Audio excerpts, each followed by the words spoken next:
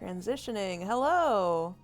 Transitioning. Hello. We are now live. How are you guys doing? Hello, everyone. Woo! Ooh, we're here. How's the music, y'all? Is it too loud? Too quiet?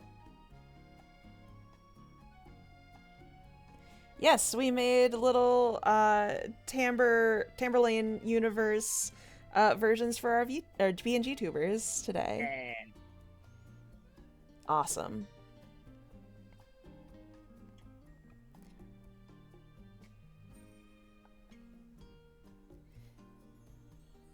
Yeah, I mean, we put the music pretty quiet just because we're going to be talking over it. yeah, we don't have to use back thing or anything. We can tweak it just a bit. Try that. Nope. You, how do I tell you to get the hell out? Block.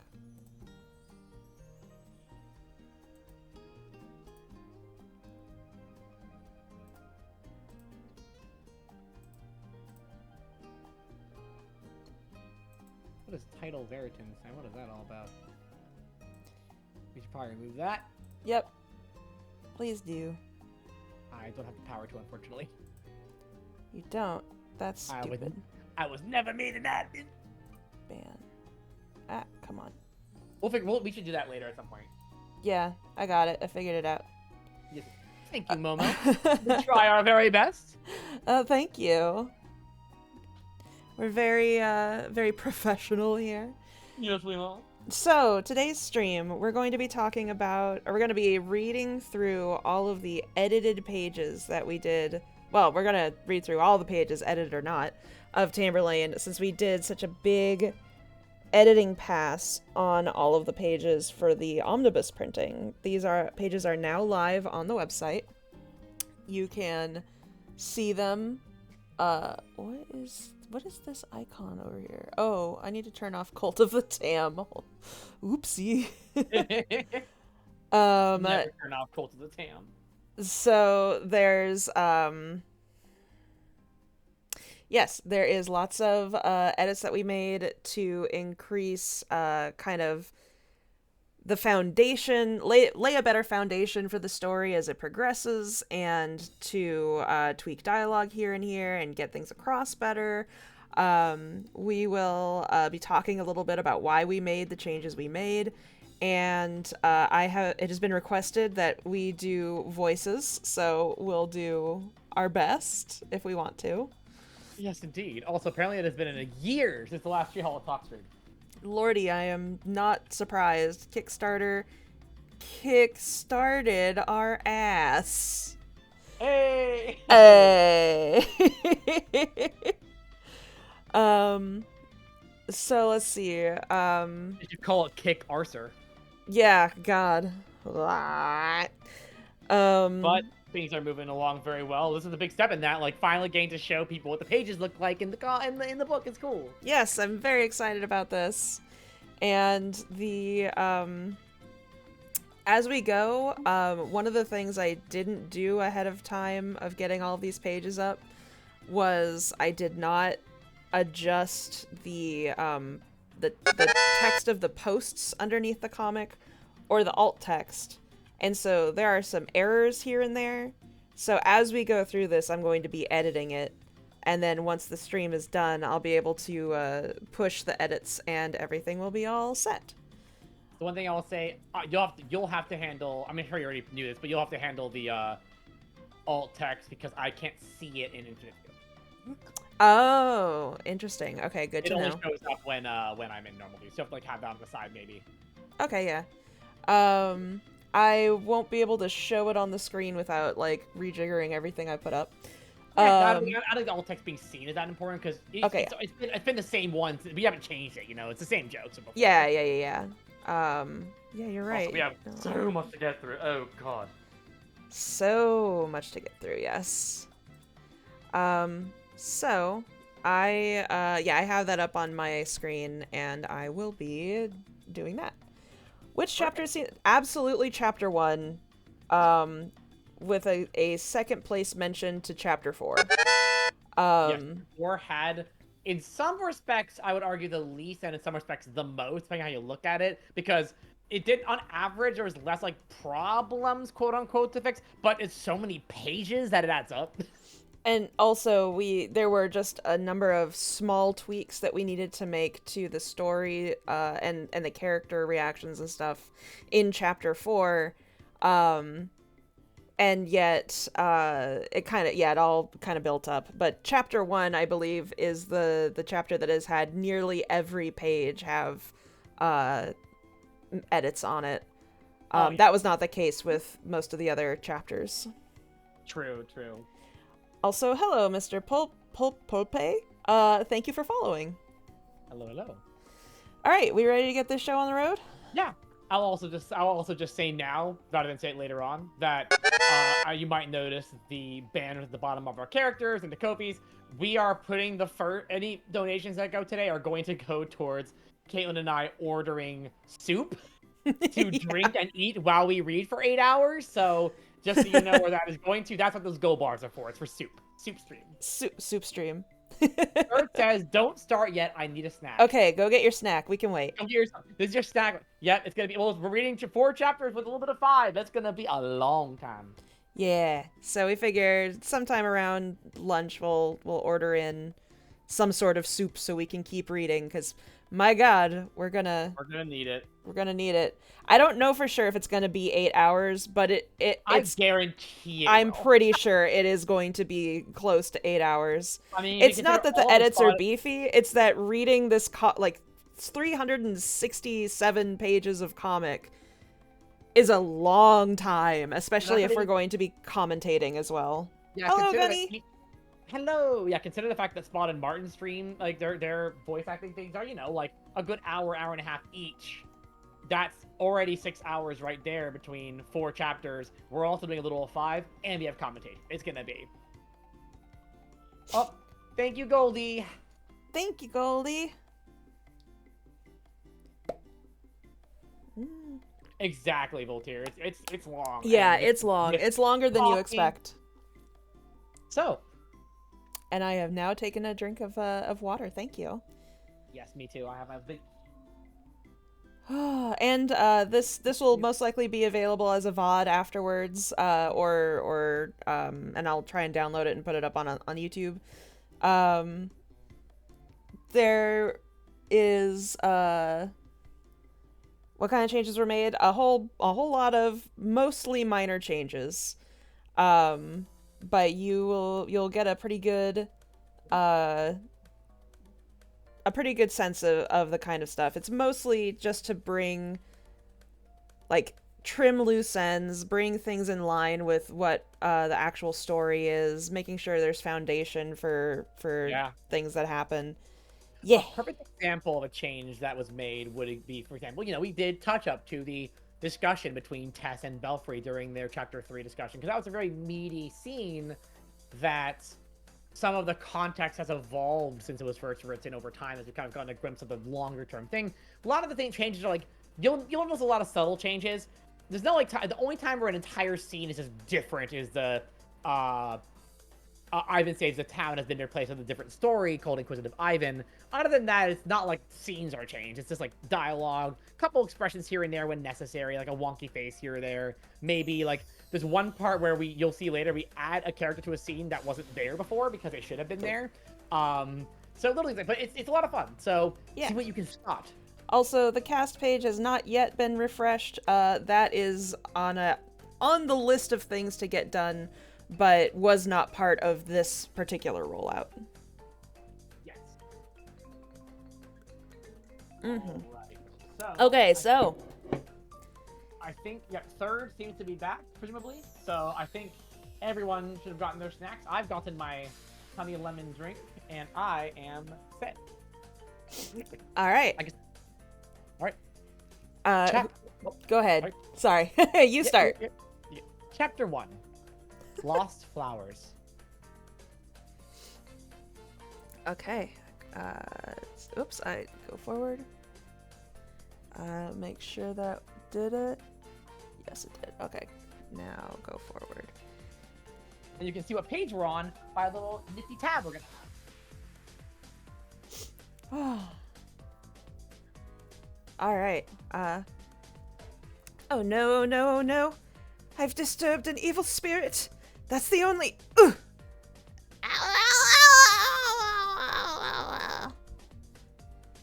have to warn Tree Hollow. Let's see. As you can see, perfect example. This has been redrawn to be the current accurate rendition of the layout of Tree Hollow. Not necessarily redrawn. I kept all the same stuff. I just later. rearranged it. I'm here. So excellent. Tree Hollow awaits. Okay. Mushrooms, please. I need the mushrooms. Chanterelles or velvets?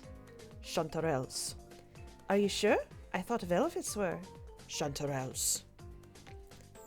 Alright then. Chanterelles coming right up. While you work on Mum's omelette, I'll get Miss Corey's morning pie ready. Ah! Oh, Salted, what happened? You gave me velvet foots. I must have missalted them again. Oh, Papa, I'm so sorry. Belfry, someday you will take over our bakery. You must be taking more responsibility. I know. I'll fix it right now, I promise. I'll just switch the stickers. Heel.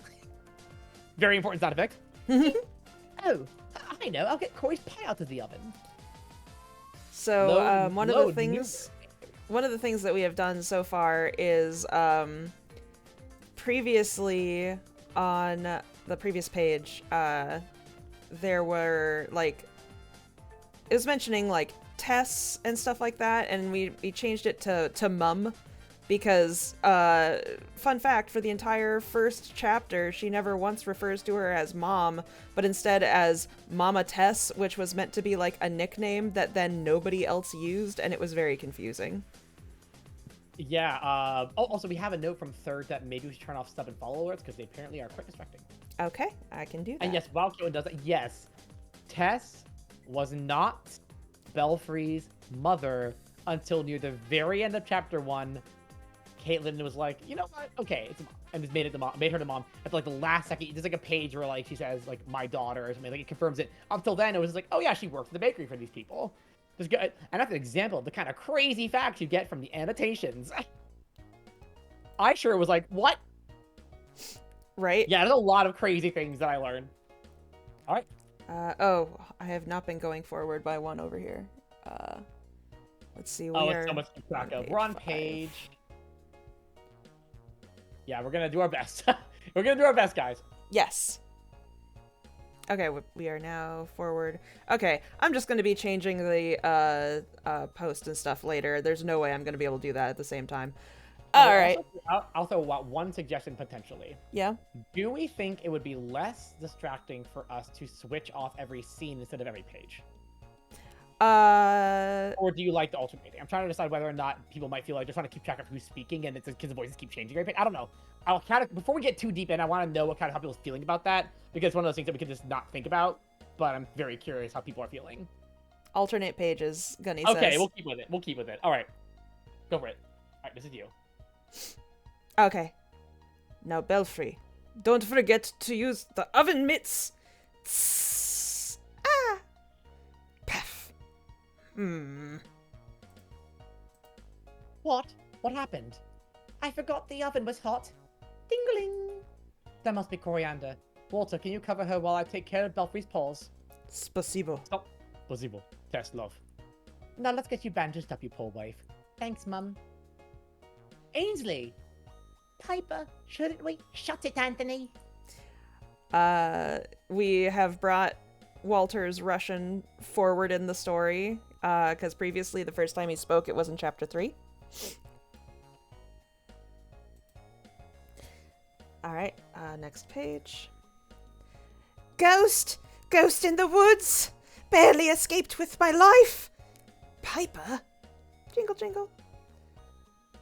Just the most dreadful wailing. What kind of ghost? Piper, don't be rude. Did it have big, bitey teeth? Piper. Piper, you should know I am a professional ghost catcher. Piper? Anthony, what? Quit it. Can't you see they've gone through a lot? Why don't you ask Walter to bring Ainsley a cuppa? My talents are wasted. Also, small subtle thing you might notice. The background has changed because the bakery is no longer on the edge of the woods. That just didn't make sense some location-wise for where it was. It is now in the middle of the city, and you can see behind them, we have a new background. Also, when Piper says, shut up, Anthony, that is in chapter 4. She has always said, Anthony, what here? That is an edit we did not make. It's gonna be fun to see like what edits people think we've made. If you want to know the edits we have made versus not made, it's kind of a city. It's a town. It's all the same. I grew up in the South, so to me, like a bunch of buildings in like a vicinity is just a city, even if like one story tall. You can still get it if you really want to know the details of the edits. The only way to do it right now will be the webtoon. We'll still have the old ones for a long time. I can't even fathom when we're gonna change those. So if you really want to know what was different, you can look at the webtoon and get a glimpse of like changes. That's the only place now that will have the old ones. Anyway, on to the next page. Now about that ghost, I really don't want to talk about it. Of course, just don't go into the forest. Ainsley, I promise we'll spread the word. Okay, Miss Ainsley, why don't you tell me all about your little Piper. Ma'am?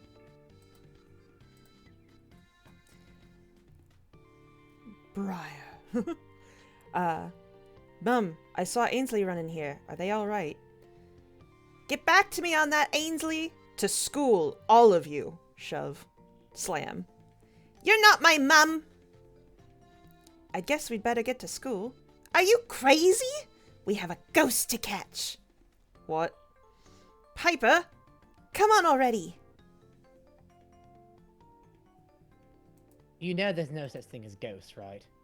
Of course, but even though Ainsley is a teensy bit superstitious on a good day, something has to be there if they're that rattled. And whatever it is, we're going to catch it and we'll be famous. Whatever, I'm going to school. What's the matter, Brian? Chicken? No, I'm responsible. Piper, can't we just go to class? Where I said Brian. Brian? Oh good, I get to do this one. Never would have thought that the daughter of the two best pit fighters in all of Silver Sage would be a big fat chicken. Piper, please. They're retired, and I'm not scared. This is just stupid. Oh, okay. I see now. You're just a scaredy cat. Hey, I'm not. Prove it. You know, Miss Agnes is teaching us about rocks today. I like rocks. I've been reading about basalt all week. It's very interesting.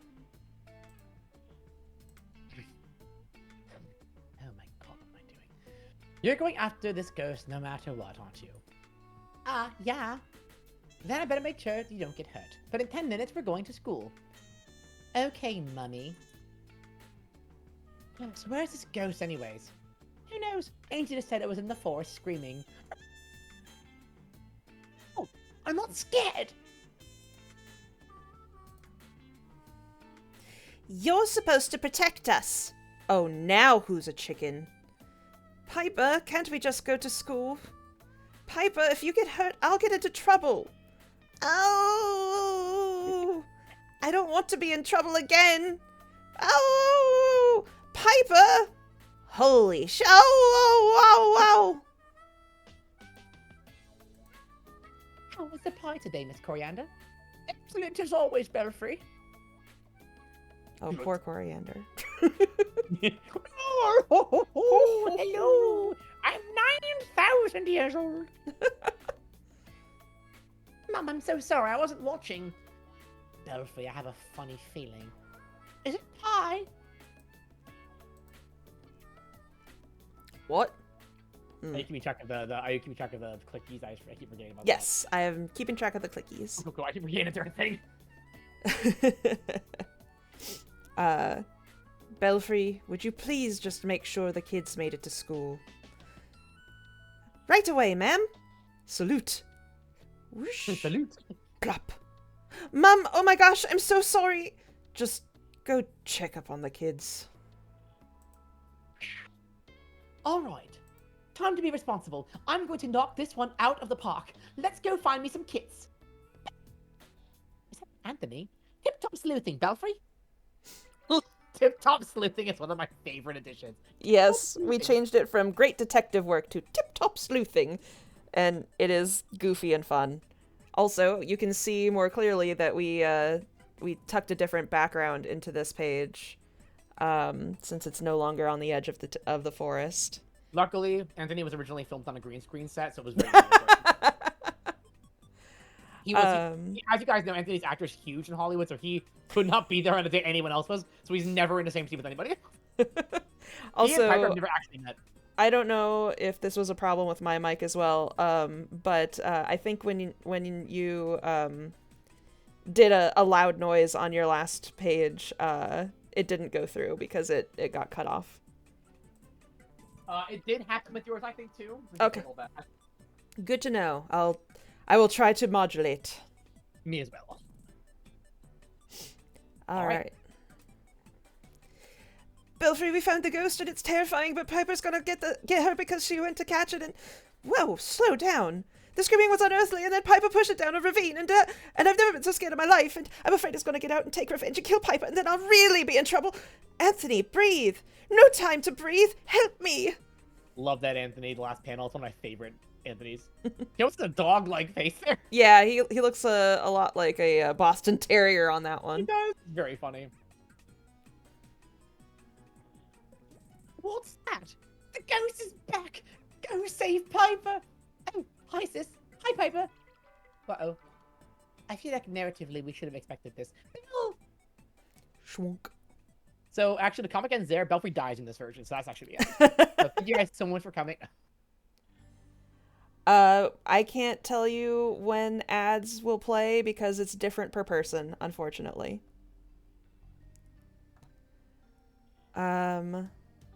Let's see. So, this is a page that we made into a full bleed page. It didn't used to be one. So that's nice. You can see the difference here. If you look at here, the border versus no border, it's just very nice looking. Let's see. Whack! Thud! I think I killed Miss Belfry. Whack! Crack! Yeah, probably. Whomp.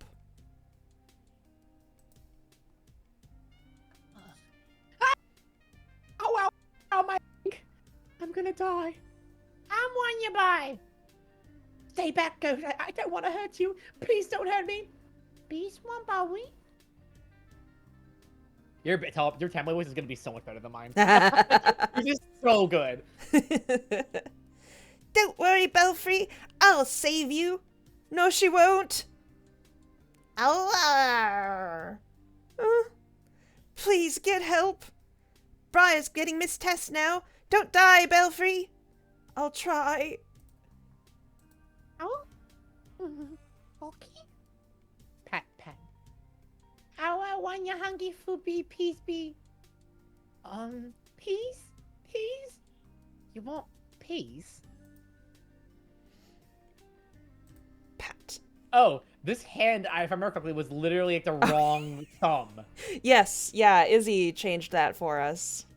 She redrew the hand to be like the thumb on the right side. Yeah, it was like the wrong hand to be doing it.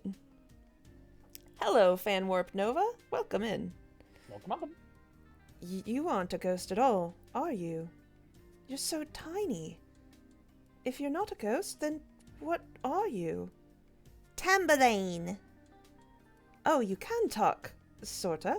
But I don't know what a Tamberlane is. But you smell so young. Are you just a kid? You're all beat up. And dirty. And thin. Where are your parents? Do you even have parents? Are they somewhere around here? Surely they wouldn't have wandered too far from their kit. But if they abandoned you, they don't deserve to have you. That top right panel on this page, infamous as one of the main face changes in the comic. I remember that particular one was very funny. It's very rare that we had a time where an art changed, because art was just, we don't want to change the art. But that particular face, if you have an old version, go look at it on that page. It's very funny. Yeah. I mostly just like moved the features around and changed sizes and stuff. In the wrong place. Yeah, it was a funky face. Belfry's hurt! Oh dear, what now? It was the ghost! There's no such thing as ghosts. Are you sure? How bad is it? Go get Henry. What's Henry going to do to a ghost? Arrest them? We need help. Slam! Hide me! The library is closed! And what's the problem today? They want me to take them to the ghost, but I don't want to. I can't go back. How terrible for them, seeing as there's no such thing as ghosts. This time is different, Oakwood. I know what I saw, and it was absolutely a ghost. Oh, this time is different. Dare I ask how? Stow your sarcasm, Coyote. It's hard to be sarcastic about ghosts. Big changes in this scene. Yeah. Big changes. Oakwood was a piece of shit in the original version. He was so mean, and we were like, let's tone it down a little bit. Yeah, we made him a little bit less like he just, like, was gonna shit on everybody. Now it's more like he's curmudgeon-y instead of, like, mean-spirited. Yeah. Also, did you have Growl in the background on this page originally? I forgot. Yes, I did. You did, okay, I wasn't sure.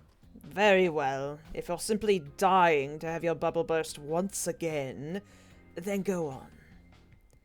Alright then, Smarty Pants. What would you call a monster that crept along on all fours like a beast, but grasped the air with the claws of a creature, was nearly completely furless, and had an ear-splitting, screaming wail? An angry mole rat? Don't you know don't you think I know what those look like? One never knows. All right, Oakwood. I'm doubling our usual bet. If you've never seen anything like it, we play chess on my time for 2 months. Otherwise, I owe you 2 months of priority scavenging. Not tonight, Ainsley. I already have plans. And those plans are a cozy night in, away from the jibber-jabber of this overly imaginative little hamlet. And those plans start now.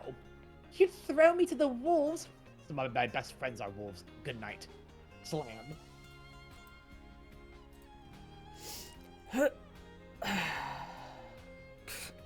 Ghosts.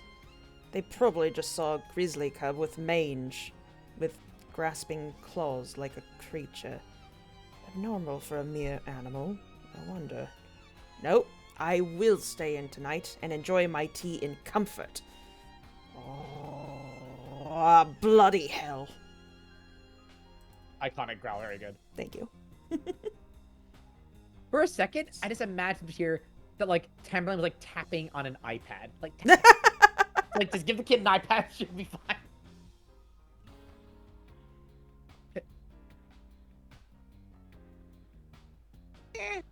Oh! Belfry!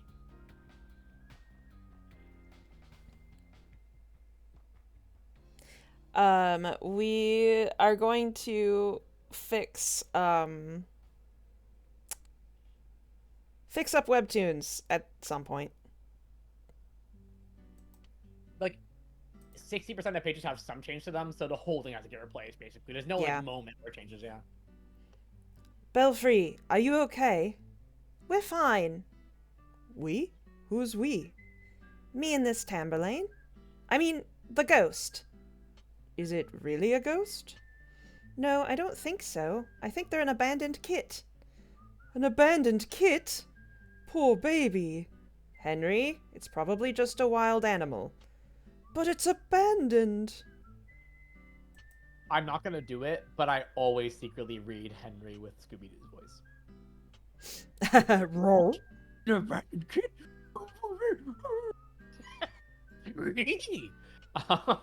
Poor Henry. They're not a wild animal. They're intelligent, like a creature, and they're cold and scared and hurt and hungry. And worse, they're abandoned. You have no way of knowing that. Its parents are probably off foraging. They're tired and hungry, and they're all alone in the rain. They've been abandoned, I'm sure of it. Belfry, just leave the damn animal alone. No. Belfry. No! Don't you get it? This child is an orphan. Their parents abandoned them in the wilderness to starve. And now you want me to do the same thing? No parent should abandon their kit. And you are my kit now.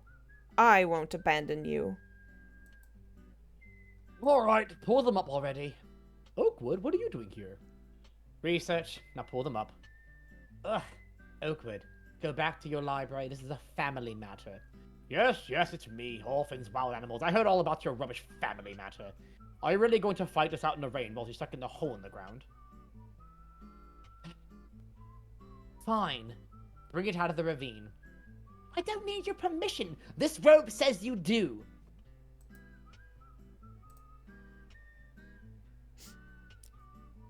Ba ba boo. Ow. Wah.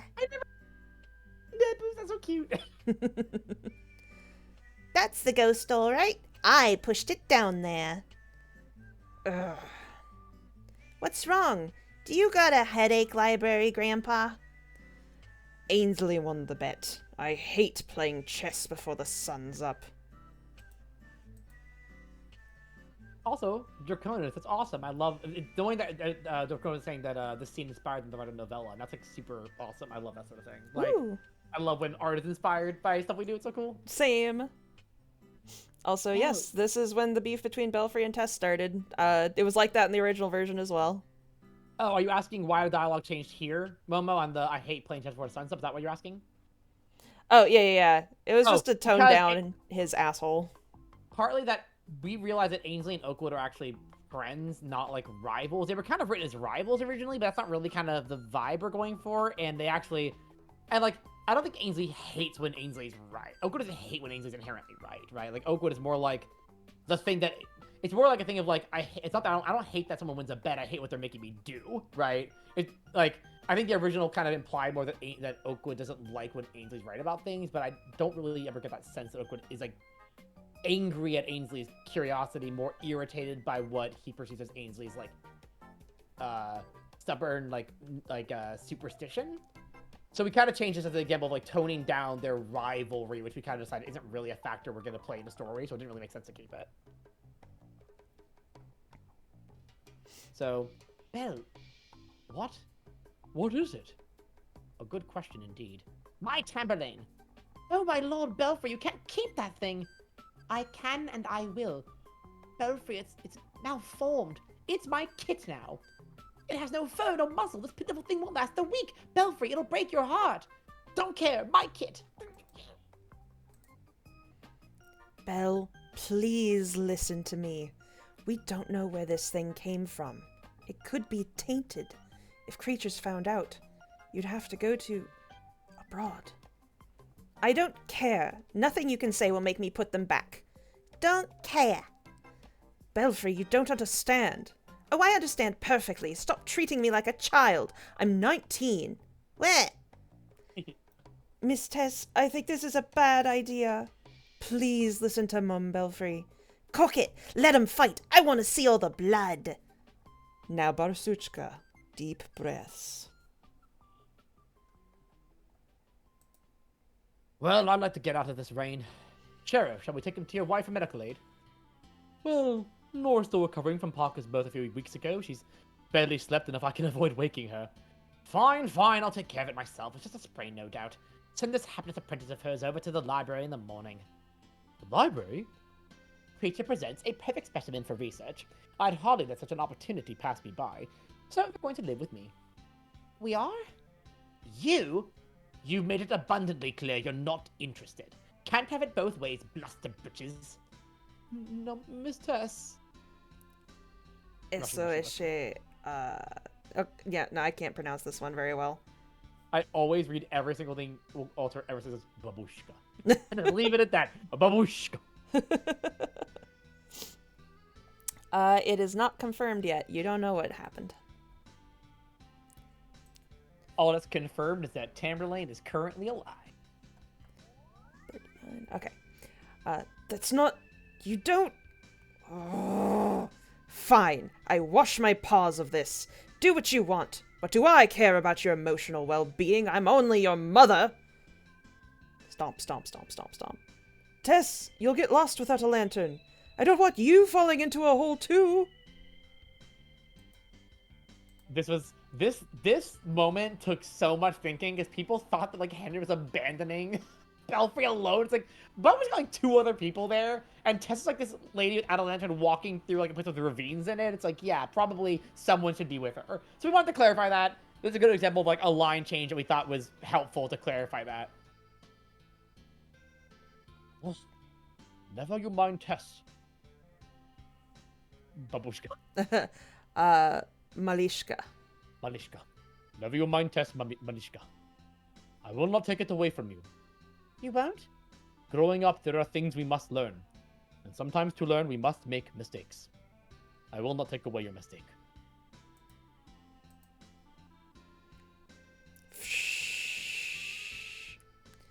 You're not a mistake. No, you're my Tamberlane, and I'll never abandon you. Ta-da! Chapter 1 done. Yeah!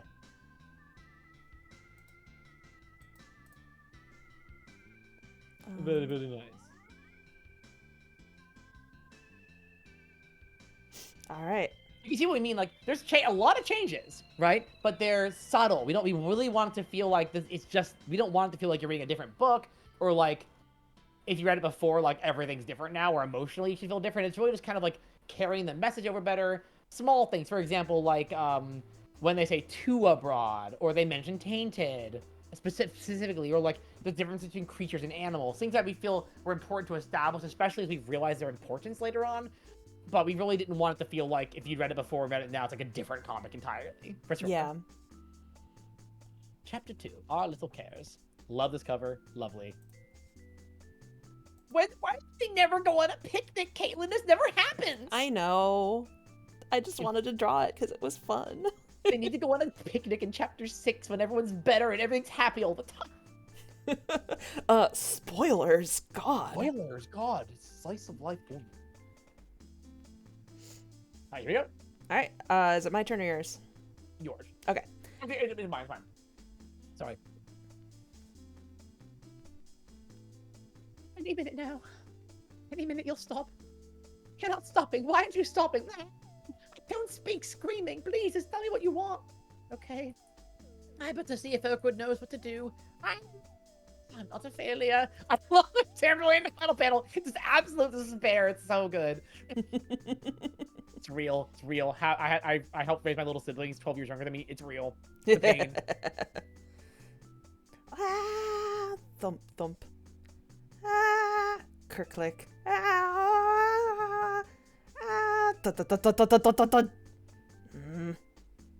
Ta-da.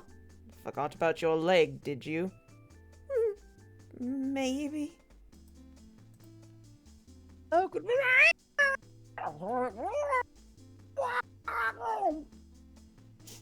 This kit desperately needs a change. Go get some nabbies from the supply closet. That means you, Belfry, and try not to make a mess of it. Try not to mess it up. Bush. Thump, thump, thump. Clang. Still love it. Let me guess, it's a mess. They needed to be reorganized anyway. Sorry. Well, you brought the nappies, now change it. Wait, well, you brought the supplies, now change its nappy. But I don't know how. You take off the dirty one and put on a clean one. It's not that hard. Unfold? Don't forget you have to clean up the cub as well. I think it's a girl. Probably. Well, that'll do for now. You know what this means, don't you? You have a daughter. A smelly, reeking, strange little daughter. Congratulations. It's a swamp monster. Belfry.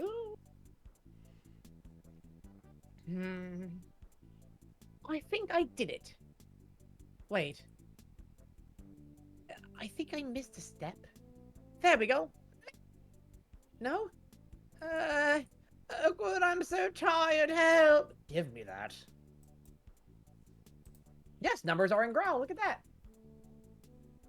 Were they not in Growl originally? I forget. They were in Growl, and they were in Growl before, but people were asking about digits in Growl yesterday on the Discord. Oh, there you go. Assigned swamp monster at birth. As a non-binary person, I agree. It's me. Yes, this is... Wait, was that last one you or me? Hold on, which one? Who's saying it this time?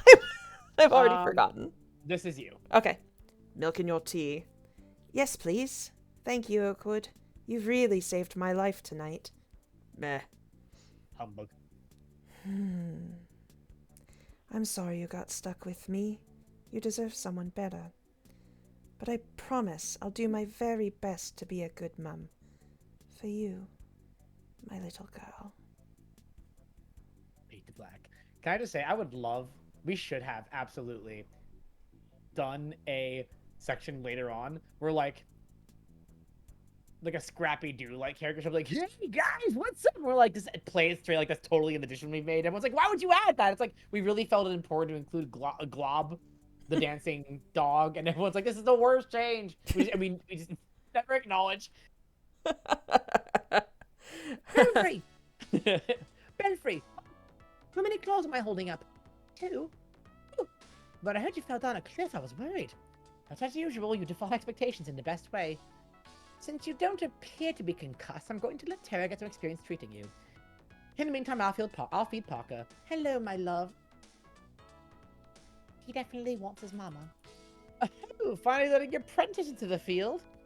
Maybe if you not stopped falling down cliffs, Nora wouldn't need the extra paws.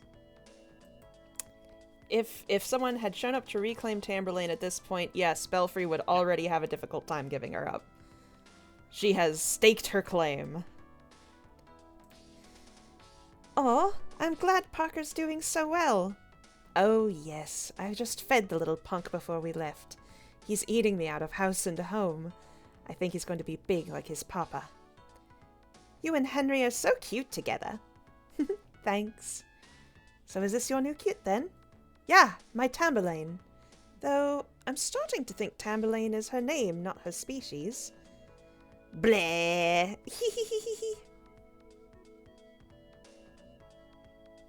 Tara is not French in the rewrite.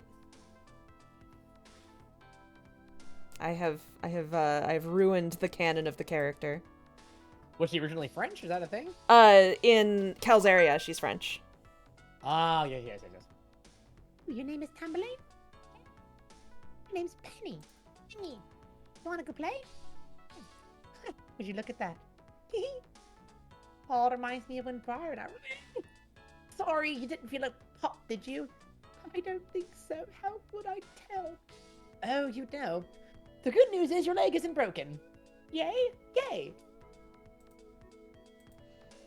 So, Good example of a change right there. Briar and I, because we realized that Nora comes into town when Belfry's a teenager, they become close friends, but childhood Belfry would not have known Nora in the timeline as we sort of situated it, so now it reminds of Briar and her instead. yeah, it was, it originally said, remember when we were little, but nah, not anymore. Not anymore. So, what's your favorite book? Meh? You know, books, reading? Do you even know how to read? How old are you? Me with my cats. Do you know how to read, dummy? And the cat's like, 3. Wow, me too. But you don't know how to read yet? But I thought kids were supposed to read before 3. Well, that's okay. Mum says all creatures grow at their own pace. You know, Parsley's quite good at teaching little kids how to read. Let's go find him. Follow my lead. So, how'd your first night as a parent treat you? Oh, it's not that hard. oh, not that hard. In true Belfry fashion, you chose the hardest kind of parenting there is. Just you wait. The hardest? Adopted kids don't tend to attach very quickly. If it takes you a bit to warm up to you, that's normal. She took to me pretty much immediately. Really? Yes, she came right up and hugged me. I think she could tell I was nice. Usual behavior. We really ought to keep an eye on her development. Meanwhile, in the background, trouble was afoot. Girls, I'm here. Oh, Henry, I missed you, Big Blue. Did you find everything? Yes, my strawberry, I did. Crash. Henry, are you okay? Henry, that looks like it hurt. Oh gosh, it's everywhere. Oh no, you poor thing. Come on. I'm okay. Only thing bruised is my ego. Geez, Hen, that was quite a fall. Seems you spent too much time around me. They'll never catch us now. Oh, are you worried about my papa? Owie! Don't worry about him. He's a sturdy bloke. He'll survive. No, let's run before we get caught. I said let's run. Okay. I'm trying to think you don't even know how to walk, much less run. No, fine, it's okay. I'll teach you how to walk too. Just hurry, I don't want to get caught. God blimey, I can't believe you're 3. Okay, this is far enough. Let's start with standing. Whoa, you're tall for a kid who can't talk yet.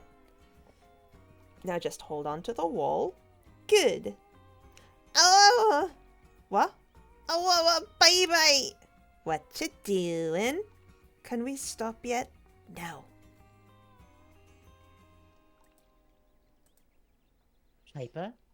Penny? Poor Anthony. I never noticed Anthony's face. Poor boy. Poor baby.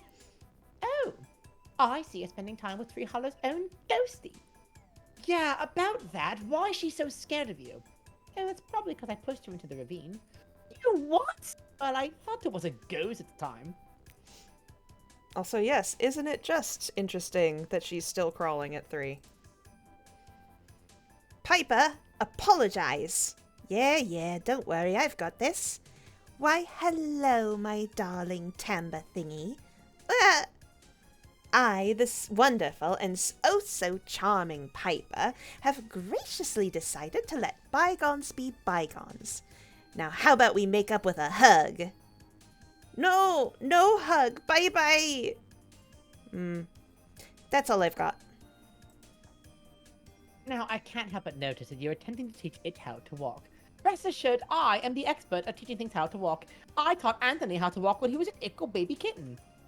I always thought Anthony was older than you. What common misconception is just freakishly tall, the poor lad? Wait, what's wrong with him anyway? Oh, he's just paying his dues. I carried him for months as a kid. Least he can do is carry me now. Older sisters have it rough. You'll understand soon, Penny. Tell Mother I love her. This edit to this page is one of my favorites. Just that we make it clear that Piper is the older sibling, and also recontextualizing poor Anthony, since originally the joke was that he had heat stroke, which, as it turns out, is not a very funny joke. People were like, "Did Anthony die here?" Like, oh god. Now, learning to walk is all about motivation. I see you're still scared of me. Look, I've got no reason to hurt you. You're safe. How can I help you if you don't trust me? Psych! Ah! Piper! Well, it worked, didn't it? Ah! Also, not Annoyed Fox is like, "Wait, Pepper's older than Anthony." And I'm like, this is why I made the change, because no one knew. It's great. Yep, exactly. Oh, a lot of little changes to cameos here. Look, they changed. Caitlin's Sona was old, like Tamber Sona was already there, but it has been switched out for her. Look at that. Look who it is. Woohoo! I love that change.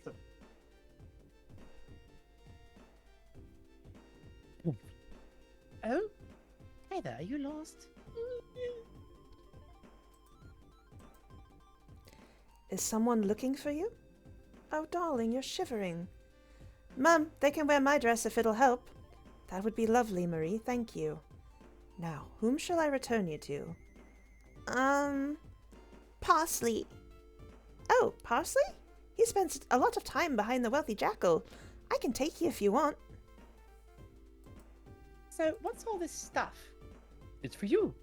Nora and I thought you'd need some supplies. There's bottles, nappies, blankies, toys. It's all in here. Well, it was. Thank you so much, you guys. I promise I'll be the very best parent I can be.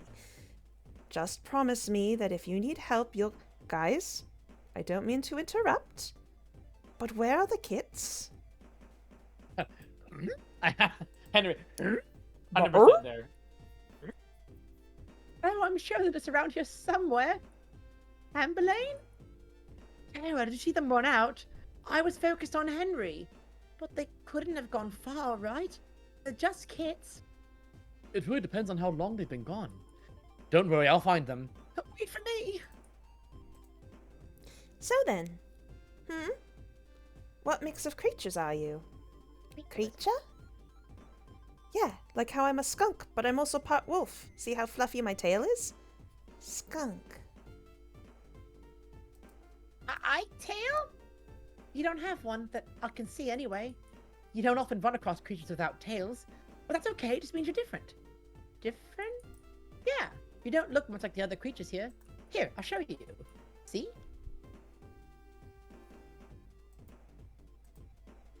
Oh, don't feel sad.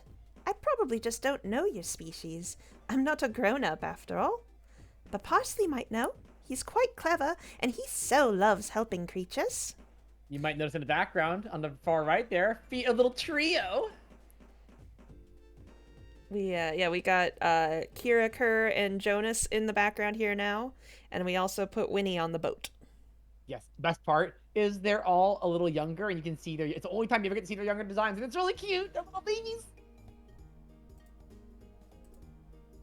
The best way to get the parsley is this way.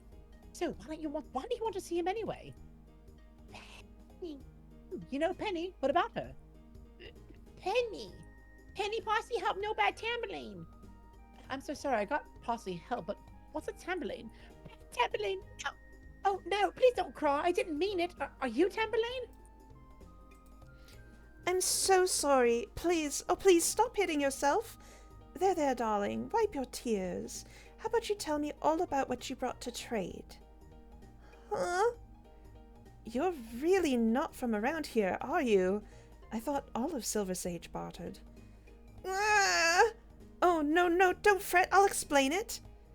When you want a creature to give you something, you're supposed to give something in return. But you really look like you could use some help, poor thing. That's fine. Don't worry, darling. Parsley will get you all sorted, so there's no need to cry, all right? Okay. Don't be scared. We're almost there. Yeah, there he is. And Voltaire's with him. This is a pretty nice old thing, Volt, but I don't know. I've taken really good care of it. That's true. Hi, guys. Yes, thank you. We really wanted to make the barter system clearer. Also, oh yeah, Voltaire is here. Yeah. Surprise! We put you in here. Yes, we did. Very cute. I love the way Voltaire looks in here. It's very cute. Yeah. A fun poss. Yes. Yay! Yeah. It may not be the last time we see Voltaire. Wink wonk. Well, it's your lucky day, Voltaire, old chap. I'll accept your trade. How's Friday for swim lessons, then? Perfect. Thanks, Pass. Mama, good to see you, love. What's this you brought, then? That's my new friend Tamberlane. They're a bit shy, but they need your help. Don't be afraid, little Tamberlane. How can I help? Oh, don't fret, my dove. Tamberlane! Ugh. Oh, small little thing here also. We changed dance lessons to swim lessons because we're like, oh, Parsley dance, maybe like swing dancing, but swimming. Parsley's like a very sporty little chap, so I could totally see him swimming around in the river. Yeah. There you are. There you are. I was just gonna say, clearly Parsley should have been along in chapter 4 in the river scene. Guy was sleepy. You are. I was so worried. Don't cry, Tam. I told Pepper's mum on her and everything. Originally, that's it. I gave Piper a thrashing, and we were like, probably not. Parsley, you're gonna teach her how to read. She's 3 and doesn't know how. Shouldn't she learn how to talk first? Oh, Marie, wait. I mean, get my Parsley voice. Oh, Marie, you didn't notice. She speaks Tristle. She speaks with her paws, not her mouth. Cilantro does too. Oh, what you what, mate? What? See ya, Tune. And yes, the stream will be available for future watching. It will. Are you deaf? Have you always talked with your paws? Wow! Where'd you learn Tristle? Is this why you can't talk? Does it make your paws hurt? Does that mean you're not from around here? Teach me how to swear! Did your caretaker teach you? You sure are quiet. Oh, no, wait, don't hit yourself again. She's not hitting herself, Marie. She's calling herself stupid. That's not any better, Parsley. No, Grandpa, please. No, of course, you're quite right. Well, me tristle's a bit rusty, but let's give her a go, shall we, Tam? To answer your question, Night Fox, at this point in their lives, we specified this a little more in one of our short TFTs, but it's kind of like childhood sweethearts more. They're not like dating. I think that Marie actually at one point in the TFT, which I wrote to clarify a little bit about this, Marie kind of is like, thinks of like, ew, being girlfriend? They're young enough that like the girlfriend-boyfriend idea is kind of like icky as it is when you're a kid, but they're very close with each other. They've been friends for many years, and like, it's kind of that could blossom into something when they get older, but right now they're more like just childhood sweethearts. Also, Marie and Parsley are, I think at this point, the equivalent of like 8 and 9, so they're not as young as they maybe look. Is that right? Yeah. In terms of human years, yeah. Yeah, not 8 or 9, closer to 9 or 10, actually, if I recall. That's right. And then they're closer to like 13, 12 by the time Chapter 4 rolls around. So they're not as young as maybe you might think they are. I mean, they're like 6 in animal years, but like, the years here are really weird considering like 3 is like 7. They age almost twice as fast when they're young, especially. They got aged up, actually, a little bit. Yeah. Parsley went down, Marie went up a little bit, because Parsley was actually too old for him not... He's in the teen group, but we hadn't figured out exactly where he was placed yet. Marie, we weren't sure where she was, because they're in different classes, as in Chapter 4. And we were like, oh, she's 1 year behind him. She's going to go into the teen group next year. He's just entered the teen group. So they were actually in school. At this point, they were in school together. Taught probably under that teacher that Anthony mentioned. I forget what her name was. Do you remember what her name was? Agnes. Agnes, the teacher they had at the point, I believe. What species was she? I really want to see her one day. A shrew. An old shrew, which I think is very funny. A shrivelly shrew. Oh, here we go. Where's your mom? You don't understand? Your mom, warm and soft and feeds you and takes care of you. Hugs you when you're scared. You still don't understand her? I never met a kid who didn't know what a mum was. Oh, you want me to help me? You want to help me? I'm sorry, Tam, I don't know quite what you mean. Oh, poor little love. Now I rather wish the Lantern hadn't moved to Three Rivers.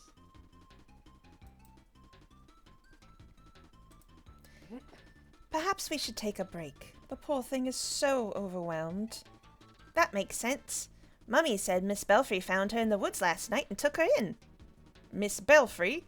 Belfry Baker? That Belfry? Yep. Who let Belfry Baker take care of a kit? Maybe that's why she can't talk. Miss Bell must have dropped her on her head. Never mind that. It's a miracle she hasn't actually been stabbed. Yes, Miss Belfry is very nice, but... Well, let's just forget all of that for now, I say we take a break to play River Pirates. Would you like to play, Tamberlane?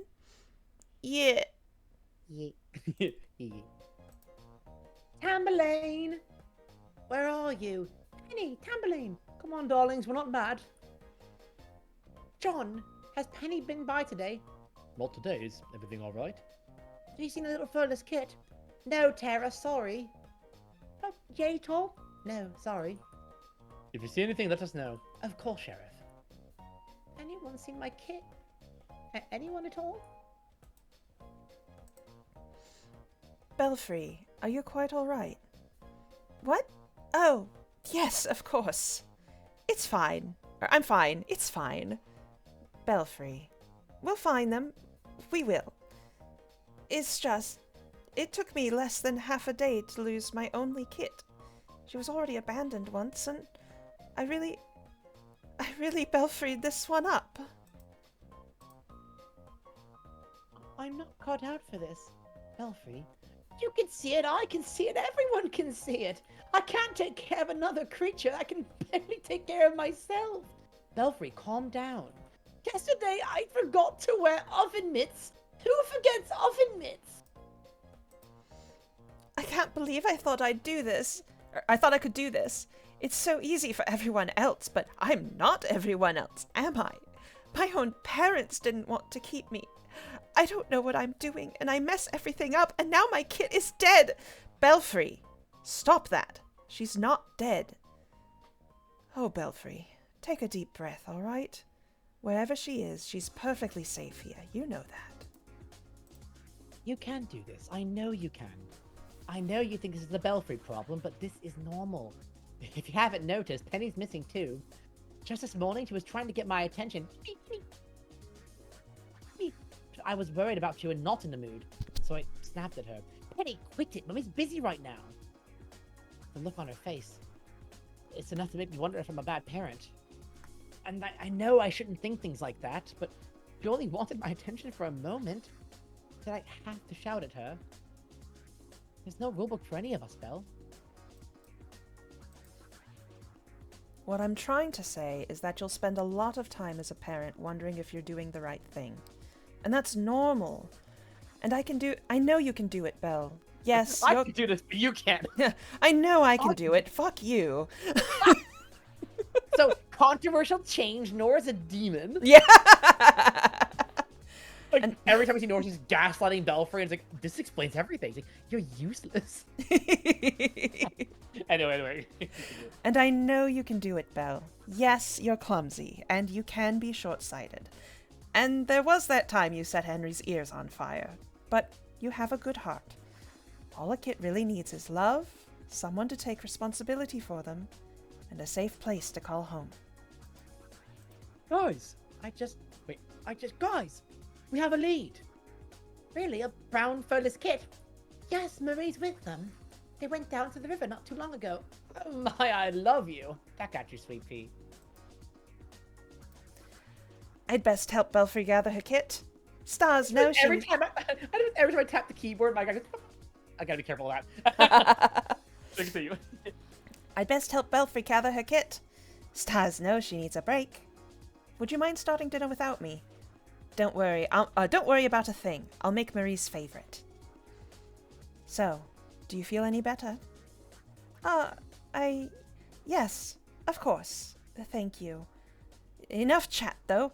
Tamberlane needs me. She Walker. That's she. Matey, a pirate I be. Oh, I don't know. It's like, rar. Yeah. Matey, a pirate I be.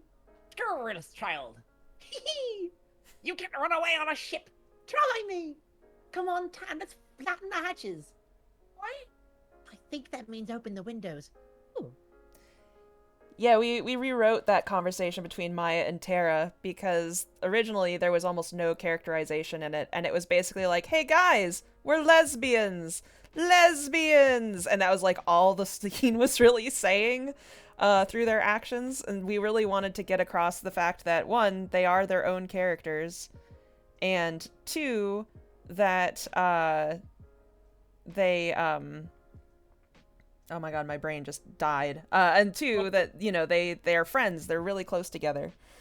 Yeah, I mean, it's also worth remembering, like, when did the comic start? What year did you start doing Tamberlane? 2016. Yeah, consider the fact that when Tamberlane started, it had only been about a year since gay marriage was legalized.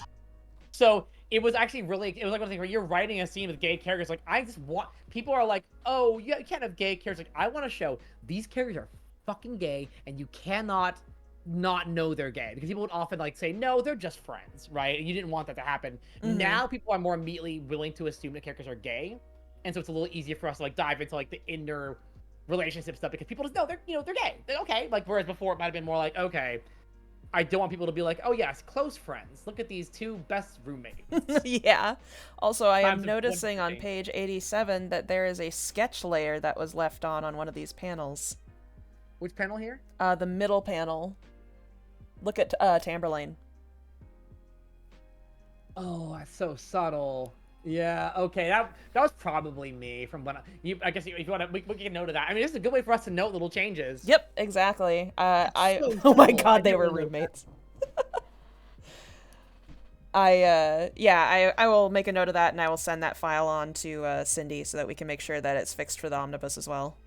Sounds good. Also, have you had any opportunity to actually be able to do hoverovers, or has that just been untenable with all the work we're doing? Oh, it's absolutely not possible to do this during the stream, so I will be doing that later. You and I can do that. You can do that early next week. We can do that together. I'm down to do it. Awesome. All right, here we go. All right. It's you. And the hatches are flattened. Ta-da! Whoa! Oh, I'm sorry. I'm not speaking Trisseltam. It's make-believe. Imagination. Play? Oh, pay? Tamberlane! Tamberlane, where are you? Yes, Gunny, it's subtle. It's just, on this panel, extremely subtly, the sketch layer for Tamberlane was left on. It's almost impossible to see if you don't know it's there, but it's there, so it's good to turn that off. You can take a little hint at like this line on the neck. It's like, it's one of these, it's really easy to miss if you just think it's like some weird shading, right? It's like easy to miss that, but it's there. Oh, pay. See, Tamberlane is very aware of capitalism. Yeah. Okay, money, please. Also, I understand. we had to make sure, originally, I think Marie originally said the hatches are battened. That means open the windows. And we had a lot of folks being like, that's not what that means. And I was like, yes, that is the point. That's not what, that she's making a mistake, but it wasn't clear enough. It just sounded like we, the authors, made a mistake. So we had to make her even more wrong by changing batten the hatches to flatten the hatches. So that way you can tell that she doesn't know. She's not a sailor. She's a child. Also, Wolf, the reason you never noticed is that actually wasn't there. That was something that happened during the new edits that I must have. Because, fun fact, I went through every single speech bubble in the entire comic and, like, did a reshaping on all of them and centering text. It took about 100 hours to do that. And at some point, I guess a layer was left on. And I feel totally fine with that fact, because it was a lot. Also, yes, at some point out the star in the eye is really cute here. Yeah. Actually, I'm gonna really fast check that original trimmed file just to see if maybe it was left on from the beginning, because that is also a possibility. Nope. Was not there before. Oh, I knew it was made. There's a lot of times where I turned on stuff and I was like, oh, and I have to go fix them. I guess I missed that one. Yep, that's fair. Oh my god, if Gunny's glasses are missing again, I'm going to throw my computer. I'm pretty sure I checked and they were there. I'm pretty sure I've checked it too as well. But I'm just imagining a world where it magically turned off again, and I will scream into the void. Tamberlane! Tamberlane, I'm coming! I keep picturing a bus just go... Take out they'll be the only bus in all of... The only double-decker bus left in Britain. Hey, Latent. Behind! Thank goodness you're safe. I've been so worried.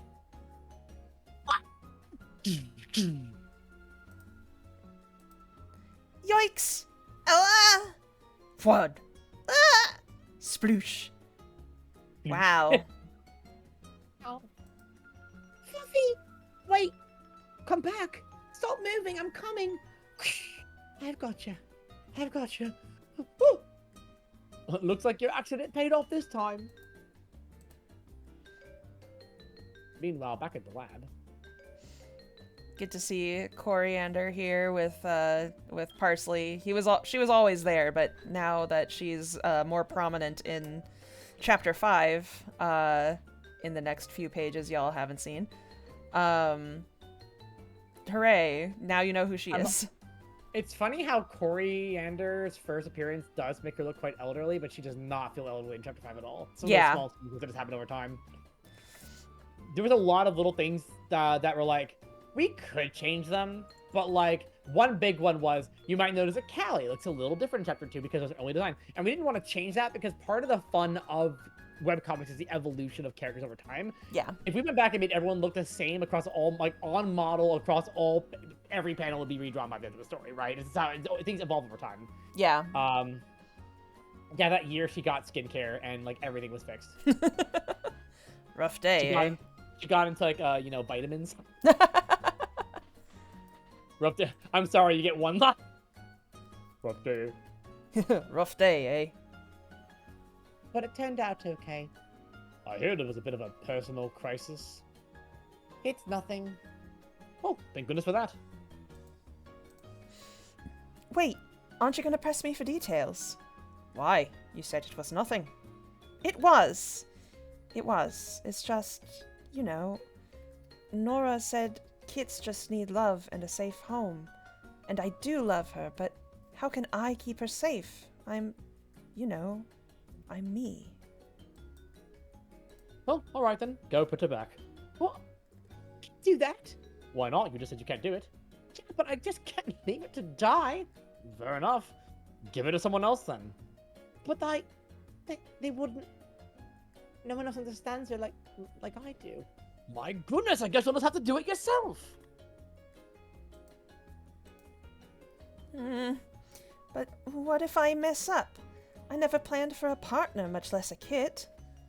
When you mess up, you'll roll with it. And so will she. Kids are resilient.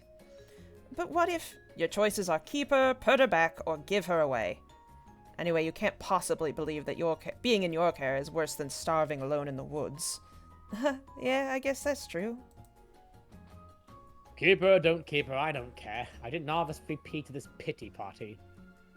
That said, if you do wish to give her away, you're required to wait until I'm done studying her. You can fret all you want, but I'm not letting this research opportunity slip by. And perhaps as a bonus, you'll have time to figure out what you'd like to do. I take it you're going to keep the tyke. Yes. Thank goodness. All that will they, won't they was getting tedious. Obviously, you were always going to keep her. You're a matched pair, the two of you. Just had to get past all the bloody whinging. Thanks, Oakwood. Bah, I need tea. This is a good example of a scene that was barely changed. A couple lines got tweaked here and there, but really not changed. And part of why I mentioned that is that this was a scene where Kaylin mentioned this to me. Oakwood clicked, right? Like, oh, I've got the voice for this guy. I know exactly who this guy is. And that's why we changed Chapter 1's Oakwood, kind of to match the, this sarcastic curmudgeoniness, but not cruel. Yeah. It comes from a place of, like, it's like Oakwood's not mocking you. He finds you, he can find people frustrating, but he's never, like, angry at them. He's irritated, right? There's a difference. But he loves the people around him a lot. I think we've helped solidify that a lot. The sarcasticness of Lakewood. Piper in timeout. What does it say? I forget what this says. Timeout corner and Piper was here. Good. Oh, yes. In previous page, where Tamberlane is signing up at Belfry, she's using the mum sign that Parsley taught her. Yes, right here. The little details that you don't notice, but are there. Chapter 3. The Heart, a Wilderness. Name of this chapter was changed from My Soul in Mystery because I am obsessive and there is a naming convention. I'm not allowed to say it. It's in the book, right? You said it what it is. Yeah. Yeah. All the chapter names come from lines in the poem Tamberlane, which has no B in it. Tamberlane by Edgar Allan Poe, which has some inspiration for the story. And in Tamberlane, there's two versions. There's the final version of Tamberlane, the poem, and then there's like an early draft version that Edgar Allan Poe wrote that then later on was changed as he made edits. And the phrase "My Soul in Mystery" was in that original one, but is not in the final poem. And I was like, every single chapter is named from a line from the poem, but if you realize that and looked up "My Soul in Mystery," it wouldn't be in there. And I'm like, we already have the pattern. Might as well commit to renaming it. So the Heart of Wilderness it became, which also works like just as well. But yeah, that's just me being like, I really, really wanted to keep that consistent rule because I think it's a very cool rule. So if you read through all of Tamberlane the poem, maybe you'll find some of the future chapter names. Have fun. It's a very beautiful poem. It is. Turns out Edgar Allan Poe is a good reader.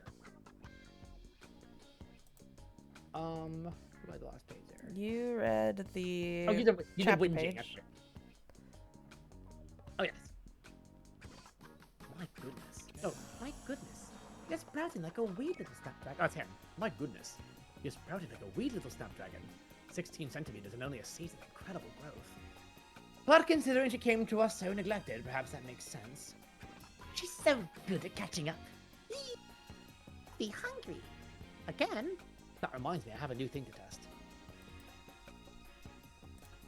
Made the meat look way more raw and gross. Mm-hmm. Uncooked raw venison. Is that venison? Yes, freshly cut from the butcher. You think she might be a carnivore? Bleh. Well, at least an omnivore. She has the dentition for it. Bleh. Peas. Okay, you'll get your peas, sweetie. Just do me a little favor, okay? Peas, please. Very good. But will you please try one more bite for me? Yuck. No like. That's okay. You did a great job. You've earned those peas. Preliminary findings. Did not enjoy raw venison. Perhaps other types of meat or preparation would appeal to her. I just realized, by the way, if we ever want to use any parts of the Tamberlane poem anywhere, or even include it in a later volume just for fun, we're allowed to because it's in the public domain now. Oh, hell yeah. We can just Nice. stick it in the book and be like, hey, here's the original poem. In the final arc, we'll just put in like, hey, in case you want to hear it, here it is. And no one can get mad at us. Mr. Poe's estate can do nothing. Also, yes, we made it clearer through Oakwood's dialogue on this page and subsequent pages that he is not the worst researcher in the whole world. And yeah, sure, take a bite of it. She's take a bite of it. And he's like, does not like any meat ever. And it's like, no, that's not. That's like one preparation. yeah, it used to be like, does not like meat, or probably not a carnivore, but now it's like, okay, she didn't like raw venison. Perhaps another type of meat or preparation would appeal to her. Also worth noting, she's also like a baby and Yeah. might just be picky. So it was very silly to be like, does not ever eat meat. The species is not. She has canines. Like, we tried to. Yeah. Like, she has a dentition for it. It's like another example of like she has a dentition for it was a specific example of like, it originally said she has the teeth for it. And we were like, that feels so like, Oakwood just didn't feel like a scientific person. And we're trying to like touch that up a little bit. Here you go. Eat carefully, okay? No, more dead ends. It's been almost 4 months and we still know nearly nothing. She's clearly met other creatures before, but can't remember anything about them. She's grown so quickly, but behaves like a kid half her age. Her growl sounds like she's choking on a frog. Maybe her genius would explain it, but I can't figure that out either. Does she only eat peas and oatmeal because she's a child because of digestive adaptation? And what happens when peas go out of season, eh? What then? Well, then I could just feed her oatmeal. Poetry for the last time. I need you to. Hey, she needs more. Or we can get distracted. That's fine too. Also, Noit Fox. I mean, Tam's a human, so she's our omnivore. Just doesn't like raw meat like most people don't. She probably would like cooked meat fine, but also I could entirely see her leaning vegetarian because her early experiences with meat were quite unpleasant. You know what I mean? How early things can impact your taste a lot. So if you eat raw meat, go, ugh, and then later on you're getting cooked meat, you might be like, I just don't want to eat this. Yeah. Like my sister got sick when she was 7, ate popcorn, her stomach got upset, and now she hates popcorn. Stomachs are weird. Briar. Cute. Hey, Belle. Peas. What brings you here? Would you like a spot of tea? Or we have some meat even. No thanks. Want peas. Oh, well, what can we do for you then? Mum sent me. What's she want? Come on, don't bite the messenger. You know how Mum gets. Look, she just wanted me to ask you to help out at the booth tomorrow at the festival. You tell Mum that if she wants me at the booth, she can come here and ask me herself. Isn't it just so like her, sending my little sister to do her dirty work? Couldn't come and talk to me? Oh no. Belle, stop, come on. Don't you think all this is a little silly? Yeah, amazing Belfry. Very good. What do you mean? I mean... Briar?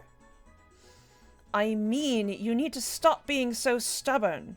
You and Mum aren't talking again. Papa's had to take over your job at the bakery. They're arguing every night over dinner, and I'm stuck in the middle, like always. If you fancy yourself a mum, then brilliant. You do you. But would you please stop being so bloody difficult? Come home.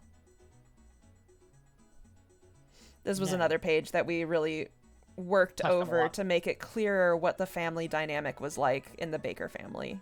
Because that was something that wasn't really clear yet from my point of view when I was doing these pages and they first came out.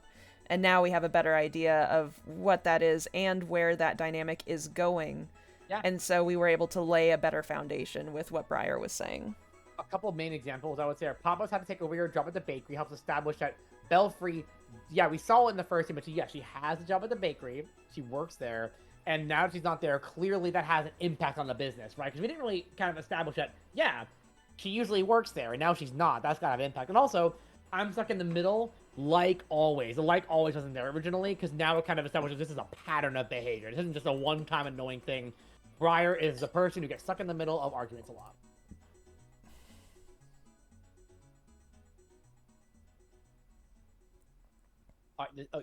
No. It's not fair that you're stuck in the middle, Briar. But you can always visit me here if you need an escape. But the fact is, Mum started this, not me. I just can't be the first one to apologize this time. She has to respect my boundaries. I have to think about Tamberlane. I'm so sorry, Bri. It's okay. I miss you. I miss you too.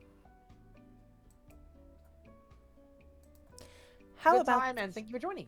Yes. Good luck. How about this? I'll write Mum a letter that you can just hand her and therefore avoid the crossfire. You know she'll ask me why I didn't try to convince you. I promise I'll add something in about that. Yeah, all right. Thanks, Belle. Anything for my little Monashinya. Wrong kind of sister, Belle. Monashinya means none. Like that changed a lot. Yeah, we added that in to make it clear that yes, Belfry also knows Russian. They're a bilingual household, but she's really bad at it. And here you are. Hopefully Mum will give it a rest now. Thanks, Belle. We should get together soon for a cuppa. Top that. Tamberlane should get to know her auntie. Eh? Sure. Let me get through this first. I'll give this to Mum. See you at the Sovereign Festival, Belfry.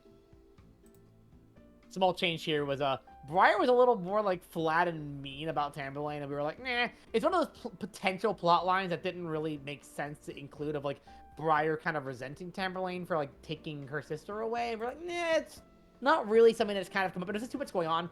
Briar is still kind of like a teen and kind of does her own thing and doesn't really care all that much, but it's not so, like, resentful now. It's more like, I'm just busy as fuck. I'm sorry. Like, you know, that's kind of the vibe now more. Yeah. So, little changes like that. Alright. Poor Briar. Let's see. Alright. Well, someone's moody. Bye-bye, Briar. I don't blame her. It sounds like it's gotten rocky at home since I left. I don't know. Perhaps I should apologize. And let that fuss budget win? Foul budget. If you ask me, that bossy badger needs to learn that her kids have grown. And anyway, you know she'll tell you to put the kid back. Yeah. I suppose you have a point. I agree, Elle. Super instigator, yeah. Oakwood probably gave bad advice here. She's Oh, like, very "Yeah, bad we'll advice. Make peace. And he's like, no. Screw your mother. Let her fight. Thank you, Mythics. Yeah, it was Thank you, really, Myth. really important to us to just make everything feel clear. The main goal is, if you didn't know those edits, you wouldn't. That was so important to us. Yeah. Right then, tell me your foolproof plan once more. So I'm at the Sovereign Festival in this lovely dress you made, even though you're always making me pick up rubbish, which makes no sense, by the way. Save it for the judge puppet. Well, whenever someone admires my dress, I can be all, golly gosh, mister, isn't my dress just smashing? My mummy made it, isn't she ever so talented? I bet your daughter would look adorable in one. Thank you, Heyo Sunny, for the prime. What's a crazy thank you. That's another very controversial change. Yes. She's offering them across the way in Trade Alley, right next to those scrummy pies. And this is how you're going to get out of being grounded. Foolproof. It took me so long to realize scrummy was a good thing. I kept thinking like crummy. Oh. Like crummy mixed with like scrap, and I was like scrummy. It's like, oh wait, no, scrumptious. Like scrumptious. Scrumptious. I'll tell you what. For every creature you send to me, you get 1 day off your grounding. 1 day? What a ripoff! Do you know how many days there are in a month? Like 1 billion. If you want it to go by faster, then you'll pick up rubbish like I told you to. I hate picking up rubbish. Good morning, Avery. Hope you don't mind us dropping in. Hi. Not at all. What a wonderful surprise. Belfry and little Miss Tamberlane. Fun fact, if you didn't know, originally it was cleaning the latrines, which felt really bad to make a kid do. Yeah. Changed it to picking up rubbish, which was much more reasonable for a kid to be like, picking up trash or something. It just seems like a much more reasonable punishment. Hey, are you cool with, like, cleaning the poo? For all these animals, child? And yes, I also don't think her mom would even be like, yeah, wear this beautiful dress and go pick up poop. But I do think she'd say pick up trash. Yeah. I'm guessing you're here to pick up Tam's festival attire. You guessed correctly. And here's the muffins you asked for in exchange. Wonderful. Let me just get her outfit. Piper, get back on the stool or I'm adding another week to your grounding. Was she bothering you, Tamberlane? Don't worry, she'll behave, won't you, Piper? I really like little sneaky Piper. Here we go. Ah, there we go. Here it is. Are you excited, Miss Tamberlane? Yeah. Oh, Avery, it's perfect. Mum will have to accept her for sure. Wait, is that why you asked for a badger? Why else would I order a badger? You do realize she'll know it's just a costume, right? I just figure instincts have to count for something. Also, point to make to what you were saying, Sour Monkey about it being a more chill, I deal with the rubbish instead of the trees. I do think a part of that, too, is in the original draft, especially in the early chapter, something that I noticed very subtle is, Caitlin, you went with, sometimes humor that wasn't necessarily a realistic Yeah, it was thing, a much like, more slapsticky comic. Anthony getting heat stroke, for example. There's no way that seriously would happen in a town in this region of the world that easily, especially when it's obviously heat of summer, terribly hot. No one's people are playing outside. But now that the story's kind of found this not serious tone, but more kind of internally consistent tone, a lot of the changes were okay, reasonably speaking, Anthony wouldn't get heat stroke. Reasonably speaking, it wouldn't be cleaning their tweens. It was things that originally were meant to be absurd jokes, but in the more internally consistent version would kind of feel out of place. Does that make sense? Yeah. Alright. Sure, maternal instinct can help, but we're creatures, not animals. We're not ruled by our instincts. Have you tried actually talking to Tess? Of course I have, a lot. But no matter how many times I talk to her, she's just so stubborn. Have you tried listening to her? No, she wants me to abandon Tamberlane. Maybe, but if you ask me, that doesn't sound like a Tess I know. If you really want to repair this relationship, you need to actually figure out why she feels like that. Rawr. Oh, sorry, that's too far down. Yeah. It's just because Tamberlane's different, that's all. I'm sure you both just need to clear the air. Seriously, talk to her. Rawr, rawr. Mom, can I get off the stool yet? Tamberlane is bothering me. Only if you agree to be nice to Tamberlane. She's just trying to play with you. You should play with her too. But, Mom... If you're good, you can have dinner with your dad tomorrow night. Dad's coming? Small thing, I just absolutely love the first two panels where you can see her pulling the exact same shit that Piper just pulled, and it's very funny to me. It's Piper can't take what she dishes. Yeah, exactly. Also, fan warp. Yeah, it was really gratifying how many people started reading the comic from Ashley's stream. It's amazing. Yeah, it was so much fun. Love those guys. They're wonderful. Yes, your daddy's coming in on the company for the festival. Daddy's coming! Jason's coming to town, huh? Got any plans? Oh, no. Plus, he has his new girlfriend with him. I'll be with Isaiah. But I'll say hi, of course. We haven't had a proper chinwag in ages. I think it's great that you two are still such good friends. Well, he's a good creature. Unfortunately, I'm going to be too busy with last-minute booth preparations tomorrow to take Piper and Anthony to meet him at the docks. I don't suppose you'd be able to take them, would you? I would love to, but apparently my mum can't run a booth without me. But I bet Oakwood will be happy too. He's overjoyed. No running. Why, if it isn't a couple of... Wait, okay, Jason's voice. What is Jason? Why, if it isn't a couple of scallywags? Daddy, we missed you. I missed you too, you troublemakers. Why, Avery, I must have been gone a while. How you've aged. Dad, that's not Mum. Did you hurt your eyes at sea? Yeah, that's library, Grandpa. My bad. How's it going, Claude? Could be worse. Dad! What is it, Princess? Did you go anywhere cool? Well, let's see now. We sailed to is it Ferric? For, Feoroch. We sailed to Ferrock and sailed the Green Cliffs. Ooh, and we walked the night market in Mubbuff. But do you want to know the scariest place we went? No? Yeah. We sailed to abroad. You always come back.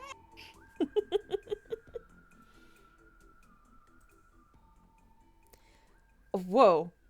I don't want you to go. I don't want you to go. Why would you go there? You promised. Jesus, Mary and Joseph, Jason. Leave off scaring your bairns. Their wee little hearts are fit to explode. I didn't mean to scare them quite so much. Pfft, nice going, Dafty. Don't you worry, kids. We didn't sail close, only saw it in the distance. Anthony, Piper, this is my new friend, Amber. She's the navigator on the Guppy. Hello. She's the best navigator on the sea, so you have nothing to worry about. Miss Amber, do you promise that you didn't sail close to the bad place?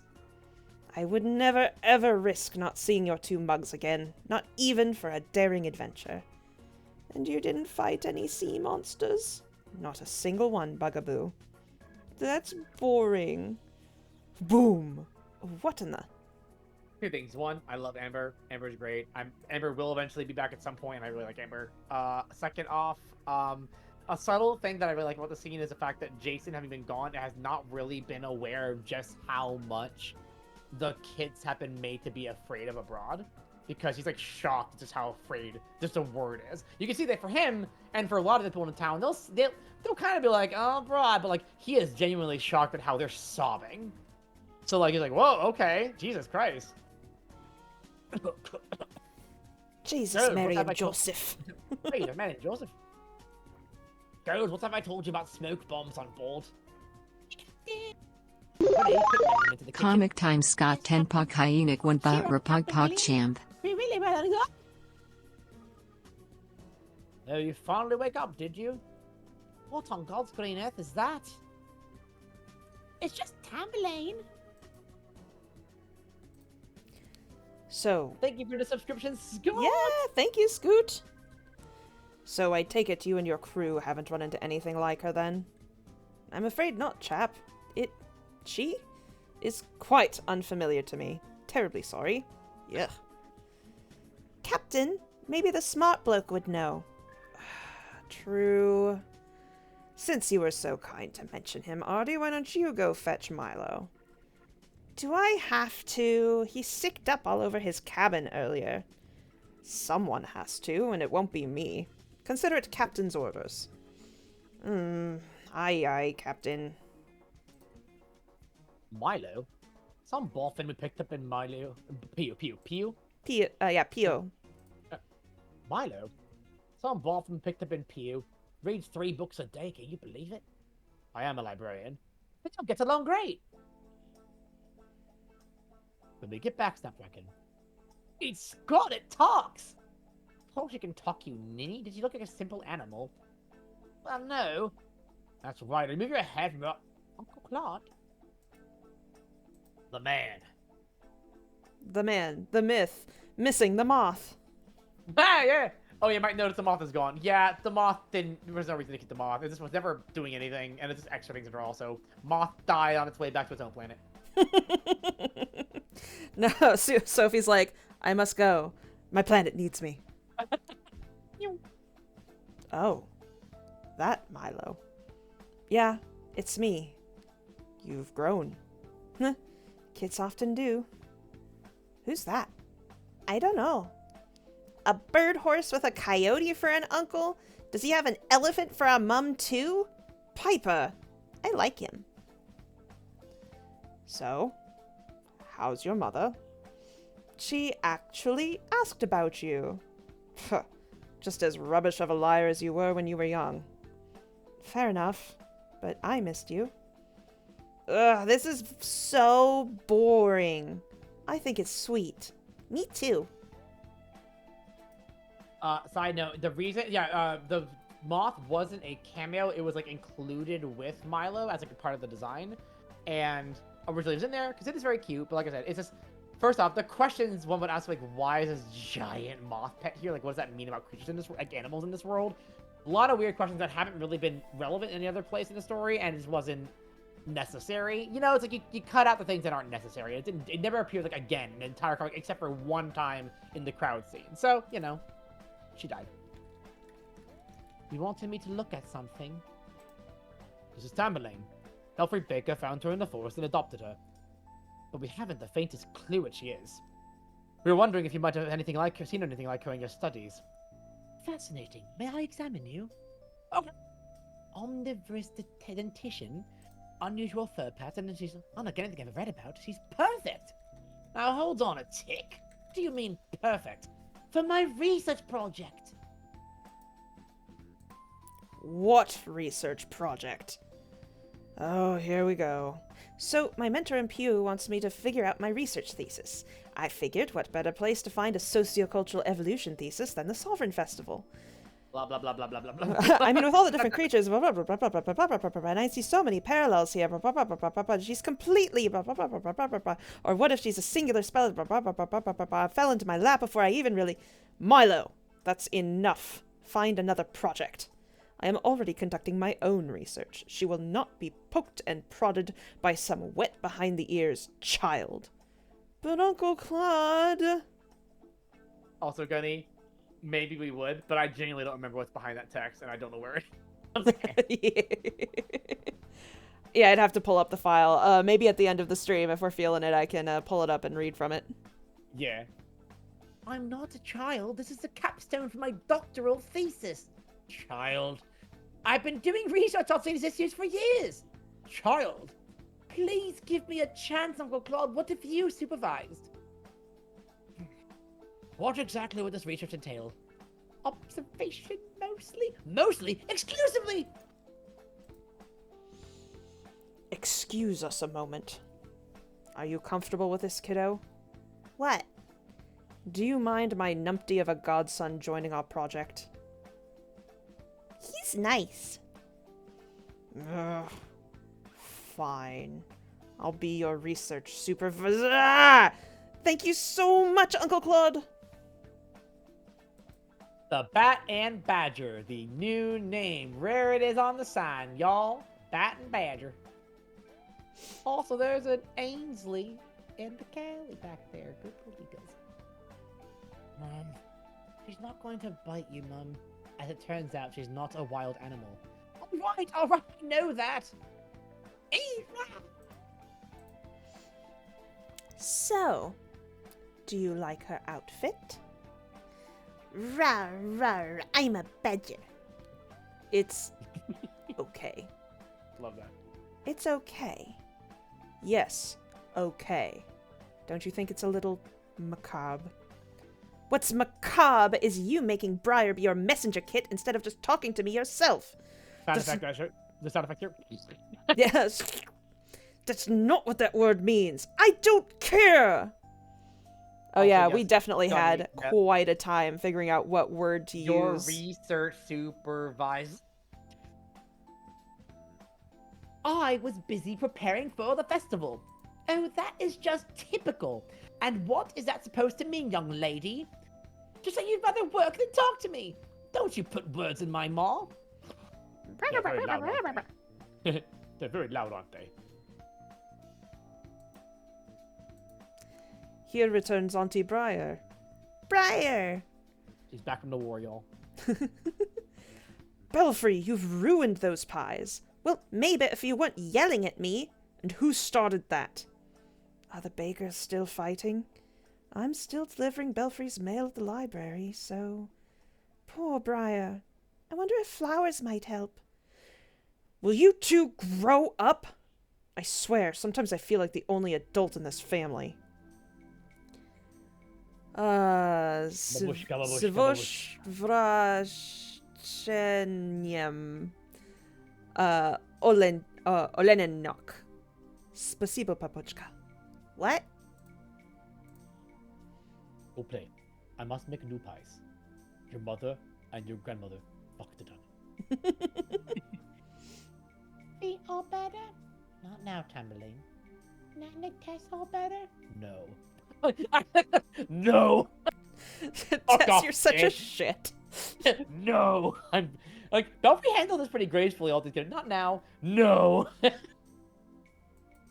She's talking to an animal. Just no. Sit. No. Sit. One of my favorite panels in the entire comic right here. Let me make sure I am compliant. I am compliant. Good. Who died? Uncle Fuffy and Anna yelling 'cause it's my fault stopping, please. Oi, you two ninnies. Leave the tyke out of your fighting. You both know better than that. I'm sorry, Tam. Mummy shouldn't have yelled. I'm sorry too, little one. My temper got away from me. It okay. Well, now that that rubbish is taken care of, I'd like to take the niblet off your hands for the day. Covers quickly from emotional turmoil. Oakwood, that would be one of... Why? So you don't believe I do it out of the goodness of my heart? You? No. Fair enough. But to take her around the festival and observe her. Great grin. Wait, who's this bloke? He's been observed. See him. Allow me to introduce my godson, Milo Jamaton of Tangled Branch. It's Milo Academic of Lumiens now. The one in Pio. Terribly sorry. Ah, right. You have a career now. Sort of. Milo, this lot is, well, that's Belfry. Wow, I didn't even know Ilquid had family. Tess, nice to meet you. Walter, it is a pleasure. And Briar. She's not much younger than you. Hey. Hey. Blue. Hey. Again. That's quite enough preening about, young man. Huh? Anyway, we must be off. Bonding and all that. Fawn and be good, Tamberlane. I love you. Love you too, Fluffy Mummy. Pardon, borrowing this. Yeah, borrowing food. I love it. Here you go. It's food. Eat it. Take notes. We'll eat a strawberry pasty. Yes, Uncle. Now let's get you out of this ridiculous outfit. It's macabre. It's not. Also, yes, that Oakwood smile on a plushie would be horrifying. Oh my god, can we please? One day, please. Just... That would be if Oakwood had an android. One of the faces would be. Oh my god, yeah. Also, yes, Tess definitely has underlying anger management problems.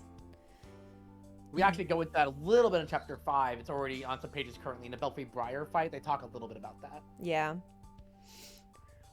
Observation. Subject lacks anxiety at parental separation.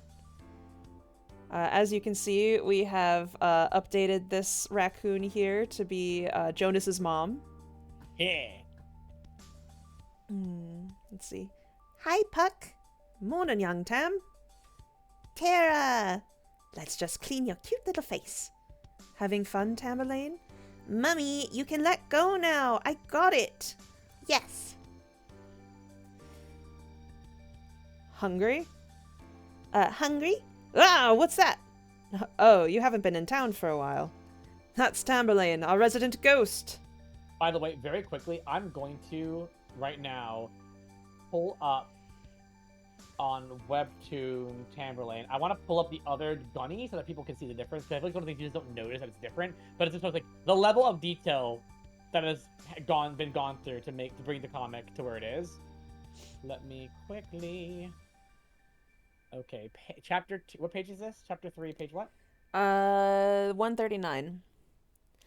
Also, yes, it did used to be a mushroom pasty, and then I realized that all of the signs on the booth were for either grape or strawberry. So it was very odd that they suddenly had a mushroom pasty there. So we fixed that. All right, so here, yes, and here is the All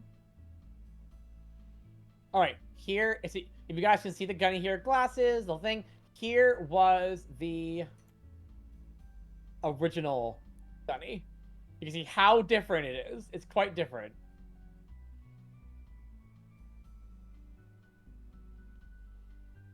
And that has changed to pew. Yay! Updated gunny. Woohoo!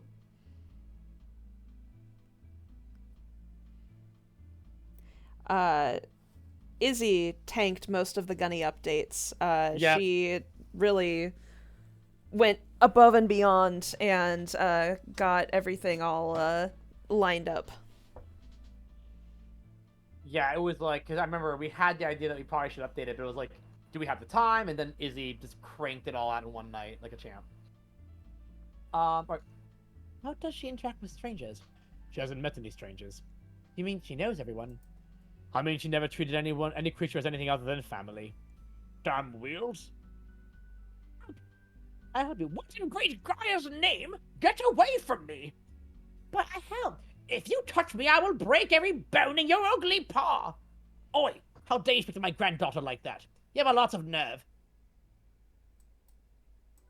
Honestly, can I just say, I think I nailed the voice for this guy. You did. You did great. Oh, Birdman. Accurately's evil uncle. Well, your granddaughter has Follybrook written all over. How dare you? You'll excuse me if I don't want to be tainted by some mutant without a leash. If that's how you feel, then get the hell out of here. My pleasure. Unca? So, granddaughter. Shut up, Jameton! God. Also, fun fact, you can actually, little secret lore here, you can see that the crow works at Chick-fil-A. Oh? My pleasure. Oh. They're required to say my pleasure as a response to any time anyone ever thanks them. Oh. That's pretty funny. My pleasure. No wonder he's kind of phobic. He works at Chick-fil-A. Alright. Tamberlane, are you quite alright? He didn't want. No, he didn't. Some creatures don't. But I helped. No, you're a kit. You just be. But aside from helping, are you alright? But is Uncle? Yes, but what did I just say? Just be. Very good. She really does bounce back from emotional turmoil quickly. And she didn't worry about me, or about herself, only me and that fatuous feather bag. Unhealthy, if you ask me. Easy. There she is. Izzy in the stream. Look, it's you. Izzy. It's Isaiah, Tamberlane. Can you say that? Isaiah. Close enough. You know, I'm glad you stopped by today. I have a little something for you. Wow! Anime wow. I have always pronounced it Isaiah. Always. Always Isaiah. I think I know someone with the same spelling who goes by Isaiah, but it's like Isaiah, both are equal pronunciations. But it's Isaiah, right? It is Isaiah. She kind of screwed it up, I think. I don't know. We've gone back and forth, but she screwed it up on purpose, or I screwed it up for her on purpose. Oh, gotcha. What you got there? Ah! Didn't your mum put you on rubbish duty? Oh, Isaiah, I'm on my break, so sue me. I seem to recall you've been on a break 3 times this morning. Mommy told me to take it easy. Child labor is illegal, you know. Is that so? Perhaps I should ask Isaiah about that. Avery about that. Oh, Avery. Ask myself? Perhaps I should ask Avery about that. You'll never take me. Bump.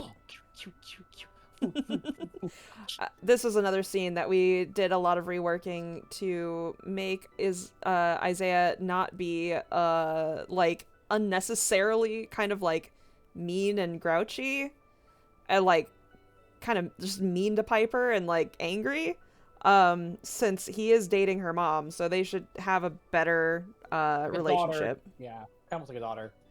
We in this you'll see as we go through the scene the amount of time we really want to clarify that relationship because it's not 100% easily clear if you don't know it. So we do clarify in the scene the relationship between them with the mom and everything, as you'll see soon. Yeah. No. Snap. I'm sorry. It's Gimpa. Phew. Tamberlane, that's broken glass. Let me fix it so you don't get hurt. Halt those paws, young lady. What do you have to say for yourself? I'm really sorry, and I ought to get back to picking up rubbish like right now. Dearest, most wonderful substitute father who definitely would never dream of punishing his favorite sort of daughter. Good answer. Oh! Substitute. Substitute. Typo. Oh Substitute. no. No one Okay. noticed that. No one noticed that somehow. Crazy. We had so many people go over this. There's always more mistakes, y'all. It never ends. Always. Save me from my grounding. Bye from Angeles. I love this mouse back here. I want this mouse to be included more. Also, Ainsley with the hat. Ainsley's an icon.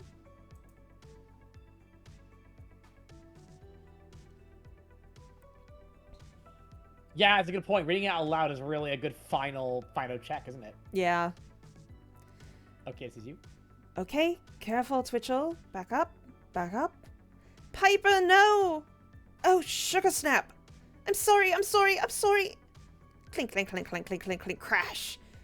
Tamberlane! Where'd you come from, lass? Help! Tamberlane! Tamberlane! No! Tamberlane! She's all right. Okay, Anka. Oh, this cup is gonna take me. Wait, this cup is gonna bring me to an early grave. What did I just tell you about helping? But No buts. Hand, just no skin, dead. It's like my hand is gone. That's it. Experiment's over for today. hey, Mr. Oakwood, let us patch her up before you go.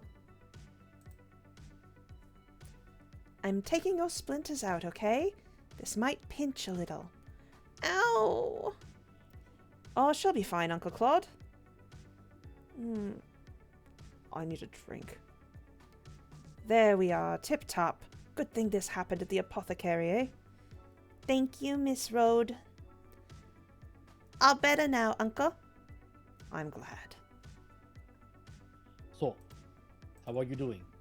Fine. You don't look fine. You are looking stretched thin. I'm just frustrated. Why can't they just buck up and apologize already? Have you not noticed? It is because they are the same. They're not. They're polar opposites. Look, snap. Never mind, I see what you mean. And then some rushing down here. So I think, what does that mean again? The apple doesn't fall far from the tree. Right.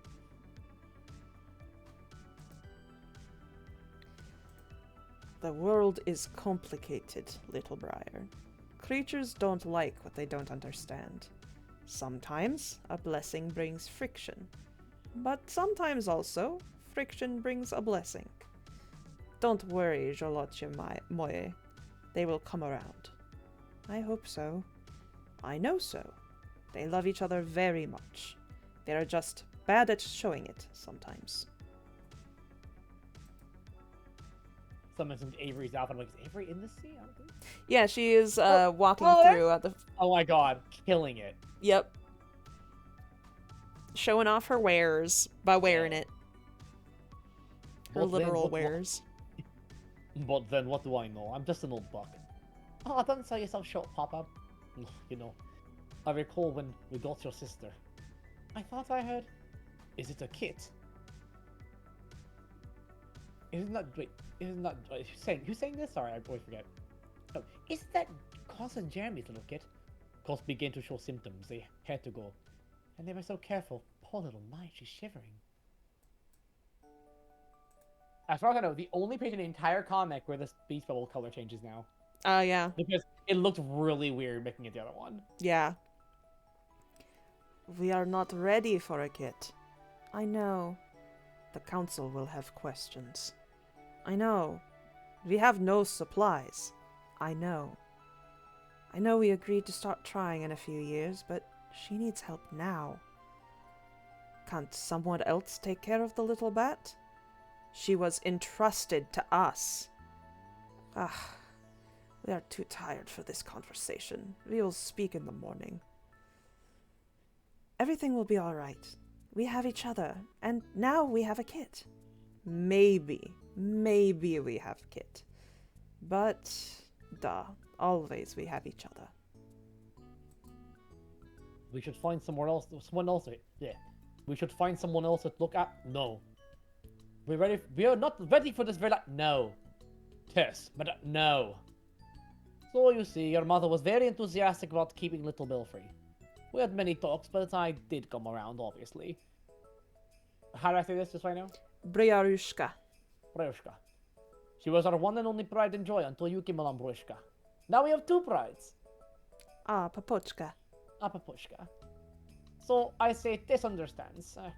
Frustration is from another place, I think, but they will work it out. They have the same personality. Okay, I get it. Uncle, given her size, do you suppose she's in the Ursine height class? Milo, she barely comes up to my waist. An Ursine cub her age would be nearly twice as tall. Perhaps the Canid class, then. Mutter. I think I left my kettle on. Look at the time. Let's go over there. Don't look. I have somewhere to be. Do you think they notice? Don't touch them. Hey, let's check out that area. Head out. Ew. You. Aw, poor things. The envoy's an overcorrection. Of course they deserve pity. It's not as though it's their fault to come from such a backwater town, but honestly, do we really need... Oi! Audiobook trading envoy coming through? And keep your pagans to yourself, you tosser.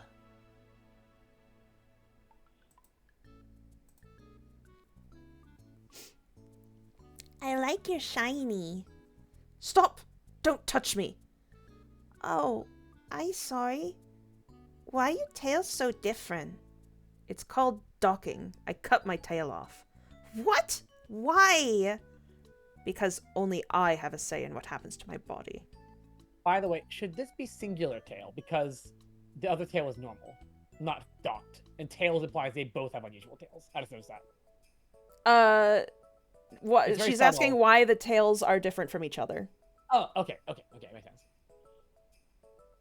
You know, I'd say she has Williams syndrome if she had more physical indicators. Overly friendly, highly empathetic. That's a good point. Where's Tamberlane? Oh, Tamberlane! Stay away from them! Hello, Claude. Hello, Dragon. Danger. We didn't touch her. That's good. Yeah.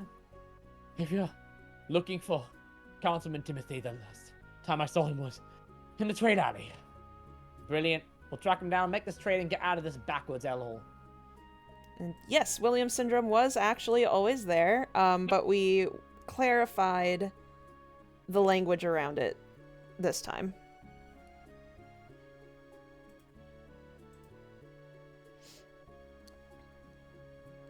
Mixed tag, Mr. Danger.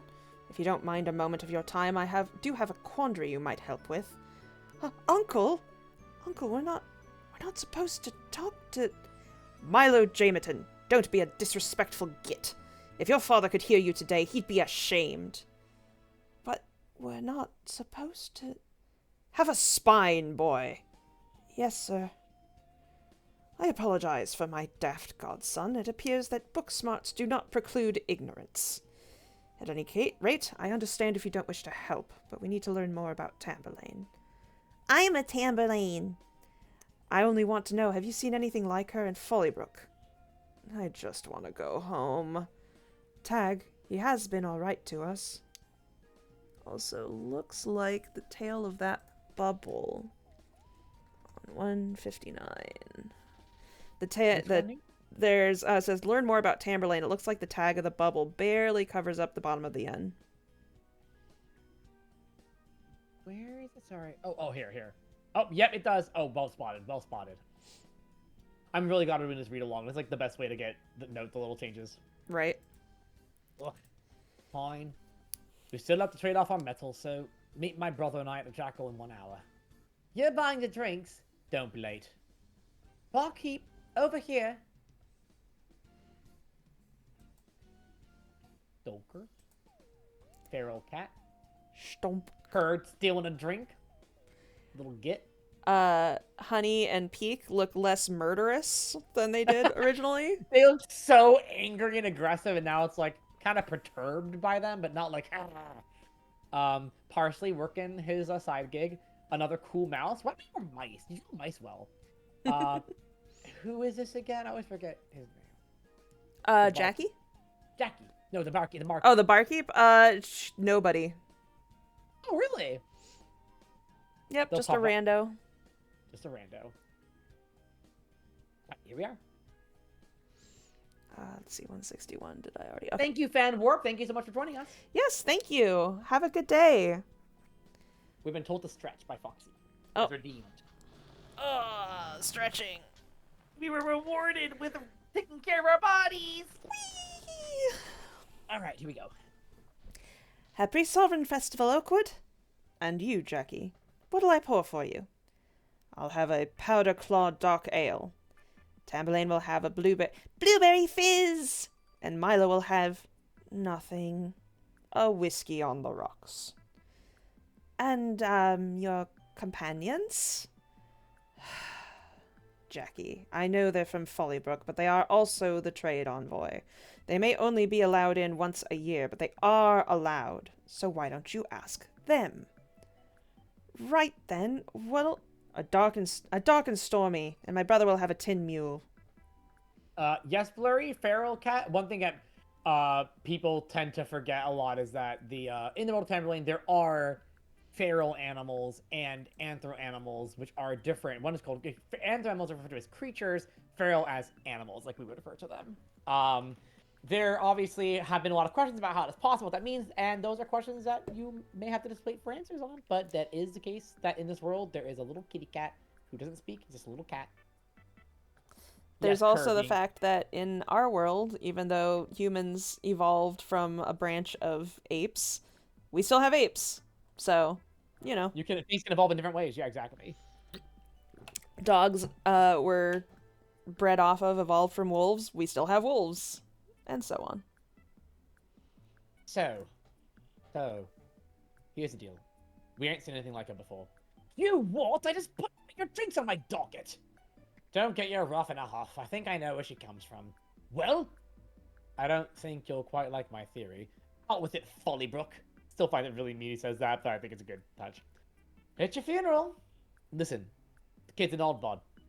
She doesn't come from Follybrook or its outlying areas. That leaves only one place she could be from. Your cub is from abroad. Abroad? That's absolute tosh. Before you dismiss me, hear me out. There's something strange happening in abroad. Areas are blocked off or quarantined. No one will say why. And creatures from Follybrook are vanishing. Come now, this has nothing to do with Tamberlane. Quarantines? Missing creatures? Utter poppy. Something's happening in abroad, and I wouldn't be surprised if it had to do with her. Tamberlane was found here, in our Rattle Glen forest. I think you got a hammer and all you can see are nails. There's a whole wide world outside of our islands. There's simply no reason to believe she's from abroad. I think she's a plant. If you want to stay blind, fine by me. We're leaving. Keep your fear-mongering to yourself. Oh, sod off, you knob. Watch me. Get that metal out of your face, you profligate nitwit. I'll do what I want. Big change here was originally disrespectful, but I was like, Oakwood would like care about jewelry necessarily inherently, but metal is not cheap. It's expensive. In this world, you might notice how little metal there is. It's used occasionally, but not to the extent of like this metal all over people's faces. I think it's the first character we've seen that have like, extensive jewelry. Yeah, there you go. Grape, strawberry. Yep. In case you were wondering. Stop squishing the pies. Then stop yelling at me. I'm not yelling, I'm scolding. It sounds like yelling to me. Then let me lay it out for you. We can't sell squished pies. I know. How's the festival going, Callie? Oh, quite cracking, thanks. My produce is moving very nicely. It's not like I'm squishing them on purpose. Good. That's good. Of course not. I just want you to be careful. I am careful. Not careful enough. I think I'd like 2 strawberry pasties, please. All I'm saying is slow down before we have no more stock. I'm so sorry about all this, Callie. That's it. What is with you today, Mum? Nothing is with me today. You're yelling at me an awful lot for nothing. I know. Just do it, okay? Fine. Oh, it's fine. Good luck with your produce, Miss Callie. I'll be careful than I was. Are you happy now? Good luck to you too, Briar. Yes, I'm happy now. Good. But don't drop them either. Oh my god. I love the oh my god. Oh my god. Now Also, you're just... I also the screaming of like, I'm going to be more careful and reasonable. Thank you very much. Yeah.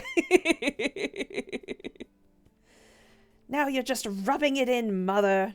It just bears repeating. That's enough. You, sit over there. And you, sit over there. Now we are going to talk this out like adults. So, who wants to go first? For crying out loud! Mum, Tamberlane's here to stay. Stop being an ass to Belfry about it. Belfry, Mum probably has some actually good points to make or whatever. Now talk, or I'll dunk you both into frying oil. Small thing, you might notice that this deep sigh is parallel to Chapter 5, so keep an eye out for that. Look, Mum, I know you hate Tamberlane, but it's my decision, and she's my kit. What? I don't hate Tamberlane. Oh, really? Yes, really. She's a very sweet little kit. To be honest, she may have grown on me. A little. But that's the problem. Going to leave her in the woods. No, I know that. This isn't coming out right. Belfry, let Mum talk. Belle, my darling wife, you have to understand that I'm scared. I'm scared of losing you. Losing me? Where would I even go? To abroad, Belfry. If Tamberlane gets sick, seriously sick, I worry our medicine won't be enough. We don't know anything about her. She isn't just a normal kid. She has special needs, and that's fine, but if that happens, God forbid, you'll have to make a decision. You can stay here with her, keep her safe and comfortable, and watch her die, or you could take her to abroad. Mom, you're so stuck in the past. I know the great outbreak wigged you lot out, but it's been years. It's one thing to go to abroad for treason. Of course you can't come back from that, but we're talking about treatment. Under the edicts, it's the same, my Belle. Mum, you're on the council. You know you wouldn't truly enforce that. You can't be serious. You wouldn't even stand up for us? Of course I would. You know I would. But you have to understand, it wouldn't matter whether or not I vouched for you.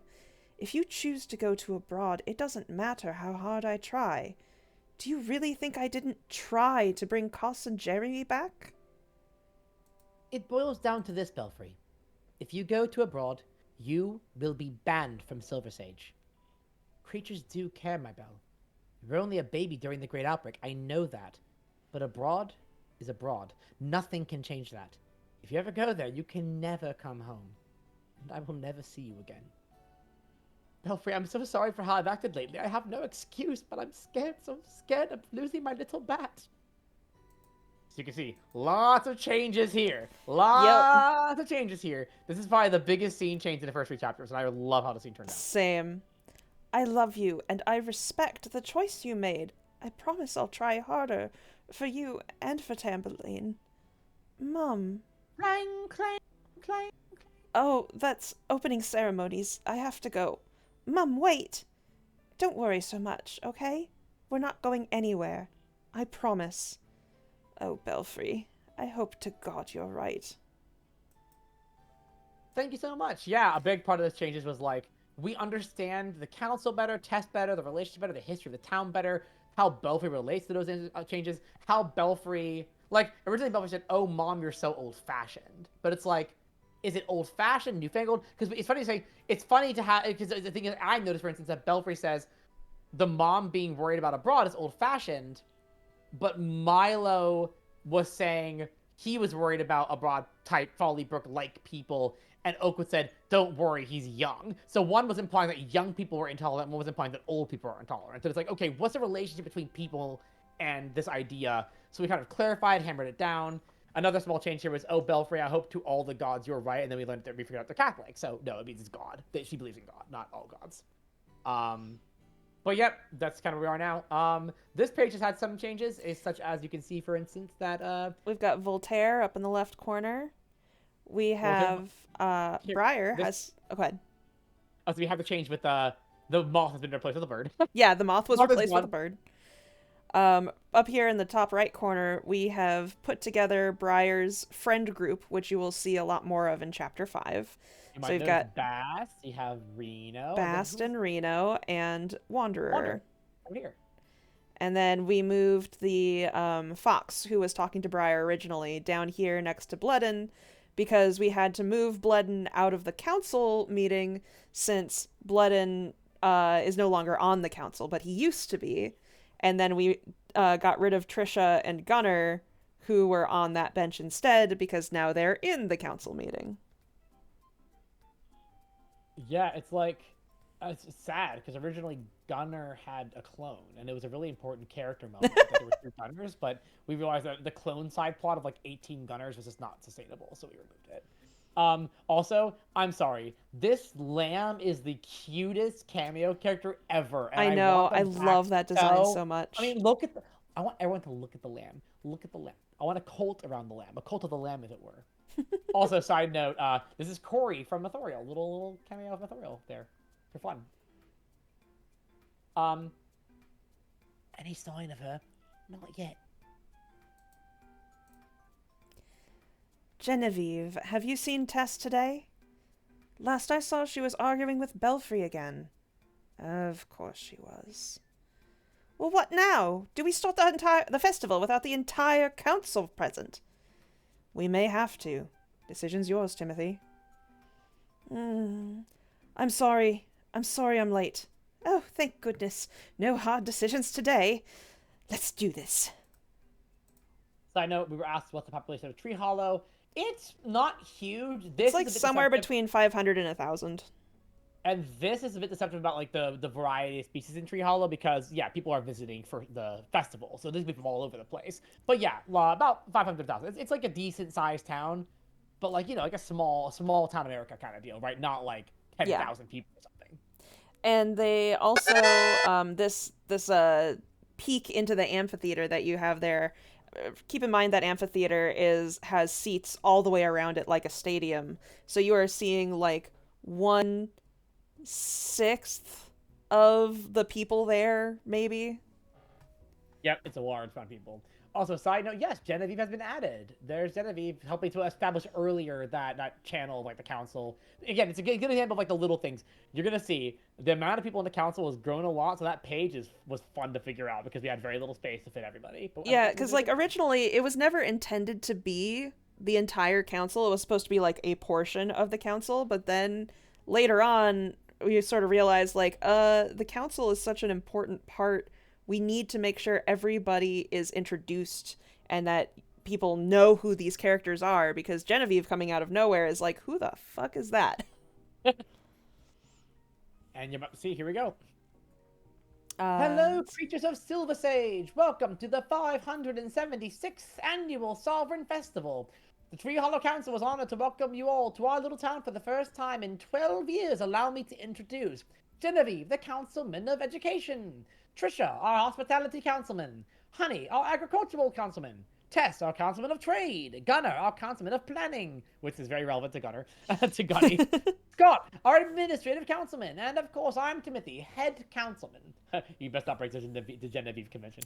Incredible. You can see how the artistic spread of speech to fit everyone in with their bubble was hard. It was so hard, and I had come up with an okay solution where Timothy was like, and also over there on the left is Trisha, and then Ari came back and was like, look, I fixed it.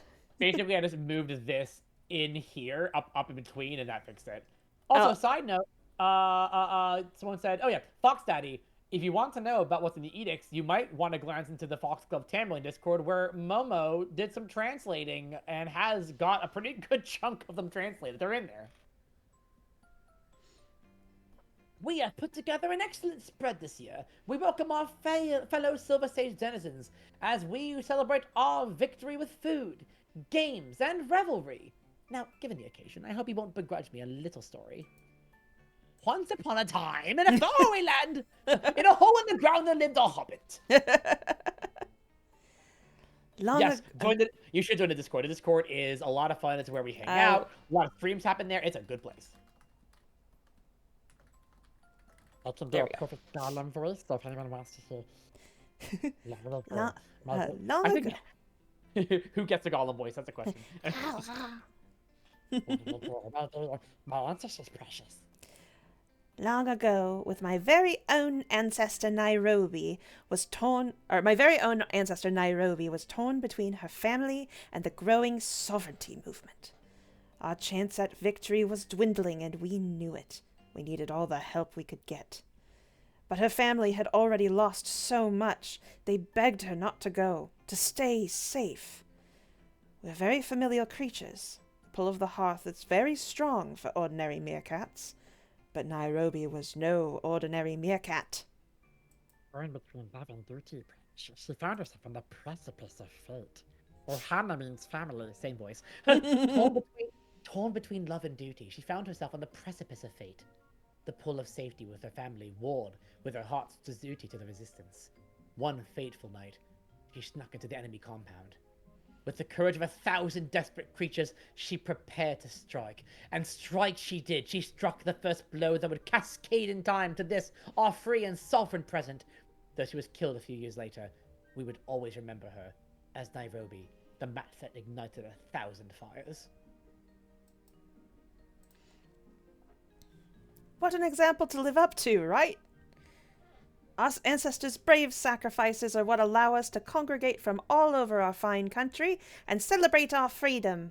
So please enjoy this year's Sovereign Festival. Sample some food, play some games, and enjoy our trades and fine goods.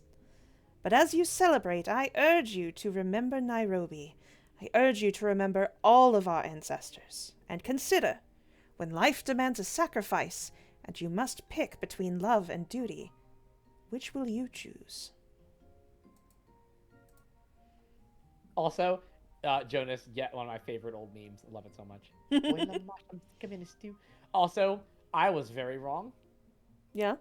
We're up for 4. We're about halfway through, and it's only 2. So we're actually we're zipping. I have no idea how we're zipping so fast, but we're doing fine. To be fair, we're about to enter chapter 4, which is gonna be, like, as long as everything we've already done. But that means we'll get to, like, 4 o'clock. Not near 8. It's like half of what I estimated already. That's fair. Should ask, is this a good time to figure out plans for lunch? Are you doing okay? I want to figure out where you're at. Oh, yeah. I should probably consider ordering me some lunch.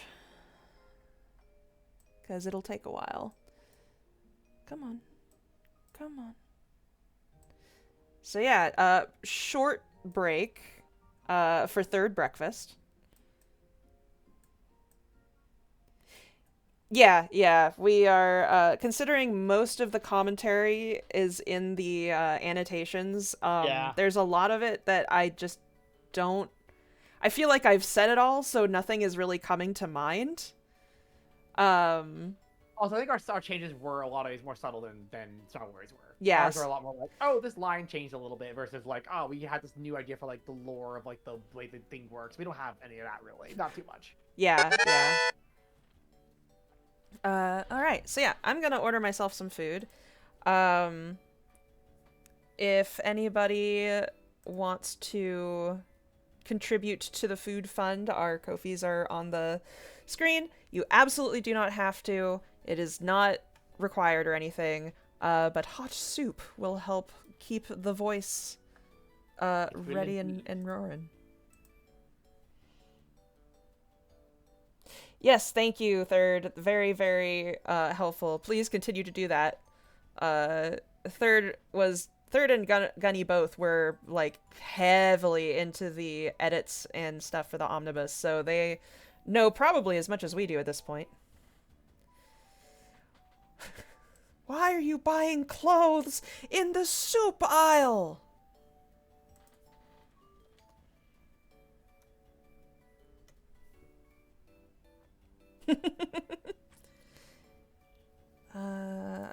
I will be back in a moment. I need to go and ask my husband if he also wants some.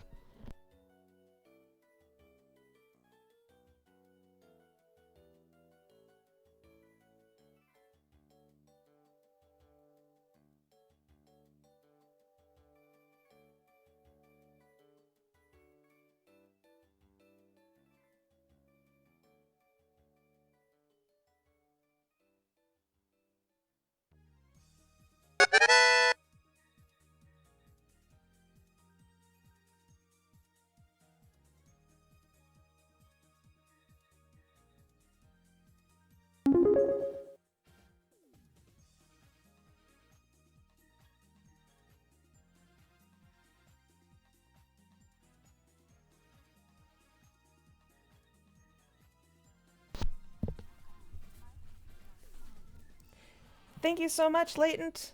That's super sweet.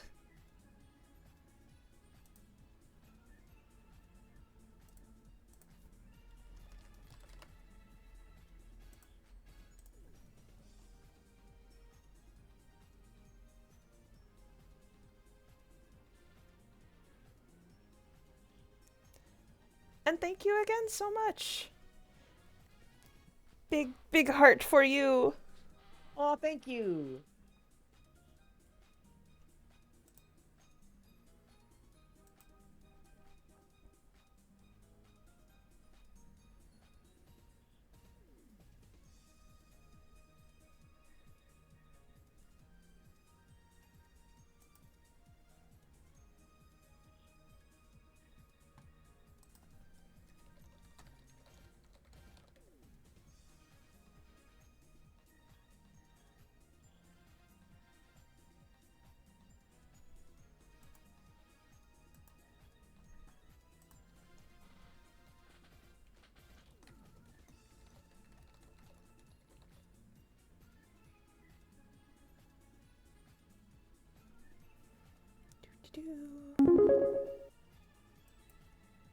Oh, gee, thank you. Thank you so much.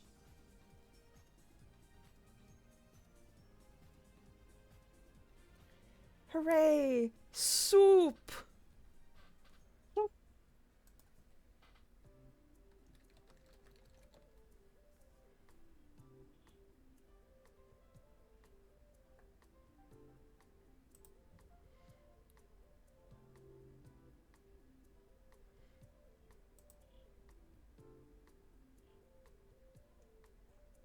Just for that, the driver's getting a good tip.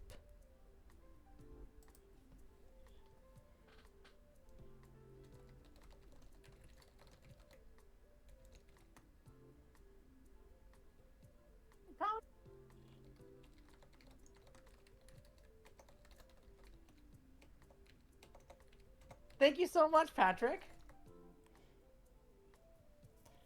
Soup's on, every pony! Thank you. Thank you so much.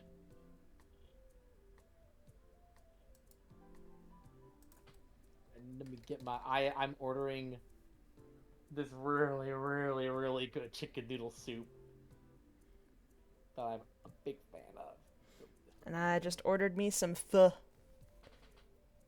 Some fucking soup. I have heard you should never, apparently, I don't know if this is true, I've heard you shouldn't do, like, express and whatever, because it says it'll come faster, but the drivers don't really get informed of that, and they just come whenever they come. Oh, interesting. You know, because when the food's made, and then the driver just brings it to you. Yeah. Like, they might come to you first if, like, they have, like, 18 people, but usually they don't, so usually it's, like, they'll just get to you when the food's in their car, so, it's not usually worth the extra price. Door... Oh, I haven't used DoorDash on this phone, so I got a little discount for my first time. But actually, perfect. I can give a good tip here. This is nice to do.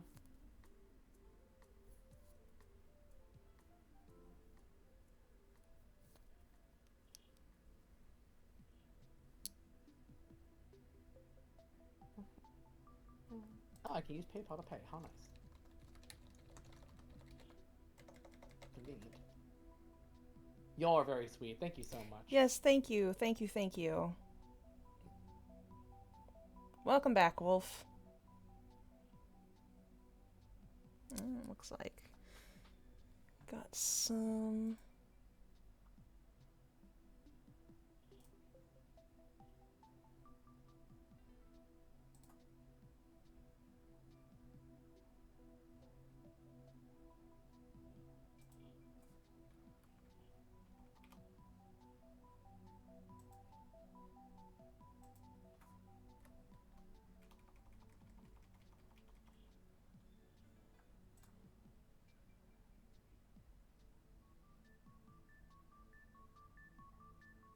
He arrives in about 30 minutes. Perfect. Huzzah! Okay, that's just that.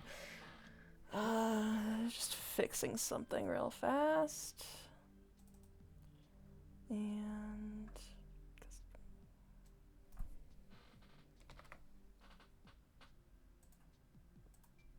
Oh, it's gonna be so nice. Thank you, guys. A lot of talking. It does help. I've been sipping my I had this mug that I got a while back that keeps your drink warm, and it's very useful for things like this because otherwise my my tea would have long since cooled down. But I need it hot right now. Yeah. Okay. Let's see. Shall we start chapter 4? I am ready. Let's go. Can we? No, we can't beat it. We can beat the food. No, we won't. Oh, thank you so much. Thank you, Willem. Oh, thank you. Oh, you're so sweet. Thank you so much. You guys are super kind. Thank you. Haha, super. You're the kind of kind that's good for soup. You're super kind.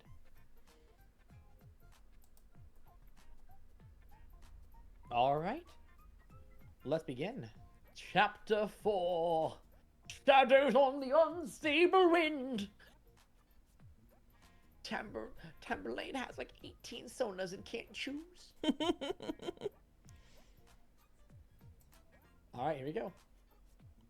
And so, that means our little town of Tree Hollow is here, at the very tip of the Rose Archipelago. We're going to be learning a lot about Silver Sage and our home this week. Now, Timber what can you dance. tell me about Tree Hollow? One of our main exports is textiles. Very good. It's cold.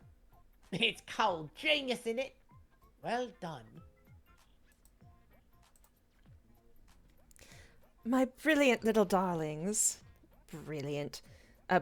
Brilliant, she says. What even is an export? And why is it cold, Tamberlane? Because it's almost winter early, and it's snowing, and... Don't forget about the equator. And... Because we're in the north. Thanks, Captain Obvious.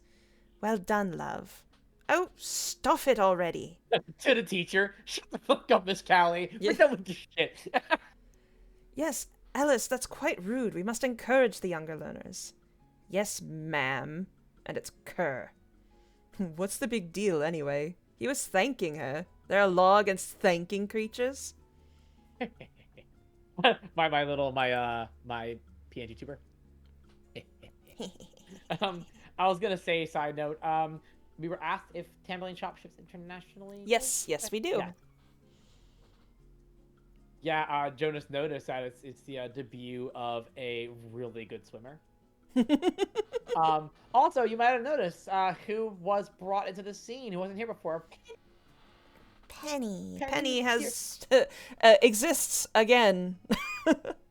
It was originally a matter of like, I think Caitlin feeling like, I don't want to draw so many children, but eventually it's like, Penny needs to be here, otherwise like, what kind of character is she? She's not even appearing anymore. So we put her back in. All right, that's enough children. Settle down. We're nearly done for the day. Starting tomorrow, we're going to be exploring our roots.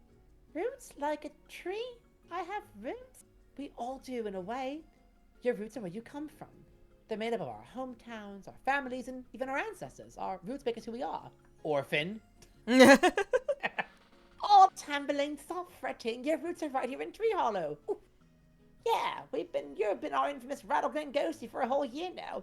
If those aren't roots, I don't know what is. No more underwater, Jonas. Over the next week, we'll be making our own projects about where we come from. Miss Callie, some of us blokes don't know our roots. We ain't all cute little ghosties getting our paw helded. Ellis, for the last time, please don't interrupt. I ain't interrupting. I'm just saying, why does she get soft paws? Tamberlane is still integrating into our class, Ellis. There's no need to be rude. Well, I bet she wouldn't get in trouble for asking questions. You just answer 'em. You're not in trouble, but you must learn to treat your fellow classmates with respect. I just want to know what I'm supposed to do for my project. You may both write about your life here in Tree Hollow. Those are your roots. Now that's enough. If you have further questions, you may ask me after class. Yes, ma'am. See you, Waya. Thank you again so much. Really enjoying having you here. Wonderful to have you here. Also, is it should that be held it on, was that held it on purpose or was that Yes, a typo? that was held it on purpose. Okay, just making sure. Get her paw helded. Moving on. Next week, we'll be going on a field trip to the ruins of Valley Bluffs. Oh, good monument, isn't it? Ruins? Oh, Valley Bluffs? It is. You might consider Valley Bluffs to be one of the roots of Silver Sage in that way. We'll camp there overnight and talk about our heritage. If your dietary needs have changed since our last trip, be sure to tell Mr. Jensen before... Yes, Piper? What? Man, everything could have changed right here. I know, right? Tell Mr. Jensen, alright, I'm gluten-free, alright, the end. Yeah. Yes, Piper, what is it? Can I fuck up your life? Hey, Miss Callie, what's abroad? Oh, yes, good question, Piper. My mom's always changed the subject when I ask. Guys, we shouldn't. I know, right? Yes, how are we supposed to avoid abroad if we don't even know what it is? It's obvious, isn't it? It's where Tamberlane's from. That's enough, children. So, when we go to Valley Bluffs, be sure to bring your best stories about your roots. Hey, Marie, you were right. She's dodging us. Ha ha ha ha. Oh, please, Miss Callie, just tell us. Grown-ups make it sound so terrifying. And wicked. It is not wicked. We don't talk about that place. Ever since Tamberlane got here, it's all you grown-ups ever whisper about. Children, please, there's a time and a place for this. Ask your parents. But why do some creatures choose to go there? How come being sick is as bad as being a traitor? And why do you get tainted so you can't come back? What happens when someone goes to abroad? What's it like there? What's it called abroad anyway? Is that what it's really called? Why can't we just go and visit? How far away is it? I just don't understand why we can't even ask. Have you ever been to Miss Callie? What is abroad? I'm really from there. Can you be untainted? Enough!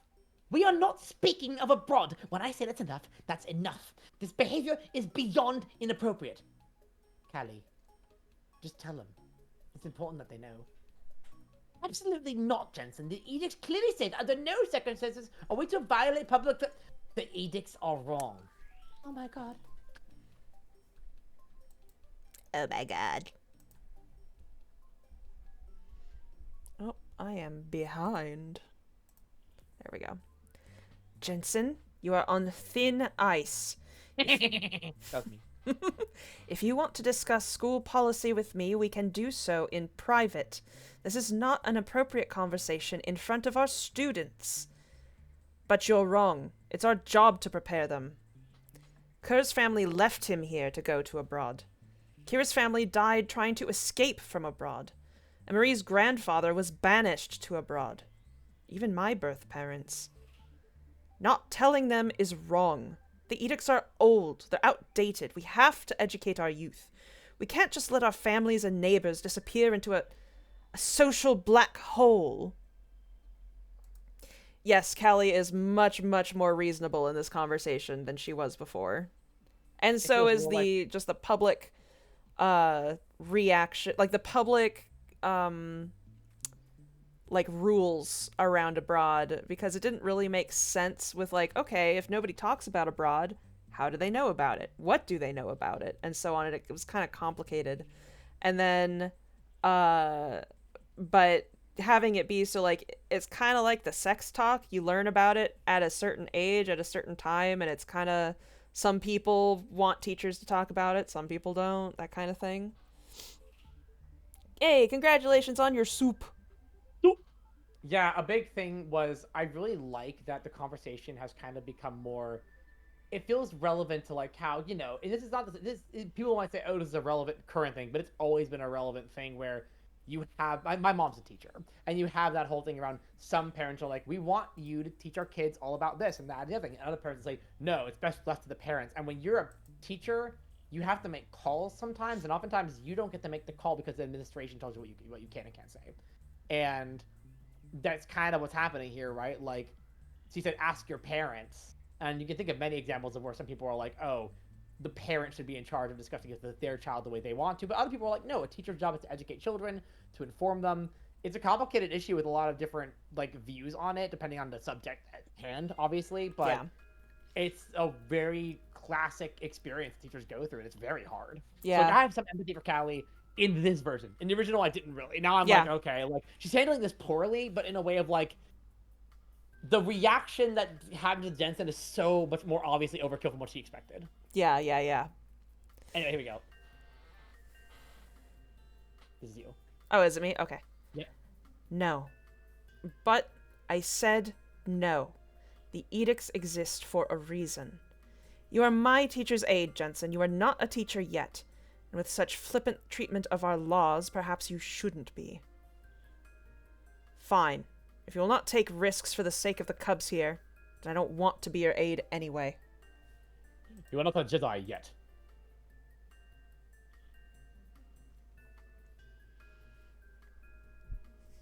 Well then, if your dietary needs have changed, please tell me before our camp out. Wait, Please tell me before our camp out, and I think that's all for today.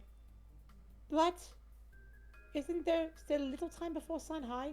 Early release, isn't that nice? when I say reasonable, obviously in terms of her and the children, maybe not so much, but in terms of what she is scared of with like the council, and considering there is an edict. I mean, I don't think it's a spoiler to say, because we can literally read this up in the Tamberlane chat now. One of the edicts has to do with the idea that as a teacher, you must stick to approved curriculum. So if she were to say, here's what abroad is, she could be on trial. So yeah, I would say it's reasonable when it's like she could get arrested for it, or at least, you know, deal with trouble. She's trying to like trying to keep things calm, but the law is obviously not great, but she's operating under a very extreme circumstances. So I have a little more empathy for her than I would for like a neutral teacher, right? Because what if one of the kids goes home and says, "Oh, Callie told us everything," and then it's like, "Callie said what? That's against the rules. That's not approved curriculum." This is why if Agnes had been here, she would have been like, "I can't hear you. What?" And they'd be like, "Oh, never mind." And she pulls that. She pulls that. "Oh, my hearing is so bad nowadays. You said you want a wood? Yes, we can go get wood." And this is you. I think I just read the last one. No, never mind. You did. You read the last one. You're right. It went quick. There was very few bubbles. Here we go. Let's go. Let's see. Now Okay. Penny's comforting Marie. Look at that. Yay. Yeah. I love your art was so well done. You did such a good job integrating her into the scene. It's fantastic. Thank you. Okay. I admit that maybe I shouldn't have asked that question. But in my defense, I didn't know she'd flip out. Really? You didn't know she'd flip out about abroad? Are you okay? Are you hurt? Oh, I'm sorry. I just. That was so scary. Too right. We definitely messed up. That was so weird, though. I've never seen Miss Callie mad. Yeah, she's usually obnoxiously nice. Made a teacher cry. There must be a special reason why our mild-mannered Miss Callie turned into a raging beast at the mere mention of abroad. Maybe she got sick and almost had to go there.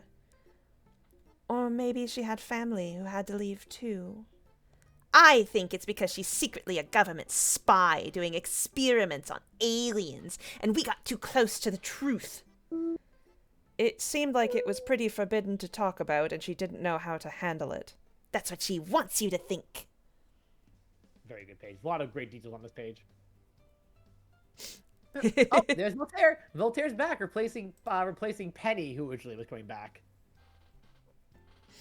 Marie, are you crying? What's happened, love? Hey, Penny. Parsley, Mr. Jensen quit. You what? Hey, he didn't quit. You were fired. And it's all this mudsucker's fault. What? How is it her fault? I asked the stupid question. Yeah, well, if not for her, no one'd be jawing off about abroad at all. Thanks to her, the only good teacher's gone and got ejected from class. Hey, Miss Callie's good. No one likes Agnes. Miss Callie's only nice to her favourite students. The ones which fawn at her claws and suck up. Plus, she makes us stay for after school for tutoring. Maybe I can help? I don't want help from you, you furless freak. Pow! We have been asked about it. Was it difficult to edit the old pages? Like, did we run into layer arrangements that made it tricky? Not really. Not too bad. It wasn't too bad. The worst thing was that until about halfway through, well, not even halfway, partway through chapter 3, I had many more layers where every single part was its own of a person was like its own layer, and each one of those had its own 3 shading layers, and that was obnoxious to work with. But now I basically just put everything in a folder, and then I do one shading layer over all of it, and that's much easier. So that was the hardest part, was having to pick apart. Also, none of the layers were named. So pick apart, okay, so where is this? What layer is it on? How does it look?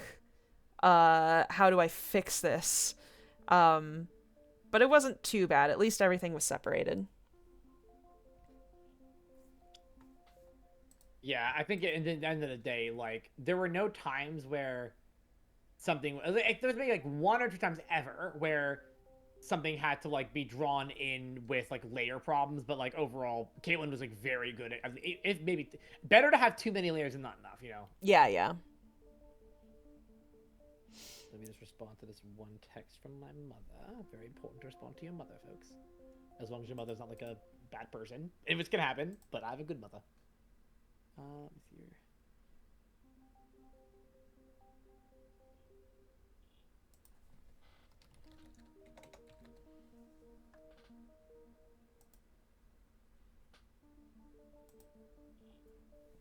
There we go. All right. Kick your ass, Kerr! Piper, no! Fight! Maybe if you weren't such a wanker, Miss Callie'd like you more. Yeah, that's Pepper. Maybe if you were such a wanker, Miss Callie'd like you more. Tall words coming from you, pipsqueak Piper. You take that back! Nor on your bleeding life! No, stop, okay, stop! Piper, no, you'll get in trouble again! Swears, hashtag @. That's enough, mate. I really like Parsley grabbing Kerr. It's a nice detail. They kind of like kind of sees him as a brother, but like in a at least getting him out of trouble way. Yeah. Teacher explanation, you Piper Anverton, you stop it right now.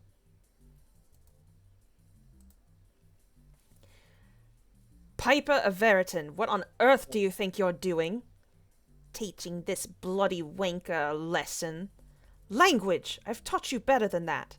But he were being mean to Tamberlane. That's no excuse for violence. Apologize right now. No, he's mean and I hate him. Piper! Tamberlane, are you all right? He didn't hurt you, did he? Tamberlane? Can you sign it for me? Tamberlane, no, you're not stupid. It's not your fault. Oh, I forgot to grab your paws. I'm sorry. Oh, Moppet, it's okay. I'm here. I'm so sorry. Oh. God, you noted that. This full of snot. Poor Belfry. Just gonna have such a gross rough until she gets a shower later. What the fuck are you doing here? I've been added to the comic. I'm important. Yes, we replaced Anthony on this page. because Penny needed a place to actually like be on the page and interacting in a way where people are like, oh yes, Penny exists. So yeah, this was a great page because she could easily replace Anthony's sentiments here. Penny, what happened? Kerr said mean things about Tamberlane, Miss Belfry. What? What sort of mean things did he say? He called her a freak and a mudsucker. What? And he said it's her fault Mr. Jensen got fired. Wait, Jensen got fired? It's not her fault, though. Piper was just defending her, but, well, it's Piper. Hey, what's that supposed to mean, Penny? That you'll take any chance to start a fight, no matter what it's about? It's a fair cop. Oh, sweetheart, you're not a bad girl. It's not your fault, and you're not in trouble, okay? Okay? Tamberlane, it's really okay. Please don't fret. Whoom, I'm here. Someone needs to teach that little punk a lesson. Avery. A lesson in friendship and kindness. I tried, but he didn't want a help. I absolutely love this whole thing you did here with Avery. It's so funny. Oh yeah! It's like when you're like, say fuck, and the guy, this kid here is like, oh shoot, yep, freak. Exactly. Oh, he'll come around, little bug. But seriously, that cub was a menace. Yeah, but he's a foster kid, so we should be understanding. Well, he makes understanding really bloody hard. He's a terror to everyone who takes him in. And poor Coriander's his latest victim. Have you seen her lately? She's been put through the ringer. She's lost like 10 years of her age and she's younger again. He's been through a lot, but I guess it doesn't excuse his behavior. Especially if he's bullying my kid. Yeah, we took this opportunity to make it clear earlier that Coriander is fostering Kerr. Yes. I love Piper being like, hey, see you later, kid. That was really cute. Finger guns. Hey, Tamberlane. How would you feel if I came along on your school trip? Yes, please. It would be great. Then I'll ask Miss Callie if I can be a chaperone. And I'll keep that little jerk away from my poor baby. Tamberlane is awfully quiet right now. She really must be upset. Yep, still upset. Quick, Belfry, think of something. Gotta cheer up. Come on, think. Books! Books? Turn into a chicken there, briefly. Book! Yes! How about we go to Pika Books? Does that sound good? Oh, yes, please. Not even books distracted her. It's worse than I thought. Did he really hurt her? Is she hiding the pain? I should be able to tell what's wrong with my own child. Why don't I have a single clue? Why can't I cheer her up? I just want her to be happy. Okay, play it cool. Don't let her know that you're the worst mother on the planet. Be casual, breathe, and go. What's on your mind, honey? Nailed it. I was... am I from abroad? What? I always use that as Sheila from South Park. What? Every time I ever see it. Of course not. Absolutely not. But everyone says everyone's wrong. Sorry. I mean, abroad is... No, I mean, that place makes you... You know, you're so good and... I'm not explaining this well. This was a page that we changed her dialogue here a little bit because we wanted to... God, what was it originally? I'll pull it up. It's like that place, like we don't... I'm just gonna pull it. I do not remember. I don't remember either. It's been a while. It's been a while since I've read book. I don't read Tamberlane. What was it? 209? 207. It originally said... Sorry, I mean, abroad is... No, I mean, that place is... It's like, it's not like that. Yeah, we wanted to make it so that abroad is for the bad people, according to Belfry. And Tamberlane's not a bad people. So if you went to abroad and you came back, you're not tainted because you're not bad. So you can't be from abroad. Yeah, I think of it a lot as kind of like how people think of prison, right? Where they're like, "Oh, Yeah. you were in prison, that must mean you're evil, right? Because you were in prison at some point." It's like you put the cart before the horse a little bit. You just assume that because someone could be from somewhere, they must. So she can't be from abroad because she's not bad, and bad is what abroad is. Also, Noid Fox, if you want to see the old pages, the current old, we have them archived. We have them. We're never gonna use them. Yeah, I definitely still have all of the files. Okay, two things. One is that you can still read it on Webtoon, so if you want to go up to and archive them, they're there. Second off, I believe at least for some of the chapters, if you buy them on the website, are they guaranteed now to be the new ones, or are the old ones still? No, it's still the old version of the ebooks on the website. And so until we get the new version ebooks set up, you can still get the legacy version on the shop. And then after that, if you buy the legacy version now, you will receive the updated version when it's done as well. Yeah, so this is fine. If anyone here has the PDFs, you will get the new one. Because I know that's something that it would be kind of not great if you would like, oh, I paywall behind the new version. No, you'll get the PDF if you have the other PDF. Just let it, I'm sure there's a way we can do that. But it's just important to remember that, like, it's not like a different version of the comic entirely. It's just like an update, kind of like how you might edit a book.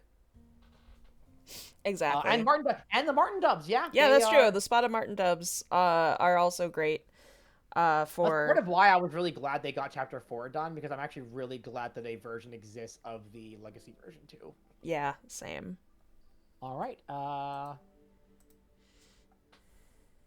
you guys me. What is it like? Wait, what is it like? Well, I don't know personally. It's like, you see, every society needs certain things to thrive, and sometimes those things are, how do I put this? Maybe I go ask Uncle? Oakwood here had to be grown. He was very small in the original. Oh, yeah, that's right. Hi, Miss Belfry. Hey there, little Tam. Dare I ask? We were on our way to the bookshop when she was asking about, you know. No, I don't know. Isn't she a little young for this talk? There's a good time for this talk? Ah, well, one would assume as she's approaching puberty. What? You didn't mean? Now I'm confused. Stop, please. Listen. Navi? I was asking about abroad. Milo here is so funny. And you had this conversation in public? What was I supposed to do? She asked. I don't want to just give her the cop-out answer. Unga, please don't be mad at Mummy. I asked. Oh, all right. Since you asked so nicely, little Snapdragon. That's all very well, but perhaps you should still take this indoors? Well, we were on our way to Peekabooks, so how fortuitous. So were we.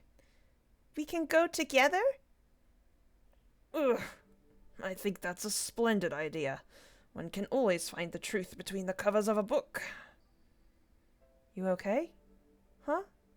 Oh, yeah. I'm okay. I'm just glad that at least Oakwood can cheer her up. Fun fact, the only time in the entire comic, I think, so far that Milo and Belfry address each other at all. That's true. It's like Legolas. And my bow, I'm never talking to you again. Goodbye. I was like, look at that, like, kind of weird seeing them talk together. Oh, shoot. That makes sense. They never interact. Like, they're not together during the scene where Milo hadn't arrived in Chapter 3 up till the end. That's so funny. I never thought about that. Also, I always read that oof as a Roblox oof. Also, third, now that is going to curse me forever. Thank you. We can go together! Oh, God. No! It's in my brain now. Good morning, chaps. It seems we have a party. Come to fetch your books, Claude. Indeed I have, and I believe Miss Tamberlane has some errands here too. Miss Scott, Why, hello there, Miss Tamberlane. What can I do for you? Mummy said I can have books. We're looking for some books to help cheer up after a rough day. A rough day? We can't have that now, can we? I'll pick some up. Yes, please. What kind of book are you looking for? Well, I don't want to say. You don't have to say if you don't want to, but I am here to help. Well, everyone keeps saying I'm from that place, but I don't know what it is. No one will say.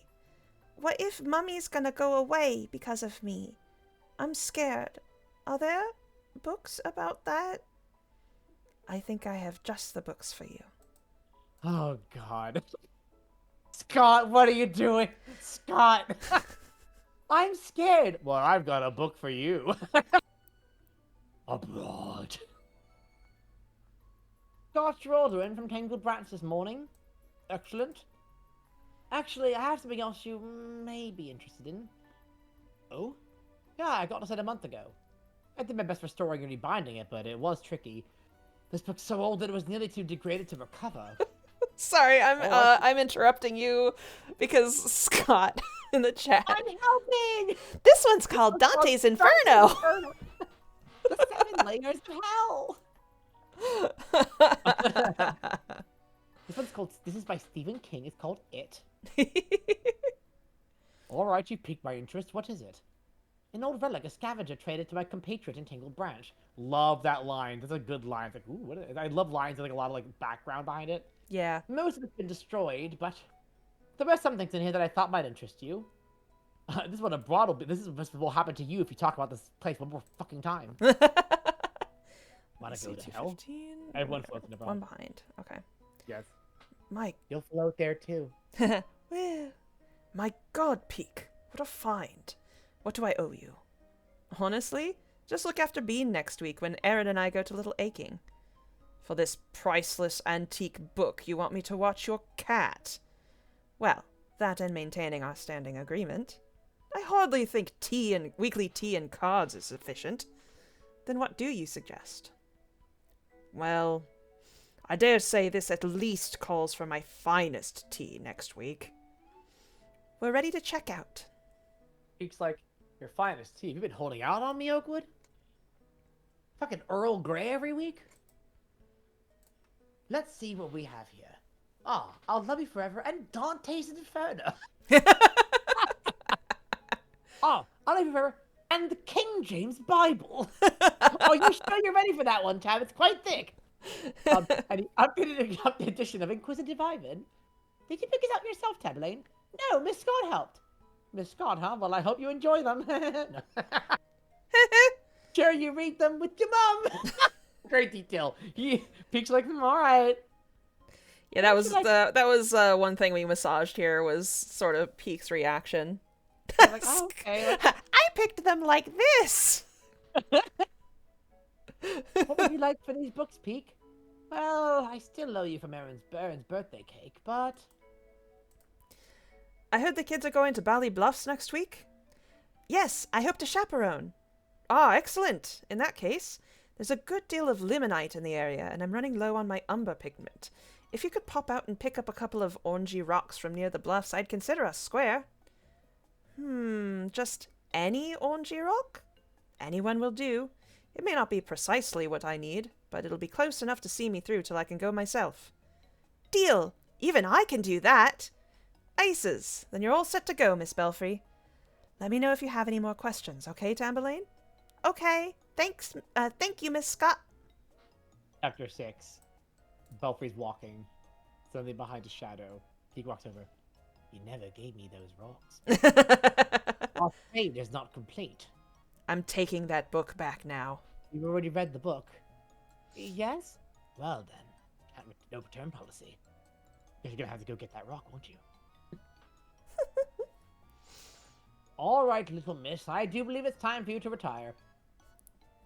Tamberlane, come stay with me. You don't want to.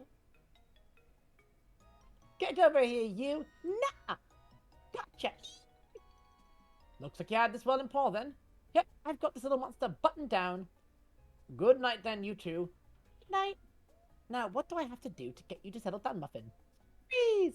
Okay, but you have to get all set up in bed by yourself. Okay. I don't think that's how you're supposed to get into bed, Missy. I wanna.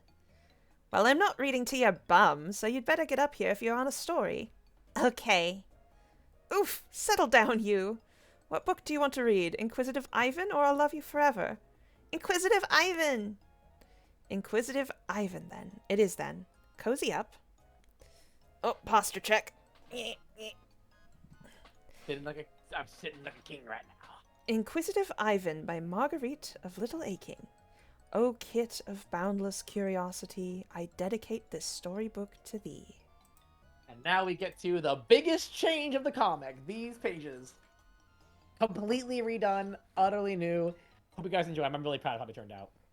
This was my, I had a chance to write this little poem because I do lyrics anyway, and I was very excited. So I think Caitlin drew this illustrations in a day and absolutely knocked it out of the park. It's so good. Once in a little town much like your own, inquisitive Ivan lived happy at home. A curious boy with a curious mind, he wanted to learn all the facts he could find. His poor Papa Paget grew sick with the flu. The doctor said, "Sorry, there's naught I can do." But Pa whispered, "There is a beast in the thicket that knows many things. That may be the ticket." That night in the woods, amidst crawdads and crickets, the beast found the home of this thing in the thicket. The kit A found the home. cave full. Oh, what did I say? The beast. Beast. That night in the woods, amidst crawdads and crickets, the kit found the home of this thing in the thicket. A cave full of shadows and whispers of dread. A dwelling where good little kits mustn't tread. "Oh, child, do not be afraid," soothed the voice. "I give you a gift. I offer you choice. Your poor sickly papa must come to my side. With all of my knowledge, I'll keep him alive." Who are you? asked Ivan, with uneasy tummy. The voice answered softly, as sweetly as honey. "I hold all the knowledge that you've ever sought. It's lovely to meet you. Please call me abroad." "This is scary. All I recall was the nice pictures." Inquisitive Ivan was oh so delighted to meet his new friend, but he was misguided. He rushed to his home and told Papa Paget, "My new friend abroad can cure you like magic." But then Papa Thomas took Ivan aside. "Ah, poor Papa Paget, it's best that he died. Some knowledge is dangerous, nasty and cold, and some things we cannot and should not control." Inquisitive Ivan was shocked. "Papa Tom, all knowledge is wonderful. I'll prove you're wrong." So all of his father's words Ivan forgot. That night Papa Paget was sent to abroad. But when nighttime came, a knock at the door, a turn of the knob, a creak of the floor. Inquisitive Ivan, that poor little kit, woke up with a fright, and there he saw it. Also, thank you, Gunny. I do love it's best that he. Right? It's so horrifying. What once was his papa, his sweet, lovely paw, had turned to a monster of long teeth and claw. All goodness was taken, all beauty was flawed, and all that he loved had been taken abroad. From out of the darkness came sweet Papa Tom. He said, "Papa Paget, leave now and be gone. You're tainted with evil, with darkness and plague, so leave us alone and never come back." Some knowledge is sacred, some knowledge is wicked. Those dark little thoughts from the thing in the thicket. In your little town, all safe in your home, go learn what you can. Your mind is your own, but trust in your elders, and this message hark. Some knowledge is better off left in the dark. So yeah, big change. Yeah, I'm really proud of that sequence. I'm really proud of that. It's a really good sequence. We nailed it. High five. Yeah, high five. You, Scott. I have to give so much credit to Caitlin for just knocking the fuck out of the art. It's so good and spooky. Hey Ari, scroll up a bit more. According to Gunny.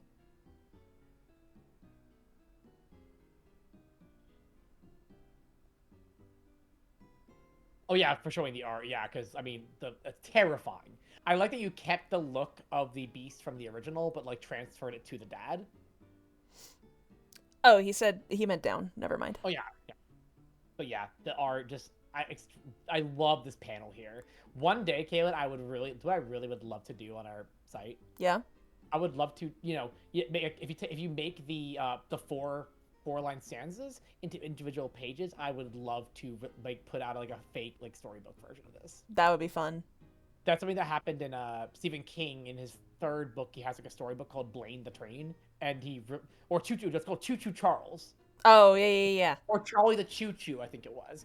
And he released a book version with the name of like the fake in-universe author with the art. So cool. I love that kind of thing. And it's this very small little book, like 6 pages long, but it's just so cool. And now we're like, all right, here we go.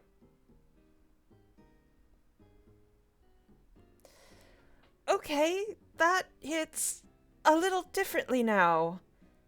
That wasn't a very good book, was it? Dare you? Nuh-uh. Tamberlane, are you okay? I am a monster. Oh no, darling, no. Come on then, let's have a talk. When a mother and father love each other very much. Wait, what does that have to do with what I'm talking about? I don't know. Listen, I'm doing parenting by the book, and it says the next thing to talk about. It's the birds and the bees. Now, I'm not sure what apiculture has to do with anything, but here we go. No one thinks you're a monster. Buddy, this line was already in the original script, and it just fits so well. No one thinks you're a monster. Abroad is just a boogeyman. So it's not real? No, it's real. It's just, abroad is just a place, pet. Is taint real? Not a test says it is, but I don't think it's like that. It doesn't make monsters? Well, I've never seen one at least. I don't know what it is about taint that makes it so dangerous. I know it's important to be careful, otherwise we wouldn't have so many rules around it. I do know some things about abroad, though. Like what? Abroad is actually really important to Silver Sage. It's because of abroad we have some important services here in Triolo. Like what? Like plumbing! If it weren't for abroad, we'd have to poo outside! Originally, I was like, oh no, we had like, what, twice? And I was like, oh, that's a kid. Yeah. Why? Okay, kid, I don't know what to tell you. The taint allows creatures in abroad to work with tools we can't, so they make our plumbing go, and our running water.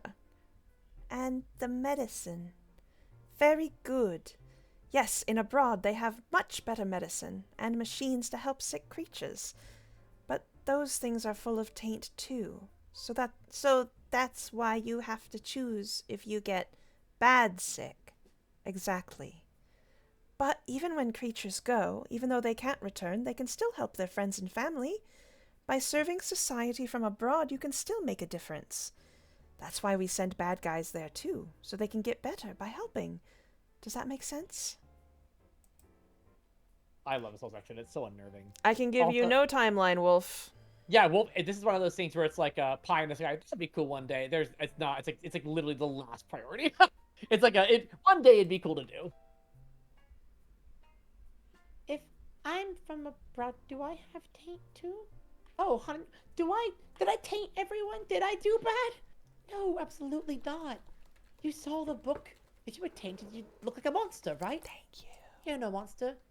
You're my Tamberlane. Also, lady, you just said taint probably doesn't make a monster. Now you're using that as you don't know what you're talking about, do you, Belfry? You have no idea what's going on with taint. It's fine. It's fine. It's all fine. She knows. What? Belfry internally inconsistent? No, I love her for it. I love it. Yeah. This whole scene is like so good. I love the fact that you can just tell that the generations of just lack of knowledge really is bad when it comes to parenting. Okay.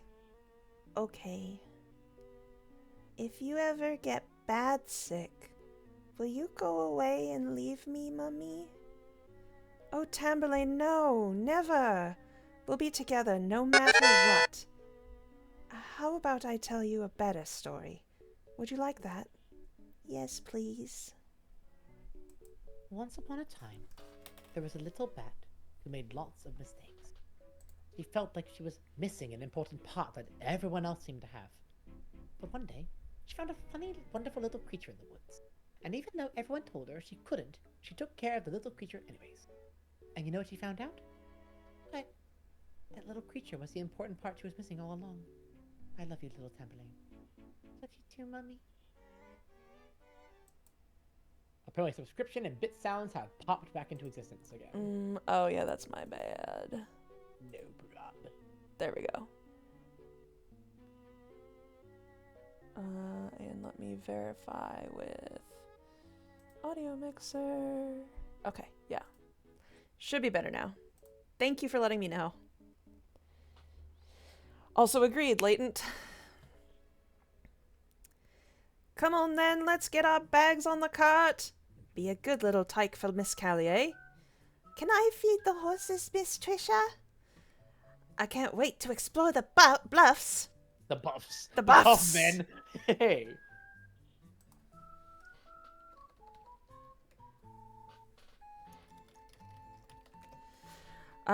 Marie, Anthony, wait up!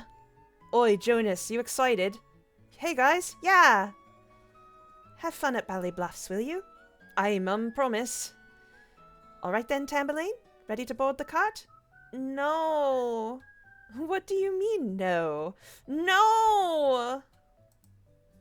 She feels a strange foreboding that something terrible is going to happen. You were so excited. Why not now? Sure. Oh, don't worry, Moppet. You'll be fine with your friends. I'll look after you, Tamberlane, okay? And Miss Nora's a doctor. Nothing can go wrong with the doctor there, right? Right. Tamberlane will be safe with me, Belle. Thanks, Nora. All right, then, chaps, we're all packed, load up. I'll be in the cart ahead of you, okay? We'll meet again at the bluffs. Okay, Mummy. Bye. How close is your soup, by the way? It looks like it may have just arrived. Because mine just arrived as well. Also, I had a realization. Oh, this is such a stupid note. What's that? We say I'll meet you again at the bluff, but they stop for lunch halfway, so that's not true. Whatever. This is me. This is what happens. Now y'all know I never stops. I'm always like, wait a minute. But no, you're right. They stop for lunch. Soup. Soup. Soup. I think now is a great time to take a short break. I Because we're agree. just about to start this scene. So what I'm going to do is I am going to mute my mic because I don't want to slurp all over the microphone, and probably turn up the music for people to listen to in the meantime. Cool. Just I'll eat my food and we'll just text each other when our soup is done. We'll pop back on. It shouldn't take too long. Yeah. All right, y'all. Thank you so much. We'll be back in just a few.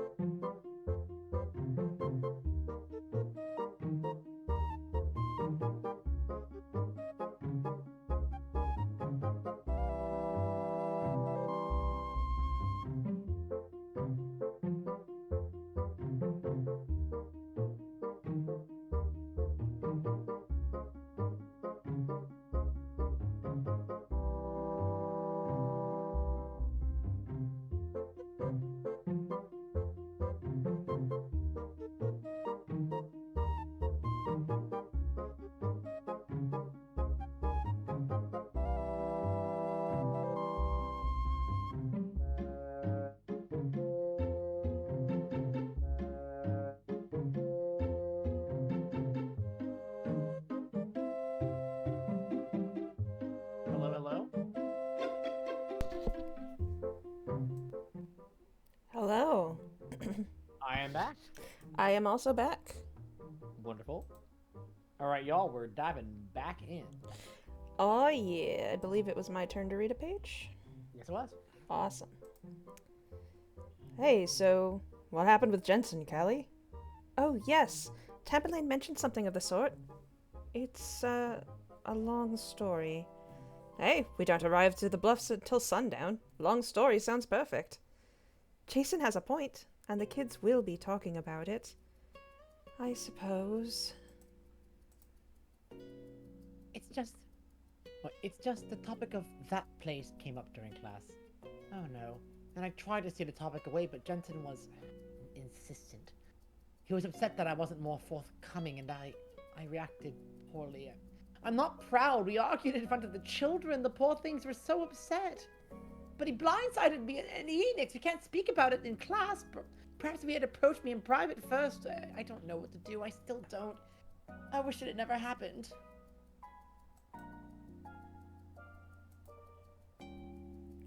Ah, Callie, old gal, we all make mistakes. I'm sure it's all forgiven and forgotten.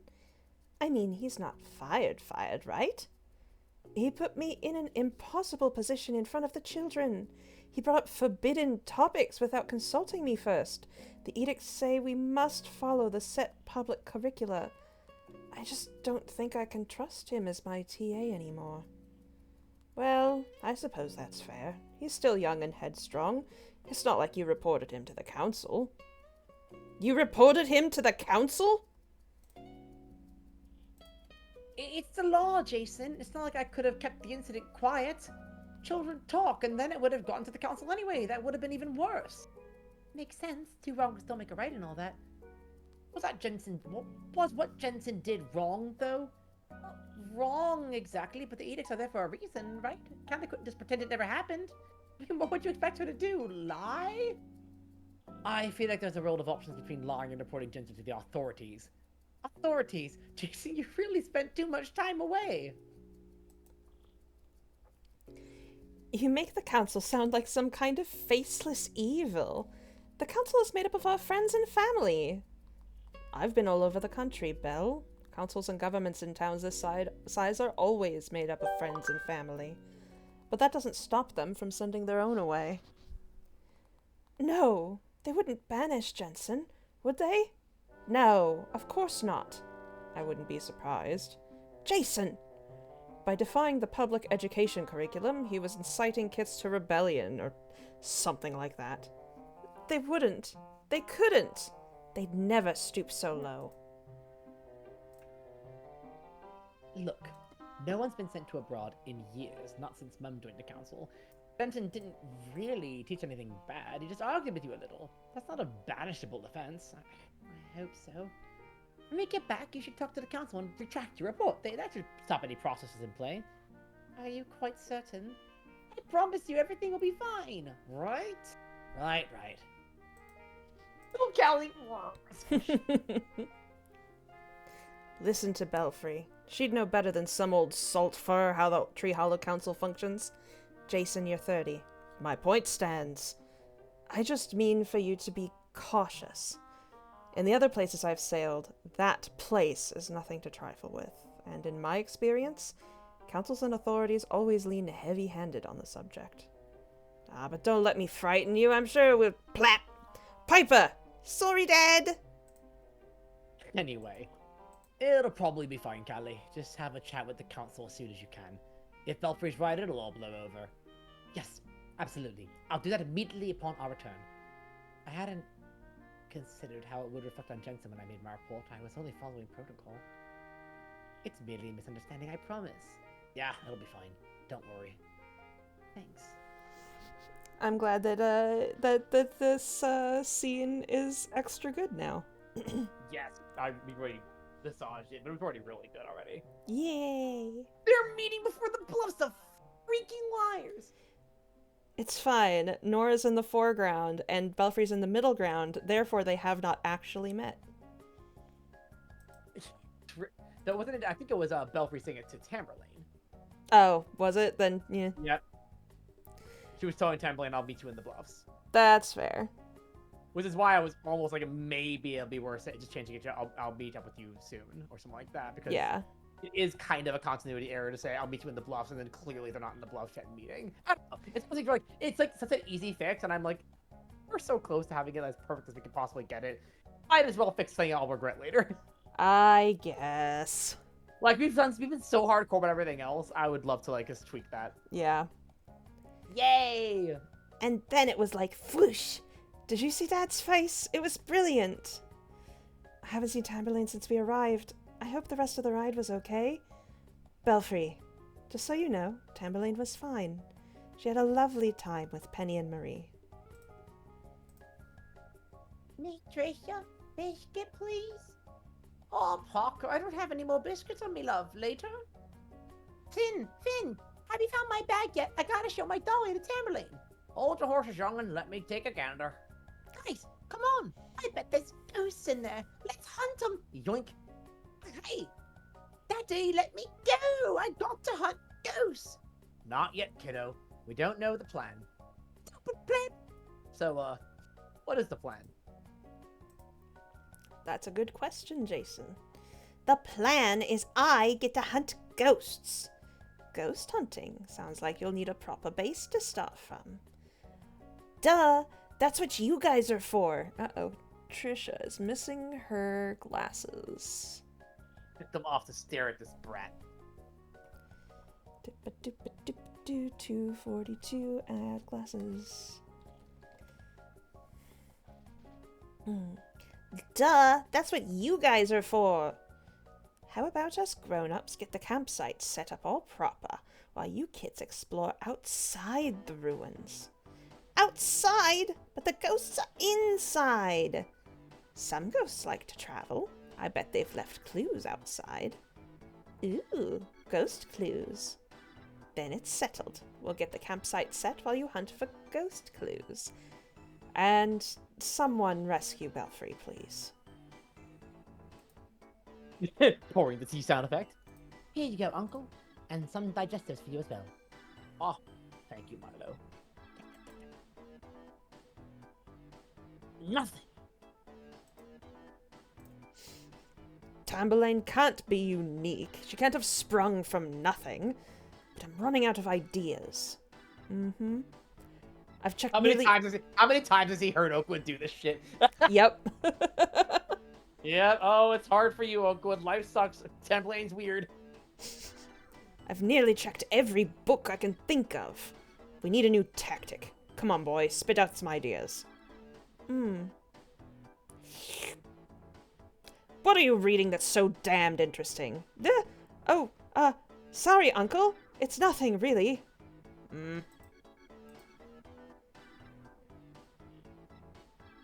Oh, sorry, I didn't scroll down. Oops. I was looking at your screen for some reason. Oh. There we go.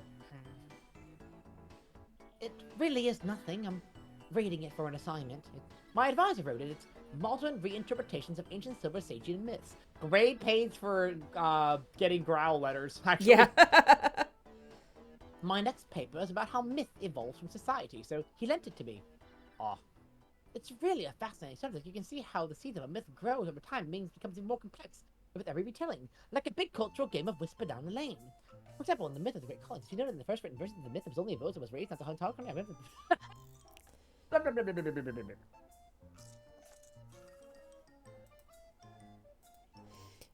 Anyway, I promise I was only reading it on my break, Uncle. Sorry about that. Nonsense. Your book has given me an idea. I helped? What? Of course you helped. Did you think you've been dead weight this whole time? Don't be daft. The thing is, we've been coming at the mystery of Tamberlane's species from only one angle. Biology. But your rambling reminds me that there are other less scientific vectors we have yet to explore. Namely, literature, fable, myth. I helped? Oh, for God's sake, Milo.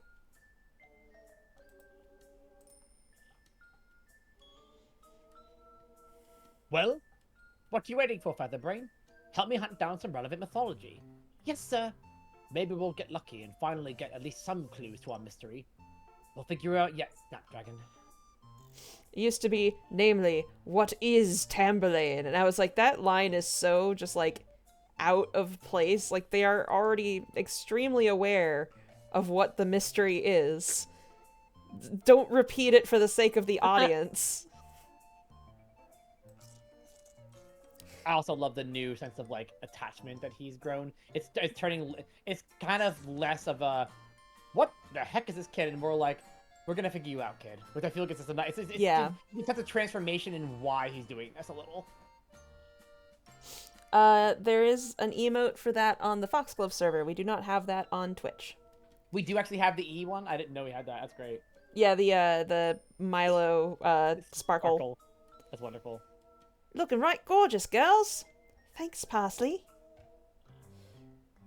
Oh, lovely. Is that your mom, then? No, it's me. Oh, I wouldn't have guessed. Parsley. I just mean I think your ears are about here, right? Tamberlane can express herself however she wants, just like my mummy say. Villager No sound. sound effects here. It's like, "Ah." Oh, look, Murray's right. You can put them wherever you want to. No. Sign language sounds. Okay, what are you guys saying? Ah, sorry, love. I was just telling you it was ducky to be different. Sorry, my tristle was just rubbish. That's a really cute face. But speaking of tristle, I know you must have been asked us oodles, Tam, but how did you learn it? Yet out of hearing, so was it someone you knew?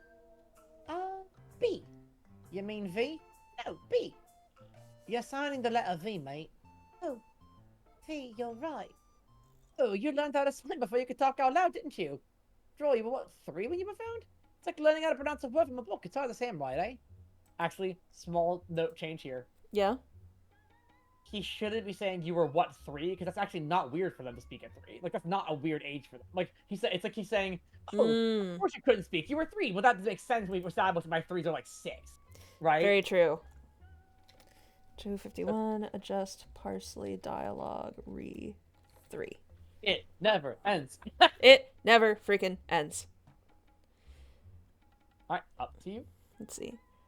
I don't know. Oh, That's I think you missed the first line. Oh, sorry, you're right. I thought I was on Infinite Scroll too, and I was like, yes, this is the top. Who is this V who taught you Tristle? V? But was V like your mom or dad then? No, Mummy is Belfry. But what about before you came to Tree Hollow? Who was your mummy then? I don't know. That's okay, Tamberlane. Mr. Oakwood told us you don't remember much. I know he asked you questions for days. Okay, but what kind of creature was V? Were they like you? No, V was Oi, numpties! What's hanging? Classic. Oi, Piper, we're trying to figure out more. I don't care. Go 10 in 10 minutes, meet by the Temple Ruins, pass it on! Oh, except don't tell Kern his jerks. They are absolutely not invited. Oh, Ghost, how spooky. You got a pipe? Now, if you don't mind. Yeah, I gotta go find Audie anyways. So, about your time before Tree Hollow. That's all I remember. It should be that. I think that is always a little formal. What'd you say? It should be that's all. I feel like that is always a little too formal for Tamberlane here. Well, she's doing it because she has a hard time with contractions. Oh, is that I don't know. I never noticed that. I guess that makes sense. She still uses them sometimes, but it is meant to be a little bit stilted on purpose. That's fair. That's fair.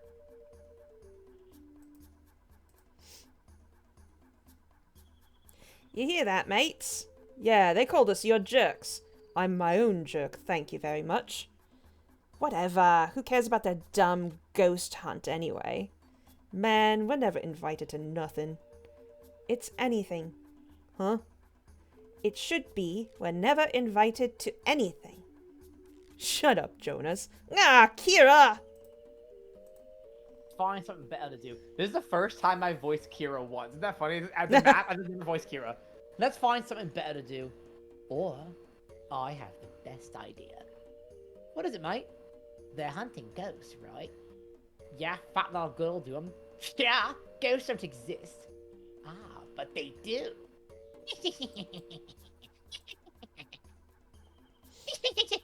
I had to switch over. I'm just Oh no! What happened? Oh god! Oh god! switching between all of your. Oh my god, you're having a time over there. It broke everything! No! I gotta do it again. Oh. These buttons don't even work, by the way, so I gotta scroll. Oh no, why don't they work? I don't know. I'm going to make a note of that. But I'm thinking that maybe in the particular case of the That's all I remember. I feel instinctually like that one should be contracted because it feels weird there. I don't know why it stood out to me, but I feel like that one might be better contracted. Fair. Since it's inconsistent, that one particularly feels like a writer moment almost, I guess. That is, I don't know. That's just my instinct. Sorry for the wait, y'all. I'm journeying through. I have no clue why it freaked out like that. You're at the URL. You should be able to put in the page. Oh, can I? What is the page number? The page number we are at is 256. I don't think I can. When I put in chapter 4, it didn't go anywhere. It doesn't work. Infinite scroll / what? Hold on.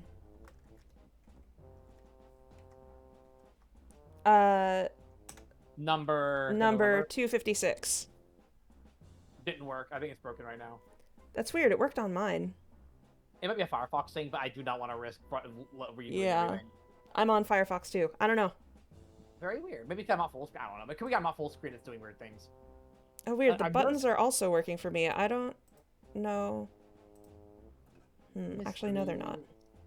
So many mysteries.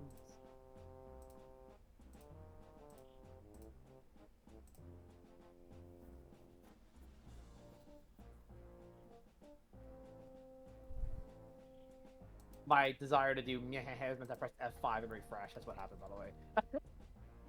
I don't know why it refreshed that. I was on the other. Do you have no script? I'm not sure what that. Basically, if your JavaScript isn't working, then the infinite scroll stuff isn't going to work. Maybe we'll have to look at that afterward. Because right now I'm almost back to where we were anyway. But we should definitely look at that afterward. Almost there. Unfortunately, the infinite scroll isn't a mode, it's a specific page, so sadly we can't go to the archive and start from there. Luckily, we're almost there. Also, thank you so much for the sub, Thanatos. Thank you. Alright, now I gotta go inspect and remove the Padding. padding so we can see everything. This was padding, max width.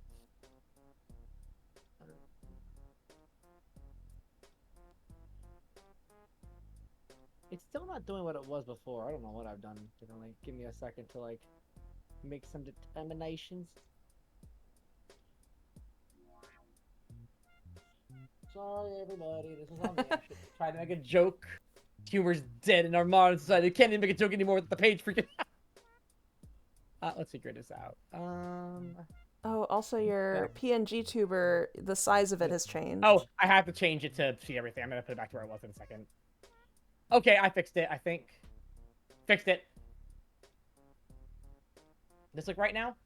I mean, more or less. It's hard to tell with halfway. the inspect window still up, but I think so. How is this? Yeah, it looks good. Okie dokie. There we go, y'all. And Phew. do I look good too? Yep, you look good. There we go. Thanks for your you. patience. Thank y'all very much. You're not Alright. allowed to touch your VTuber anymore. I have plans, Caitlin. Big plans.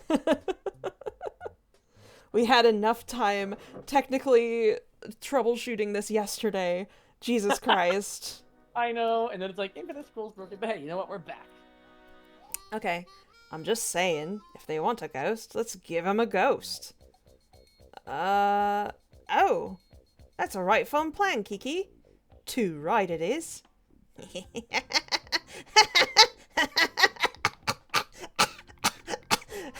Jesus, Jonas, take a breath. Dude, do I need to get your inhaler? Okay, recruits. I always imagine like an army recruiting song playing here. The song that's playing off the YouTube is slightly like it. Okay, recruits, here's what's going to happen, or here's what's gonna happen. As you know, when it comes to hunting ghosts, I am a professional. Professional. Professional. Hyper, I think it's spelled. Shut it, Anthony. This is a fun page where I noticed the other day, or actually went in the other day, to see what the different language transcripts were that people have submitted. To see what they chose for the correct word and the misspelled version. It's pretty fun to flip through. That's fun. As a professional, I'm the tippy-top expert in all things ghosty. After all, I did find that ghost. But Piper, she's not... Shut it, Anthony. If you value your lives, nay, your very sanity, you'll listen to me to the letter. As you can see, we have pasted Penny into this scene as well. She was there the whole time. What are you talking about? She was just off screen slightly. They moved the camera over. Penny had to go on the green screen set that day. Now, in my illustrious career as a ghost hunter, I've learned a thing or two about ghosts. Ghosts can be mean. Ghosts can be angry. But most of all, ghosts can be very, very bitey. Oh, Piper! Here is our plan of action. We're gonna hunt the perimeter for ghost clues. Yes, Hattie? What's a perimeter? It's another word for inside the chapel. Duh. You didn't mean perimeter, right? Because that's not what that means at all. Yes, this scene is also very corrected by the fans for errors. Fans can't bear the thought that a character gets a word wrong in universe. But Piper, for the love of God, Anthony, who is in charge here? Okay. Please excuse my outbursts. Now, where was I? Oh, sod it all. Let's hunt ghosts. Charge! I always love that the charge makes me think they're gonna go running, and the next page I just walk in. I was like, okay, and start charging in. Tip, tip, tip, tip. Be scared, Tamberlane. I'm here now. I wasn't before, but now I am. It's awfully dark in here. And you know it's a good place for ghosts. Yes, that's correct. Good job, Marie. You get the gold star in ghost hunting. Yeah. What specifically are we looking for? Yes, in terms of those ghost clues you mentioned. That is an excellent question, my good bats. I shall illustrate with some ghost stories. Ooh. Piper, must we? Ooh, ah! Oh, Anthony, I'm terribly sorry. I couldn't resist. It's all right. I should be used to it by now. You think that's scary? Just you wait. I've got a tale so spooky it'll make your whiskers curl into knots. Oh boy, that'd be tops. Do go on. Gather round and listen as I tell you the tale of the Phantom Wagon. In a town not far from here lived poor Jackie Fleur. He was a young florist, our Jackie was, and like lots of florists, he was a romantic. He fell utterly in love with his customer, Mrs. Westfield, or Miss Westfield. Oh, their love was torrid and passionate. Why's torrid mean? I don't know. So, of course, they were to be wed, but the moment the wedding bells rang, their passion died. And Jackie told Miss Westfield that he didn't love her anymore. And you know what she did? She got a divorce. No, she died! She died? She can't have died from that. She died of heartbreak, Anthony. Where's your sense of romance? That's not romance, that's murder. That's a dumb story. It's not even spooky. I'm not done, Anthony. Jeez. Anyway, she had a brightly coloured wagon, and when Miss Westfield Fleur died, Jackie couldn't stand to look at it, so he put it into storage. But it seemed that everywhere he went, the wagon was there. He couldn't get away from it. It followed him everywhere, even to the bathroom. This is ridiculous. They say that to this day, Jackie Fleur is still trying to escape the Phantom Wagon. Are you done yet? You're not even scared. It wasn't scary. I was scared, sort of. Hey, you don't gotta laugh at me, Artie. No, we're not laughing at you, I promise. I'd like to see you do better. Challenge accepted. This was a page we wish we could push to the border, but it didn't work to do it. So we didn't do it. Also, excellent. Agatha's in chat, and yes, you did a fantastic job of her in this. Also, yes, I have seen The Boy and the Heron. I saw it the other day. It's very good. I haven't seen it yet. I gotta go. You should. I will say nothing more. Gather round and lend your ears, my kits, and we'll tell you a story. A story that lives in the beat of your heart and the pulse of your blood.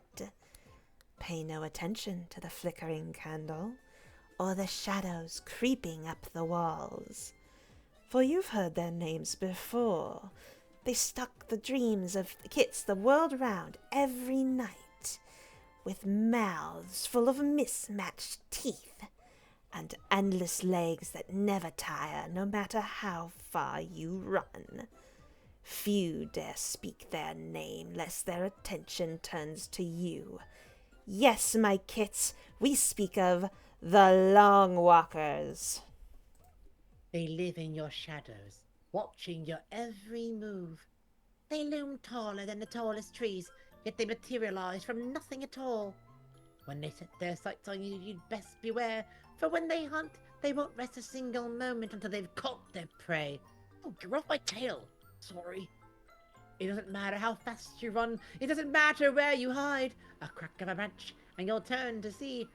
I can't see, what are they doing? Annoying Piper. They're right behind you, walking, reaching. Jesus. But enough about how the Long Walkers catch their prey. What do you think they do when they catch you? They don't eat you right away, no.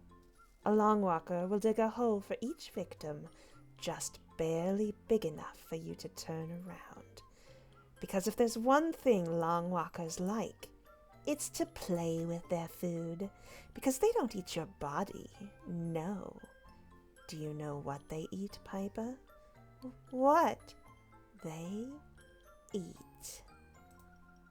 Oh, and I'm just going to quickly interrupt myself to say I see a small, tiny little change that's very minor, but I think it's a worthwhile one on first panel. But enough about how they catch their prey. It should be when should be italicized. But not about how they catch them. What do they do when they catch you? You know what I'm saying? Because right now, it's like redundant, I guess. Because it's like not about how. What happens when they do? Like I think the when should be italicized to be like a completion of that statement, I guess. I disagree with that. The way I read is, what do you think they do when they catch you? Like, I think it's just because as a follow-up, but not about how they catch their prey. Now you want the how to be replaced with a follow-up word, right? Not about how they do it. Here's what happens when they do. Like to me, I was like that's the phrase. The how implies the next sentence should have a similar word that is like replacing. I don't know. Am I crazy? I don't know. Like what? I can see where you're coming from, but I don't think italicizing when in that sentence is going to read well at all. No, I see what you mean.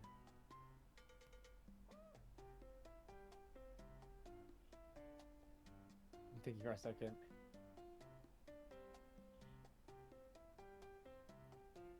Yeah, that's what Ishar Fox is saying is true. It's like, for me, it's coming from like a logically. That's how it's a problem. In terms of like narratively, it makes more sense. Yeah.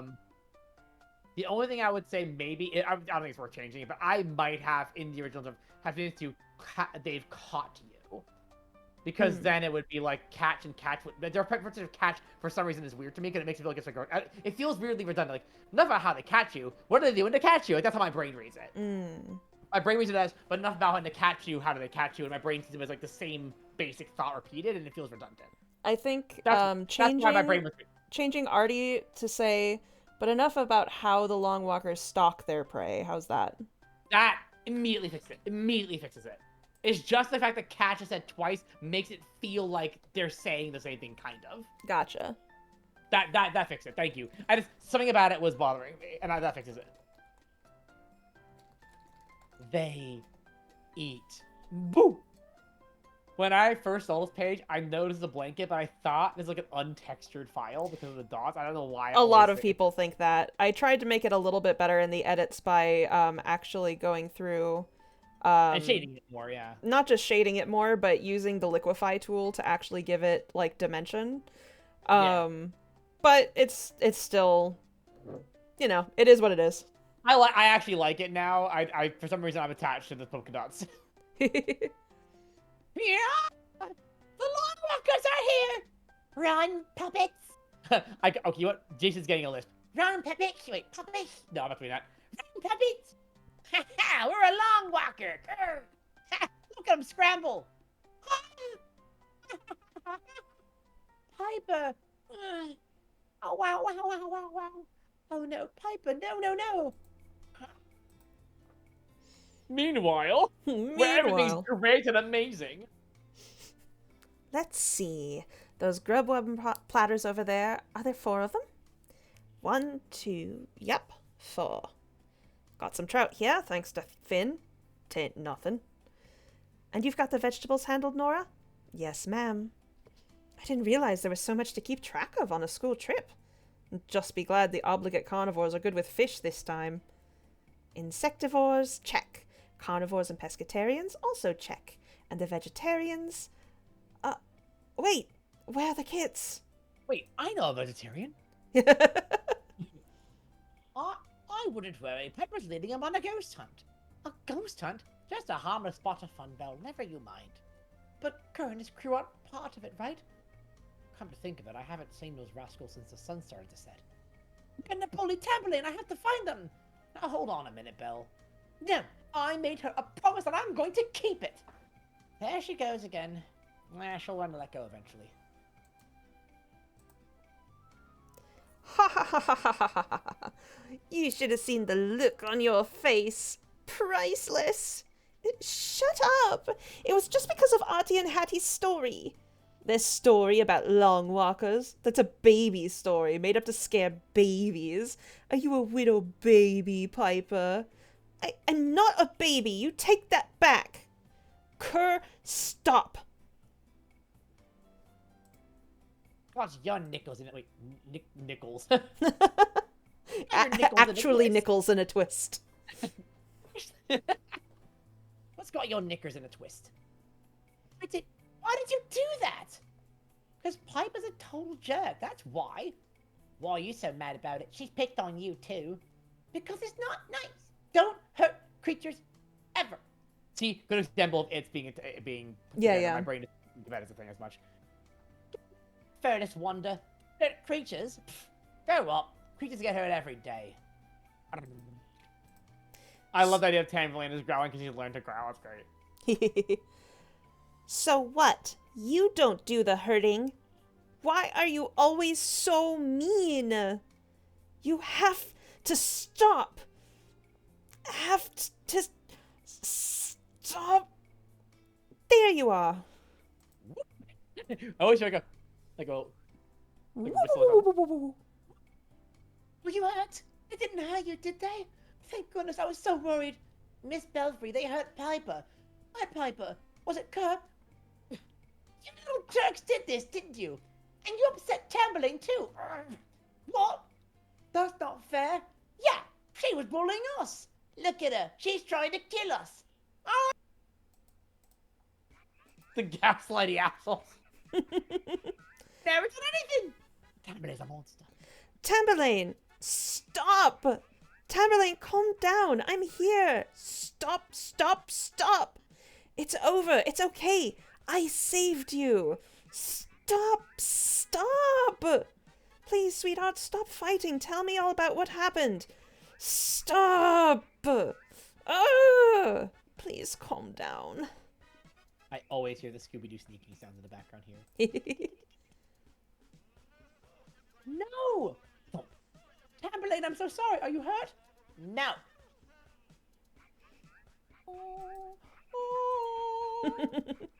Tamberlane's an orphan now. She doesn't have a mother. Tamberlane, please tell me what's wrong. Tamberlane! Don't you walk away from me. I am your mother. I'm your mother. Also, thank you, Yoshi. I'm trying to find my Jonas voice. I really like Jonas. He's a little shrimp man. That was wicked cool. You stood up to those rotten wankers like a champ. And then your mum took away your brilliant moment. And you were like, not today, mummy. And then you kicked her in the face. Ow, ow, ow, that's my Please stop. Tamberlane, you should have walloped him when you had the chance. I couldn't. My mum always said not to stoop to their level, and you didn't stoop. I always knew you were nobler than that lot.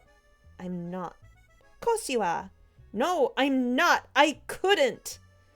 Wow. Tamberlane, she's in a mood. So you gotta make a Piper plushie that's based exactly on this model. Whoosh. Okay. Whoosh. Oh, I hope she's okay. I've never seen her so upset. And whose fault is that? Why are you looking at me? True, but they weren't wrong though, were they? You can be a right knob to your mates.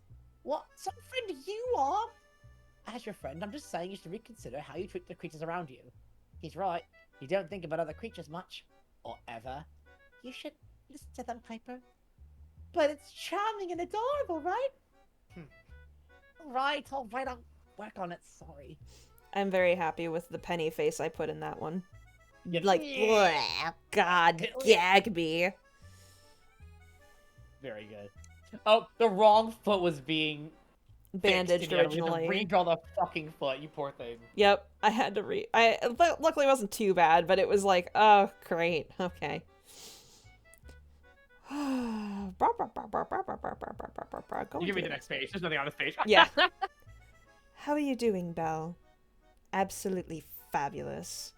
I'm sure, you poor thing. I made a mistake, but I don't even know what it was. Now Tamberlane is so upset with me that she won't even look at me. What did I do this time? She's never pushed me away like that before. Don't you worry, pet. Tamberlane will calm down and you can ask her later. You didn't see the look of hate she gave me, Nora. I must have done something awful. She'll never forgive me. Don't be daft, Belle. She loves you just like you love her. I'll wager it's just the normal terrible twos. Technically, it'll be ferocious fools, but not like all kids grow up at the same rate. She's just still finding herself.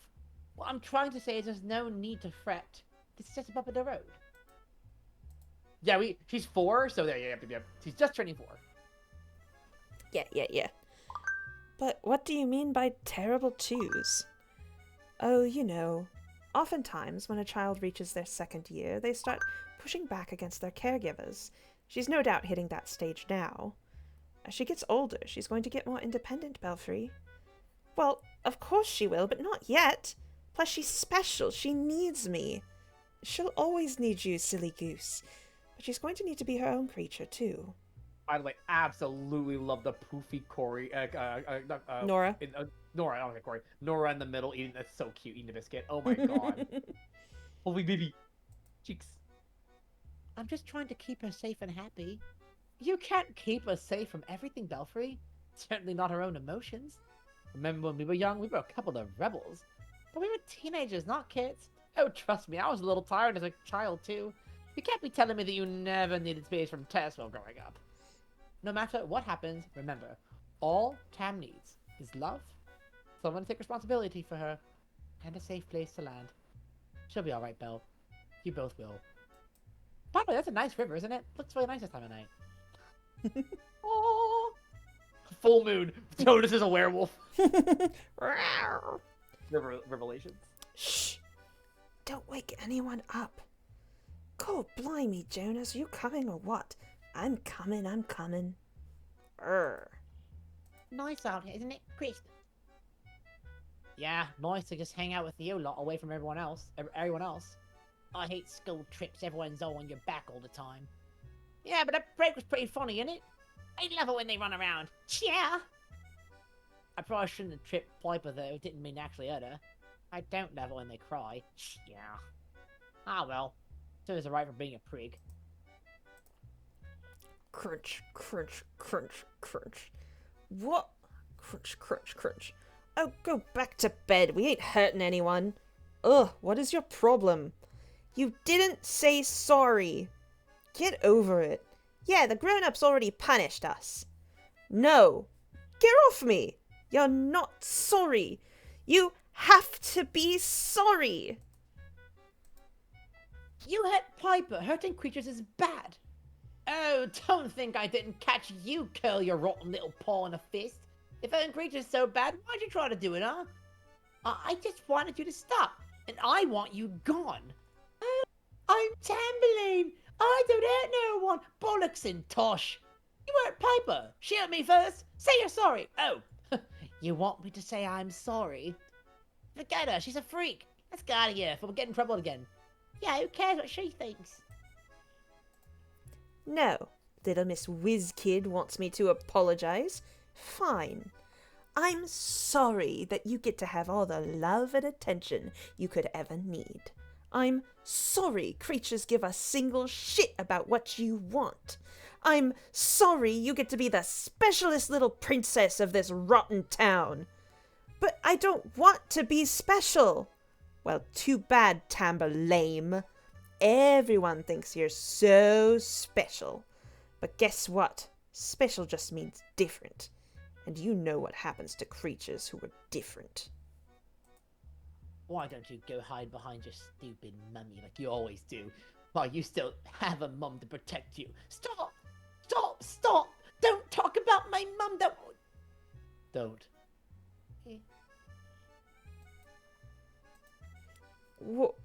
What's wrong with you? What is this? What are you doing? Don't be mean about my mummy! Are you trying to push me? Is that what this is? Look at you trying your hardest, and I can hardly feel a thing. How pathetic can you be? Super pathetic. I think I should show you how it's done. What? Shit! Tamberlane! Crack. Tam, you're okay, right? Right? Don't move. Get up, get up, get up. She's okay. Crack. Ah! Get off the ice. Get off the ice. Okay. Yeah, the music is extremely contrasting. It's currently playing pleasant Animal Crossing music. Dun dun dun. Okay. Okay. Okay. Stop. Don't stand up. Jonas, what are you doing? Lay down on your belly. Jonas, come back. You need your inhaler, mate. And spread out your paws. Animal Crossing, the fucking river. On my belly? Yep. Like a big starfish. My mum told me this is how to get off the ice. Crawl on your belly. It'll be okay. It's okay. Jonas, come back. It'll be okay. You need your inhaler. You're gonna asphyxiate. It'll...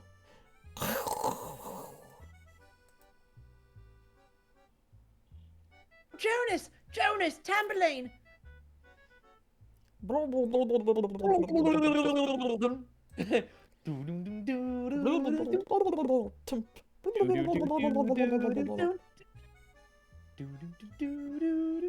Water level Mario.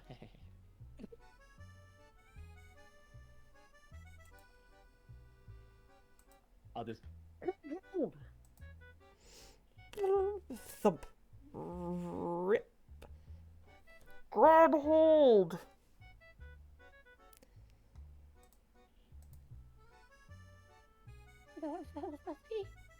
Yet. Stay strong, Kai.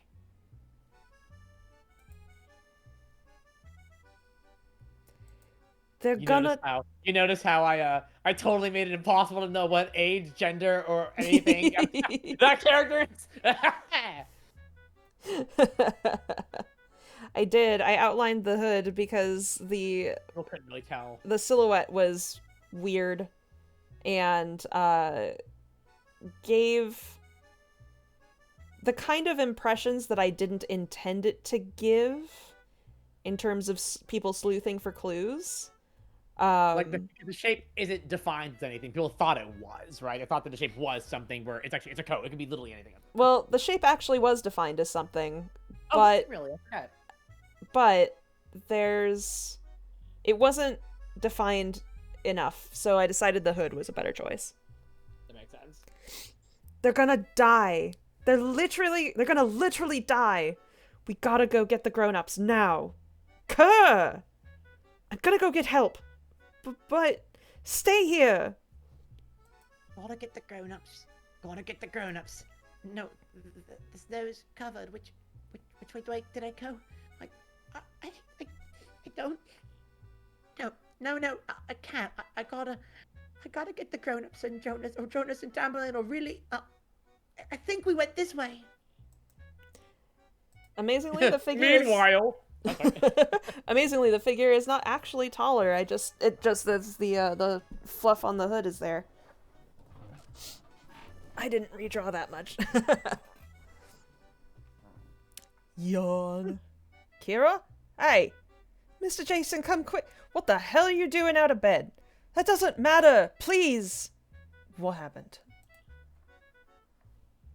Belfry? Wait, Belfry! Oh, you silly thing. I should have known you'd break another. I didn't do it. It was broken when I picked it up. Belfry! Not again, Belfry. At this rate, you'll be more mud than bat. But the cobble's uneven. Anyone could have... Oh, I should have known better than to give you chop. Have you chop? You're right. I'll be happier away from you, Mummy. You know that, right? Free. I know. Belfry! What? I like that face you. Belfry, you have to get up.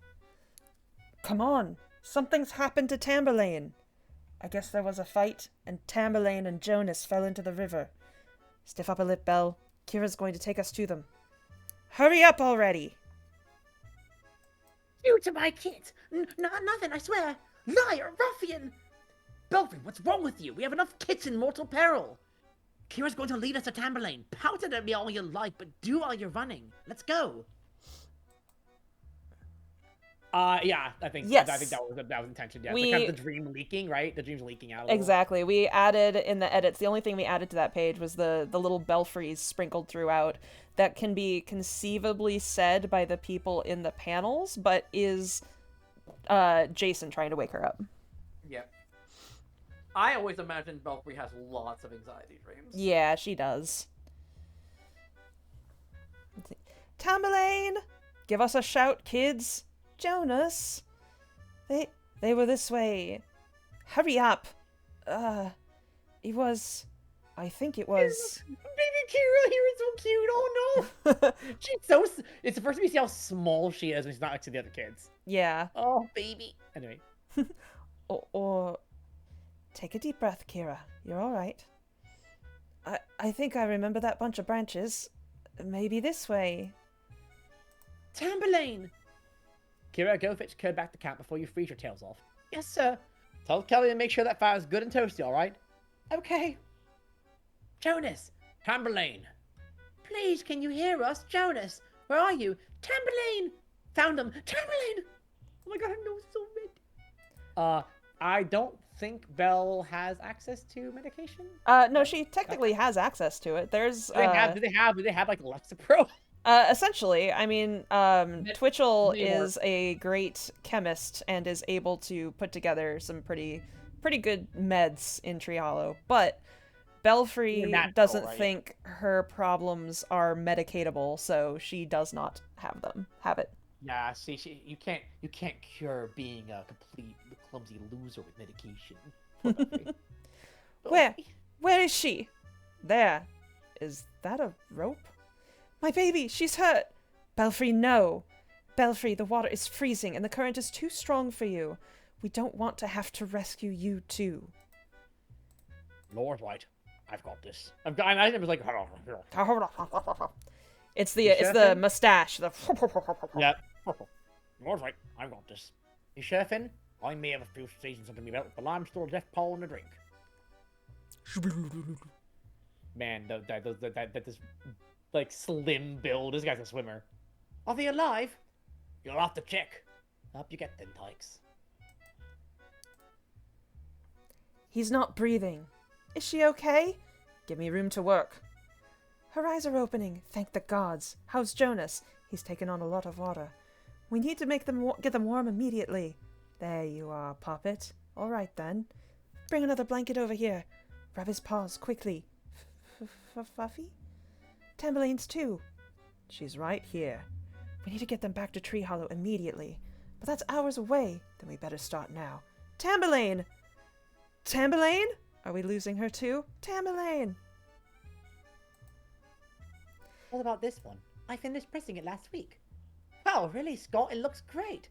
Shopping from my uncle is impossible. Historical romance, though. He'll love it, I promise. Last wolf, lucky.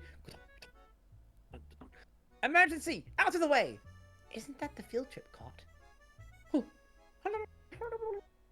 Oh! Oh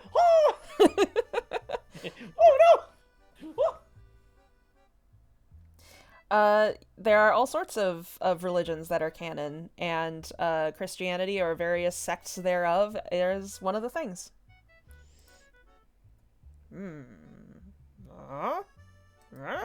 Slam. Uncle! How many times have I told you not to slam the door? I'm sorry, it's Tamberlane. She's in the hospital. What? Apparently there was an accident on the trip. She and another kid fell into the river. Some other kid I don't give a shit about. He don't know. She's some other random kid. Jonas! It's Jonas, okay? He's the heartbeat of this town. It's bad, Uncle. Come on! For the first time, a coyote sweats. Uncle? Go on without me. What are you talking about? You're not coming? Uncle Claude, what are you hiding?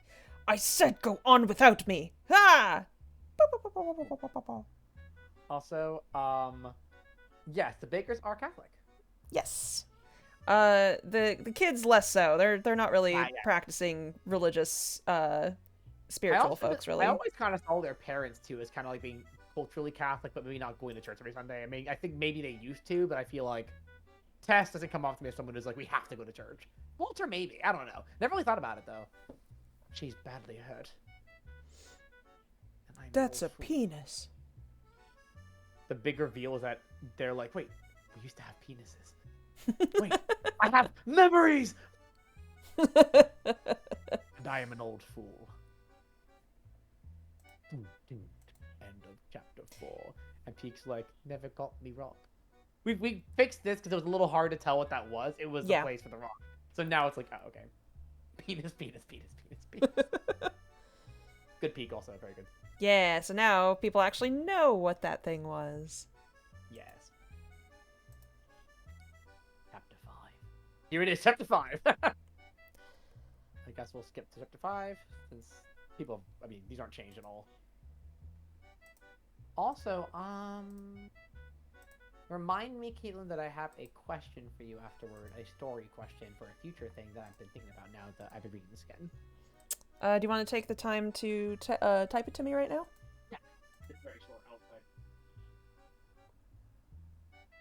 Hold on, let me bring this up so I can actually see without delay.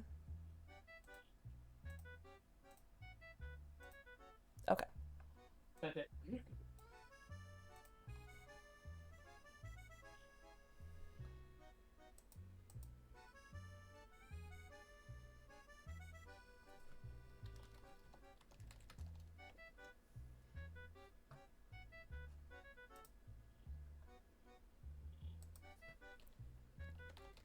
Anyway, send it over to you. Back to chapter 5.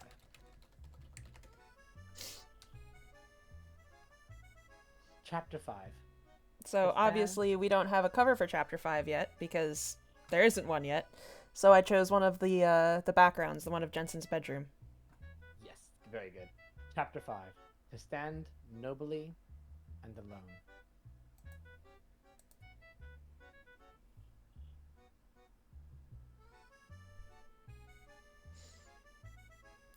Would you like some tea? Oh, for the record, we have started chapter 5.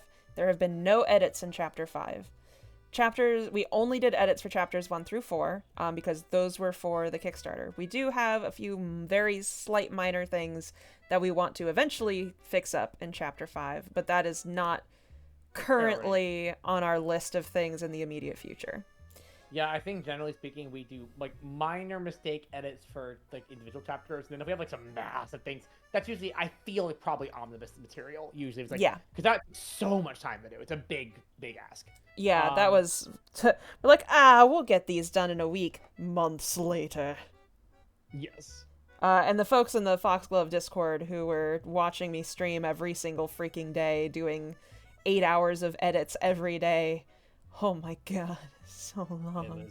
It was a lot.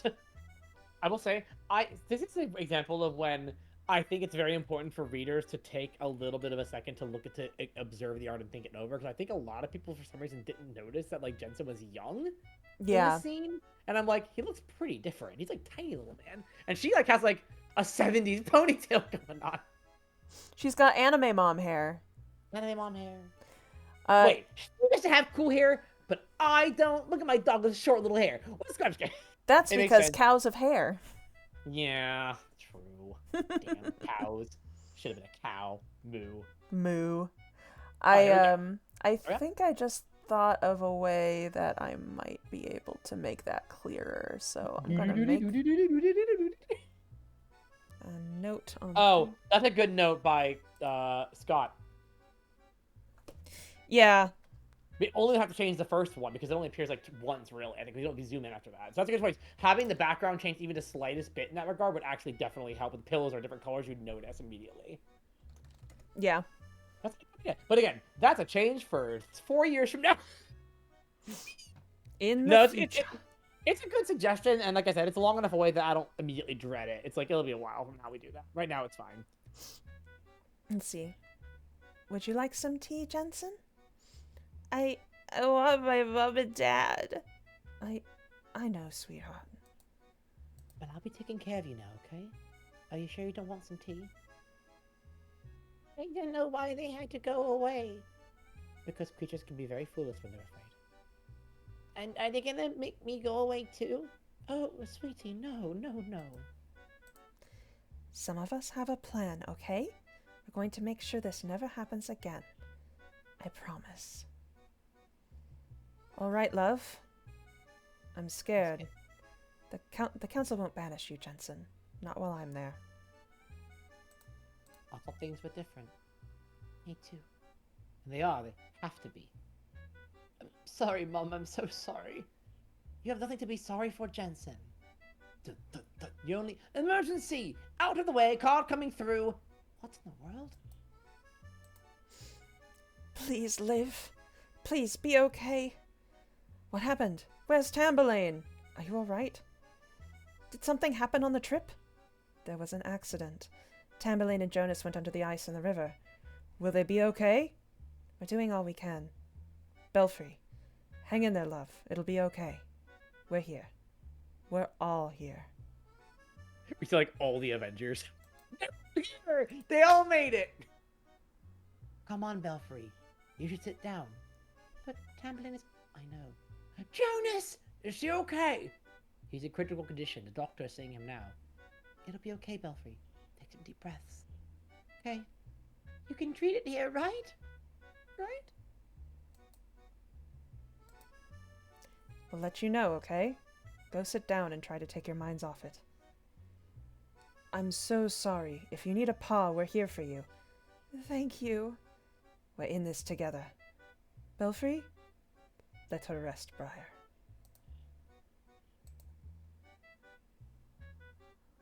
Doesn't seem quite right that the sun's still shining. I think it's a comfort. It is comforting. The sun is stronger than our problems. Well, when is your council meeting today? Soon. Well, I'm sure you can skip it. Family emergency, eh? I almost sounded Irish. Family emergency, eh? I'm sure you can skip it. Family emergency, eh? No, I'd welcome the distraction. I'll be fine. They say kit because animal. And they actually do say kids sometimes. It's interchangeable for them. Future Penny edits. Yep, be out of it, Penny. Because this was originally drawn before we decided to put Penny in, so it didn't make sense for her to be here. But now it's like, yeah. No. Penny was still on the field trip. She just was only seen in like 2 panels. So she still should have been here. But I didn't want to draw her. She's riding on top of the cart. That's fine. Yeah. She wanted to sit on the top on the roof. Will they be okay? She's in the little white box. Someone says, "Holy shit!" Back her tight. She's like, Bleh. from now on, Penny's in the box. Penny also fell in the river and no one noticed. He's like, wait, is Penny here? Where'd she go? Will they be okay? What even happened? They said Tamberlane and Jonas had a little accident and not to worry. That always means we should worry. I hope the other cart got back in time. Yeah. Don't forget what we talked about last night. Huh? In the woods when I came to get you. Remember? Oh, yeah. Sorry to interrupt. Do you two know what happened last night? Of course we know. After all, Tamberlane attacked us. What? Yeah, she was wicked mad. We told her to go back to bed, but she wouldn't stop yelling at us. Yeah, and then she went feral and attacked Kerr. And then Jonas tried to stop her, but she attacked him too. But Tamberlane attack anyone? She doesn't really seem the type. She was mad about how we hurt Piper. Allegedly hurt Piper. She got really hurt because of me? Yeah, it sucks. Shouldn't have gone ghost hunting after all. Huh? Dicks. Right. So losers. So mean. So And yeah. of course, I'm talking about everyone in the cart except for incredible noble Kira, who has Yeah. So yeah, they fell into the river and the grown-ups had to fish them out. And who knows what she'll be like when they're done with her. She might have snapped permanently. And Jonas... Oh, Kira, have you been crying? What? No. What? Back off! Whoa, Kira, no need to snap. I'll snap if I want. I was attacked last night. I have rights. She also has lots of wrongs. Everyone always wants us to sit down and shut up. But we're the victims here. We got attacked, but they're gonna believe that fat, flat-faced freak. Kira, calm down. No, she's bald and stupid and she makes obnoxious noises. Please just shut up. Let's just shut up till we get home, all right? Do you think the other cart will make it back in time? It's such a long ride back to Tree Hollow. We can only hope, my dear. But we best not dwell on things out of our control. I suppose. You poor mite. You've had a rough go of it lately, haven't you? Maybe a little. You've been subdued this whole trip, Callie. Are you quite all right? Oh, you know, this and that. This whole mess with Jensen. You know, I keep thinking about when he first joined as my aide. Terrible timing it was. I had the flu for his whole first week. He had no supervision, no help at all. On his very first job, can you imagine? Knowing our kids, it must have been pure chaos. I thought so too, but... No, actually, I expected a mutiny when I returned, but... He had Kira doing long division. Kira! How marvelous! He's such a bright, kind boy. He is. He really is. Trisha, you're on the council. Is Jensen in trouble? Real trouble? Do you remember the last banishment? During the outbreak? A little. I remember a lot of creatures sick or leaving, mostly. You're quite young. The illness hit us like a wave, destroyed everything in its wake. Families, supplies, trust. I remember the protests. The old council was so set in their ways, to banish so many. And then the incident with the former Smiths, it was unconscionable. We took over for a reason. Never forget that we are not the old council, Callie. When we rose up, we swore we would do whatever it took to protect Tree Hollow and its citizens. Jensen is a beloved part of Tree Hollow. He belongs here. We'll do everything we possibly can for him. Don't you fret, my dear. Thank God. Thank God. Reckon they'll let us see Jonas? Don't see why not. We're buds, ain't we? Come on, let's go and see. Wait, Ellis, you can't. Mum's already gonna be beside herself. She's gonna want to see it. We're both alright. It's Kerr. And what do you care? Yo! She's not my real mum, and you're not my real brother. You see that? Parsley's all acting like they give a toss about you. Bunch of dumb foster wankers. Yeah. You'd think after the millionth time you runned off, Miss Coriander stopped trying, eh? Where are you lot going? To see Jonas, obviously. Yeah, he's all right then. He's still alive for now. What do you mean for now? Then we gotta go see him. He needs us. No. Stop. Force hand, then fly back. The one force user in the entire We know you love our son, but I need you to understand that what happened was very grave. It wasn't our fault. Going out at night without supervision may have cost Jonas his life. We didn't mean it. Yeah, we just wanted to... I know you didn't mean it, but it happened. You must understand that there are consequences to your actions. Ellis, Kira. We won't do it again. I should hope not. I'm sure you won't. Can we still see him? We'll see. What do you mean you'll see? He's our friend! Oh, the other kids are back. Great. Sorry for interrupting, but is Miss Trisha with you guys? I've got a letter for her. Already got Tess and Honey. She's back at the cot's shoe. Thanks a million, Kira. And again, I'm really sorry about Jonas, you guys. We better get back inside, darling. Let's go. Rejected. Oh, Tess. They won't go to prom with you guys. Oh, Tess. Afternoon, honey. How's Tamberlane? Any news? Not yet.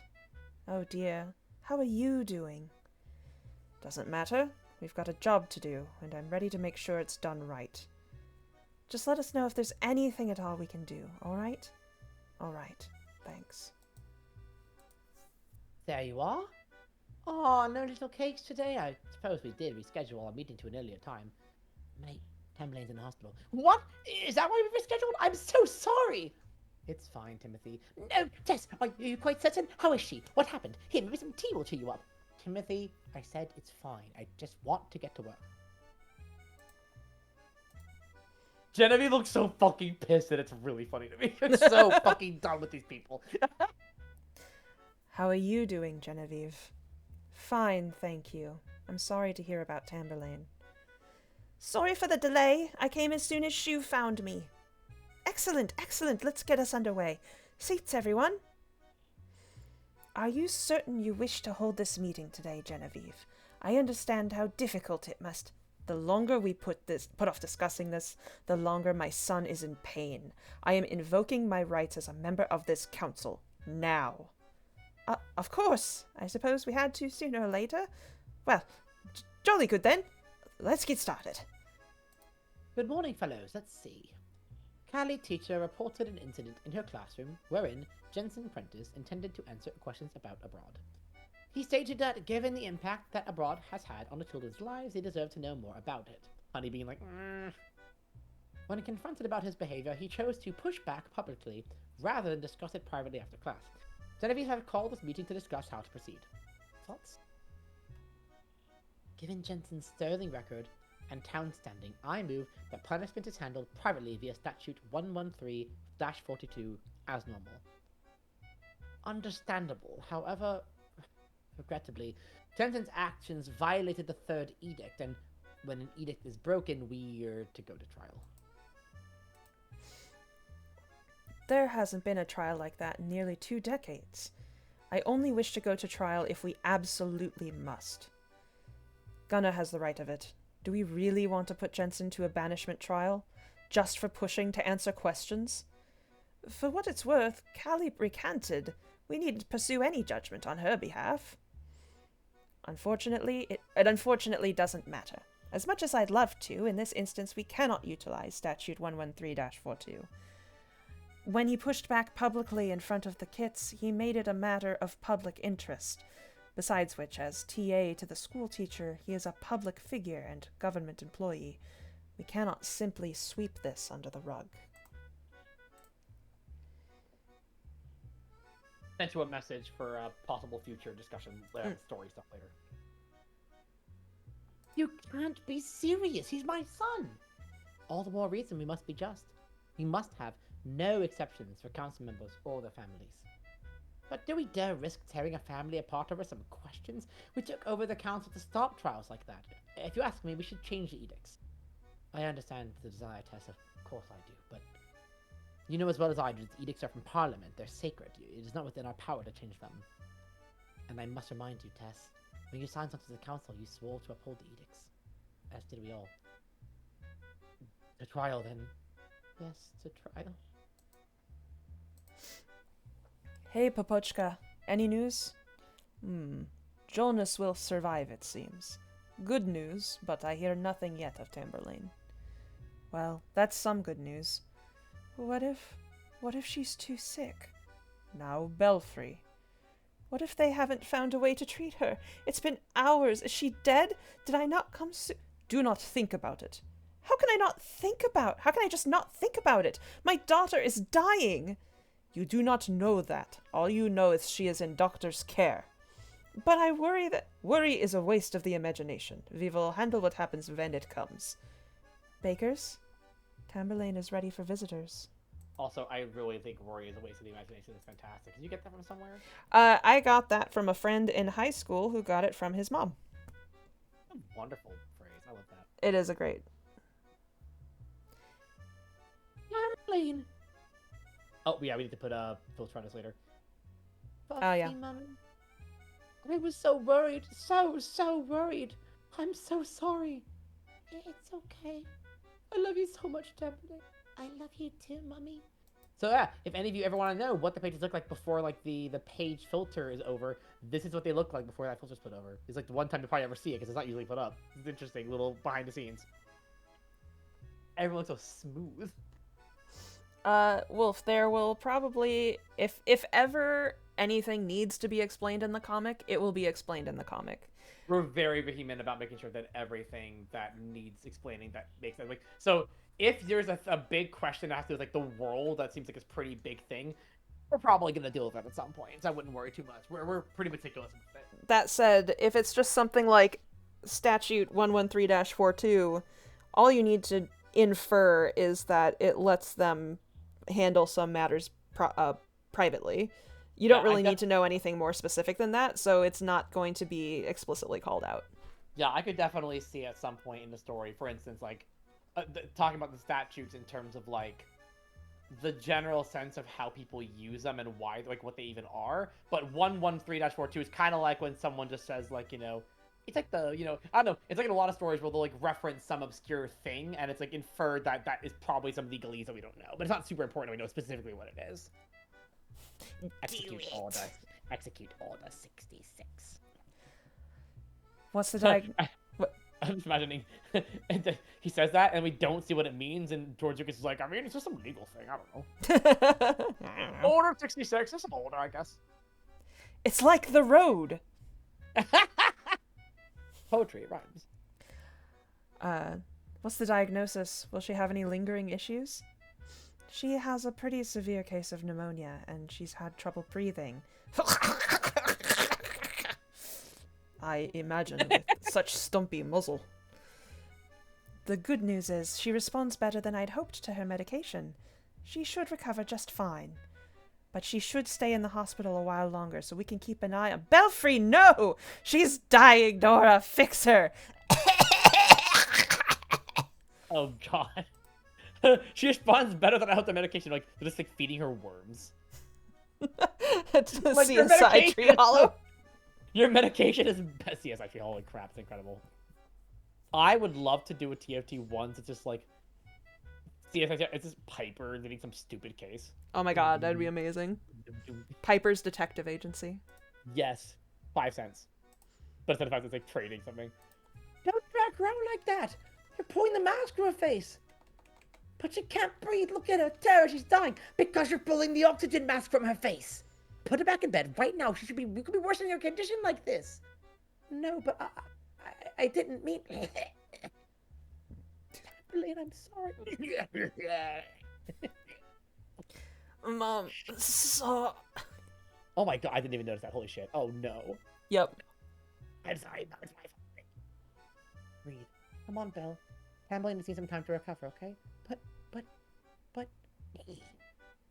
I'm not gonna do a real confidence, makes it sets me off. She needs me. She needs rest, Belfry. And so do you. Come on, let's go home. You have to give her space or she won't get better. God, I just realized how loaded that sentence is. I didn't even think about how loaded that sentence is. Oh god. Oh, I can see why it makes Belfry crumble. I don't know why I didn't like think through that line when we wrote it. But oh god. You have to give her space or she won't get better if you're around.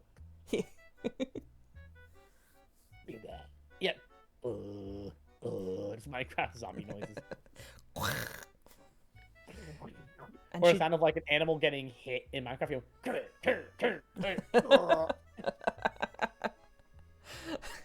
It's okay. When Tamberlane is healthy, she sounds like her. Her. Hey, Heiko. Hello, Co. Welcome, welcome. And she just dragged Tamberlane over? Oxygen and all? Duh. But it turned out okay. Terra fixed little Tamberlane, and Briar took Belfry home before worse could happen. Oh, Belfry. Be strong, Barsuchka. Belfry is a very emotional creature. You know this. I know, but it's not just Belfry. The meeting today, it feels like everything is falling apart. Everything will be okay. This I promise you.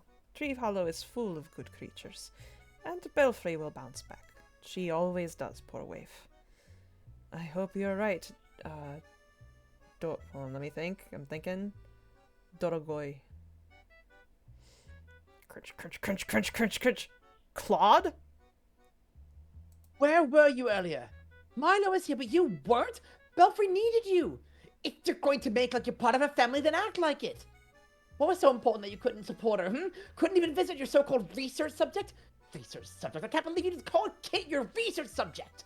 Claude, answer me. Anka? Hello, Snapdragon. Anka?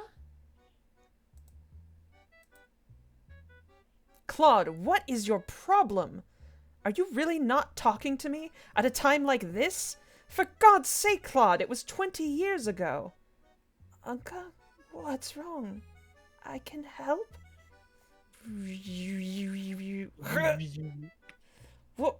Where the hell are you going? Claude!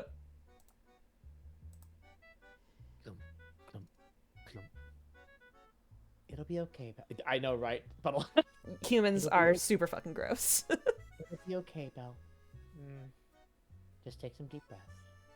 I don't think me breathing is gonna fix anything. It will help you calm down, though. How can I be calm when I ruin everything I touch? Oh, Belfry. You don't ruin I've come to a decision. Dad was right all along. I have to take more responsibility for my mistakes. So from now on, I'm going to be more responsible. I'll make sure I never make a mistake again. If I think really hard about everything I do before I do it, I'll be sure to catch mistakes before I make them. But I lose sight of things when I'm upset. That's a problem. Belfry. So from now on, whenever I'm upset, I'll just lock myself in a room.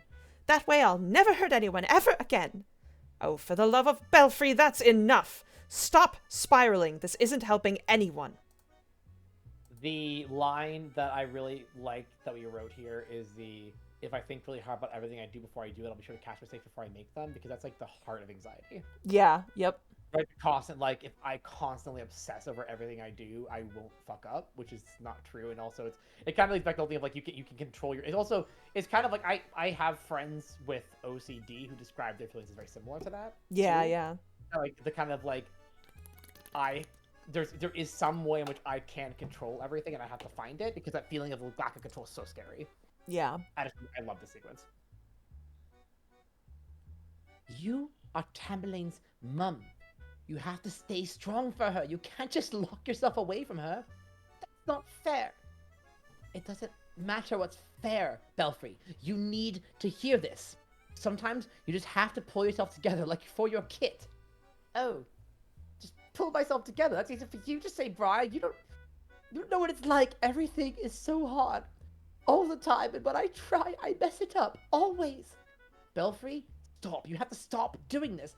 I know, I'm trying to stop messing up. I am. No, you can't just say you're terrible at everything as an excuse to never work on anything. You are not the world's most pathetic creature. You're not Mum's little waif anymore. You are an adult and a mother, and you need to stop just flicking out whenever things get hard. It's not my fault, Briar. Well, it's not my fault either, or Tamberlane's, because it's not about fault. You cannot keep using us to justify your brokenness. Use? I've never used anyone. How could you say that? Belfry, you're using Tamberlane right now. Ever since we left the hospital, it's been all about you. How you messed things up. How her condition is about you. You haven't even mentioned her once. Oh, KO! It's just that I have to fix myself so I can take care of her. I'm not good enough for her. I know you're trying, Belfry. It's okay to not be okay. But you can't put that on Tamberlane. Remember how Mum used to do that? She'd get so angry, and then she'd blame it all on us. You know I love Mum. But you always said her temper was so short because you were a powerful to raise. But she used you to avoid responsibility. Her temper was never your fault. You can't be that way, Belfry. You can't put your problems on Tamberlane. She takes on too much as it is. Now, but taking on your stress is why she pushed you away at Valley Bluffs. What would you know about what happened at Valley Bluffs? Oh, shit. Oh, shit. I just heard. In fact, what would you know about any of this? You've never had to look after anything in your life. What? That is not what we can't all be Little Miss Perfect, Mum and Dad's favorite. Belfry. Well, what do you know about me, or Tamberlane, or being a mum? Nothing, and you'll never know until you grow up. There. That right there is what I mean. What? Well, can't say I didn't try. Wait, where are you going? We're not done. You're not done. I'm very done. Briar, wait! We have to work this out. No, you have to work it out. I said everything I needed to say. I'm done being your punching bag for tonight. Punching? Briar? The second deep sigh, the callback to Briar. Oh, so good. I love you so much, Belfry. But I just need some space. I did mention Tamberlane. Didn't I? On Webtoon, I made a reference that no one is going to get, but I enjoy. Yeah. Which is, I have to name every page.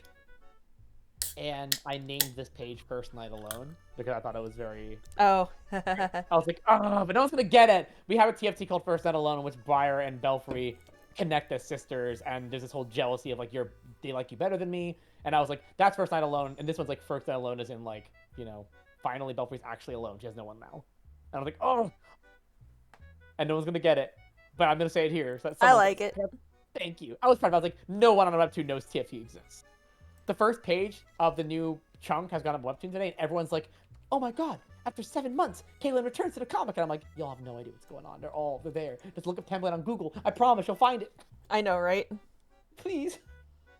Yeah, I really love this scene. It came out so good. This was a scene that Caitlin and I worked on meticulously during my visit there. We were sitting down and just, like, going over every line. It was so fun. The buildings behind Belfry are a magical thing called a Photoshop brush that we used to make production of the background faster. So, and it looks so nope. good. It looks so good, though. It's great, but it doesn't actually fit the architecture of the town, unfortunately. But it's, like, close enough, so, And if we really care, when Omnibus comes around in 7 years, we can... Exactly. I love the, like, feeling, the feeling of this place so isolated, the shading of it, and the way it's, like, textured is so eerie. It's very Yay. Cool. Alright. Alice, we are not leaving this room until we talk about this. It's Kerr. I will not call you that awful name. You are not a stray. You're my son. Hey, just son. Just kick me out and be done with it. Oh, Alice, please calm down. Please sit down and tell me what happened, punk. There ain't anything to say. Coriander. I pushed her into the river. Fetch me. Report me to the bloody council. What do I care? Oops. I won't be doing anything of the sort. Come here, darling. What, you can hug me and make it all better? Ooh, language. Something about... Horse shit. Oh, horse shit. Language. Sorry. Sorry, I didn't crack your window, did I? Who cares? Ask for all I want. And then the first F word in the comic book is very funny. Ellis, please, Ellis. Nah, looks fine to me. Oh, brilliant. That last rock was bigger than I thought. How long were you throwing rocks for, love? A while. Really? I only heard the last one, I think. Well, I didn't want to break your window. Fine. You want me to be strict? I'll be strict. Ooh, you're gonna grow a spine. You will not get up from this table until you eat some dinner. Up you go, then. Ooh, it's so much warmer in here. I'm not gonna eat your bloody slop. You can and you will, Ellis. Ellis, you have to eat sometime. I don't gotta do nothing. How'd your mums take the news about Ballybluffs? Oh, they fussed over me for hours, but as soon as I was free, I came to visit you. Please, I'm begging you, Ellis. What must I do to get you to eat? Nothing. I'm my own creature, and if I want to starve, let me starve. How are you doing? Absolutely tops. You will not starve under my roof. Already am. Eat a bite, right now. All right. Stop giving me those eyes. Open up. I confess I'm a mite worried about Kerr, but the little geet's driving Mum and me up the wall. You will eat some potato, or so help me.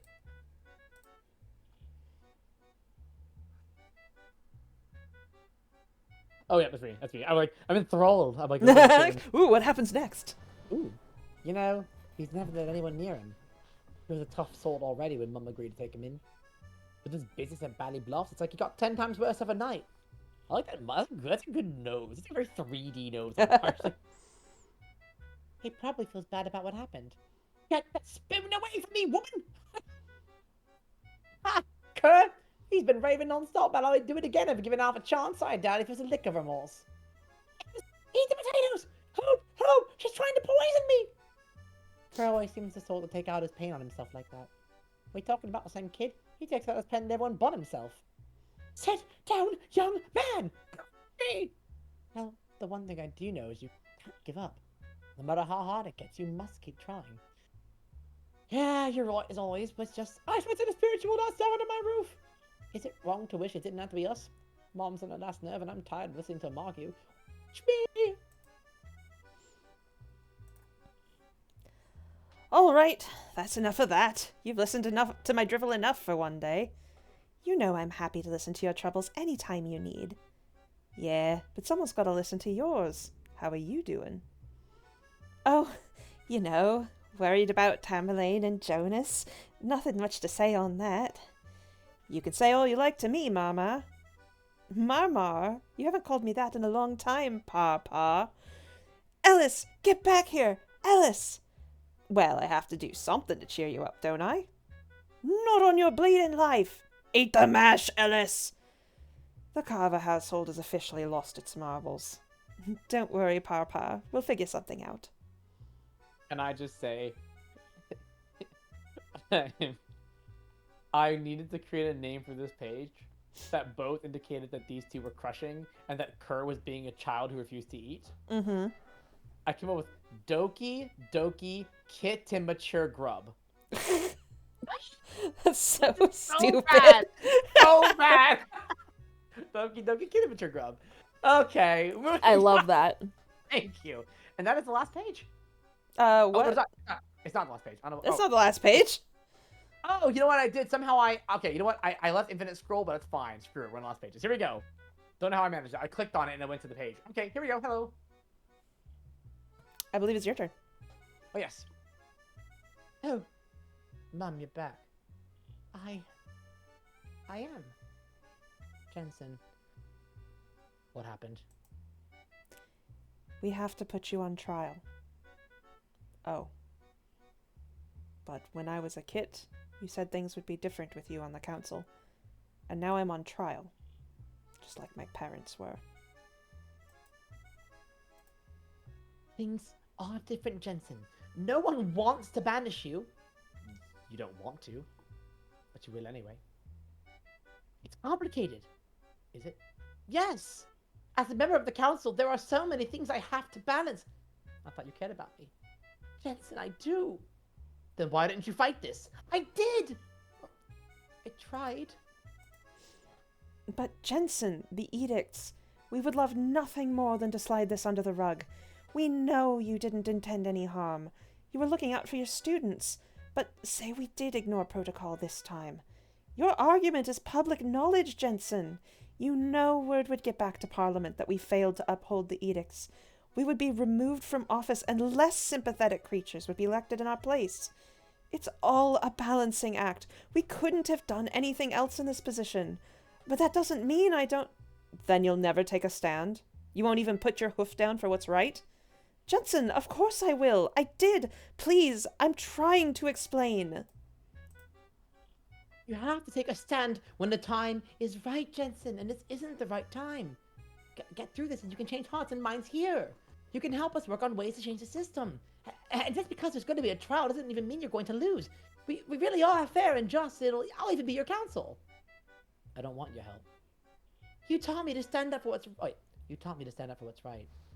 But you won't do it for me. I told you it's It's not. Get out of my room, please. I don't want to talk anymore.